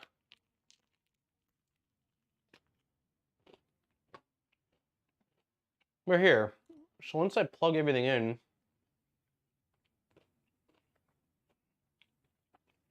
I just need to attach the power supply and screw on the bottom, and we're basically good to go. So, I will not. I'm trying to think, because I want us to experience it printing for like the first time together. I'm definitely gonna do all the wiring, and then I'll show what I do or what I did, and then I might. RatRig OS is already there, so I might go through that. We'll see. Next week's stream is pretty much going to be hanging out, playing around with this, talking about the build, talking about 3D printing, and doing some 3D printing. It's going to be a super laid back, super mellow stream. And then the following week, I'll figure out what we're going to do then. But yeah, next we'll do one more stream for this because I want to have a stream where we actually get to print, get to take a look at it, check out RatOS together. But I'm going to do the rest of the wiring off stream. This died.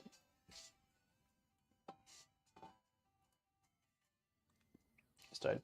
I'm gonna do the rest of the wiring off stream because it is something that, at least especially in this case, is quite time consuming and tedious, and I don't think is the most fun to watch. Like maybe a little bit to get ideas, but so next week I'll go over whatever I do decide to do as far as the routing of the other cables, so that way anyone that does watch this in the future that needs help or has questions, hopefully can get an idea that'll help them, because this has been the most difficult part for sure, is the electrical side of things. It just, there's nothing. It's like, here's how things get plugged in, but as far as routing it, just a good luck. So thank you everybody for hanging out. I know today's stream was really long.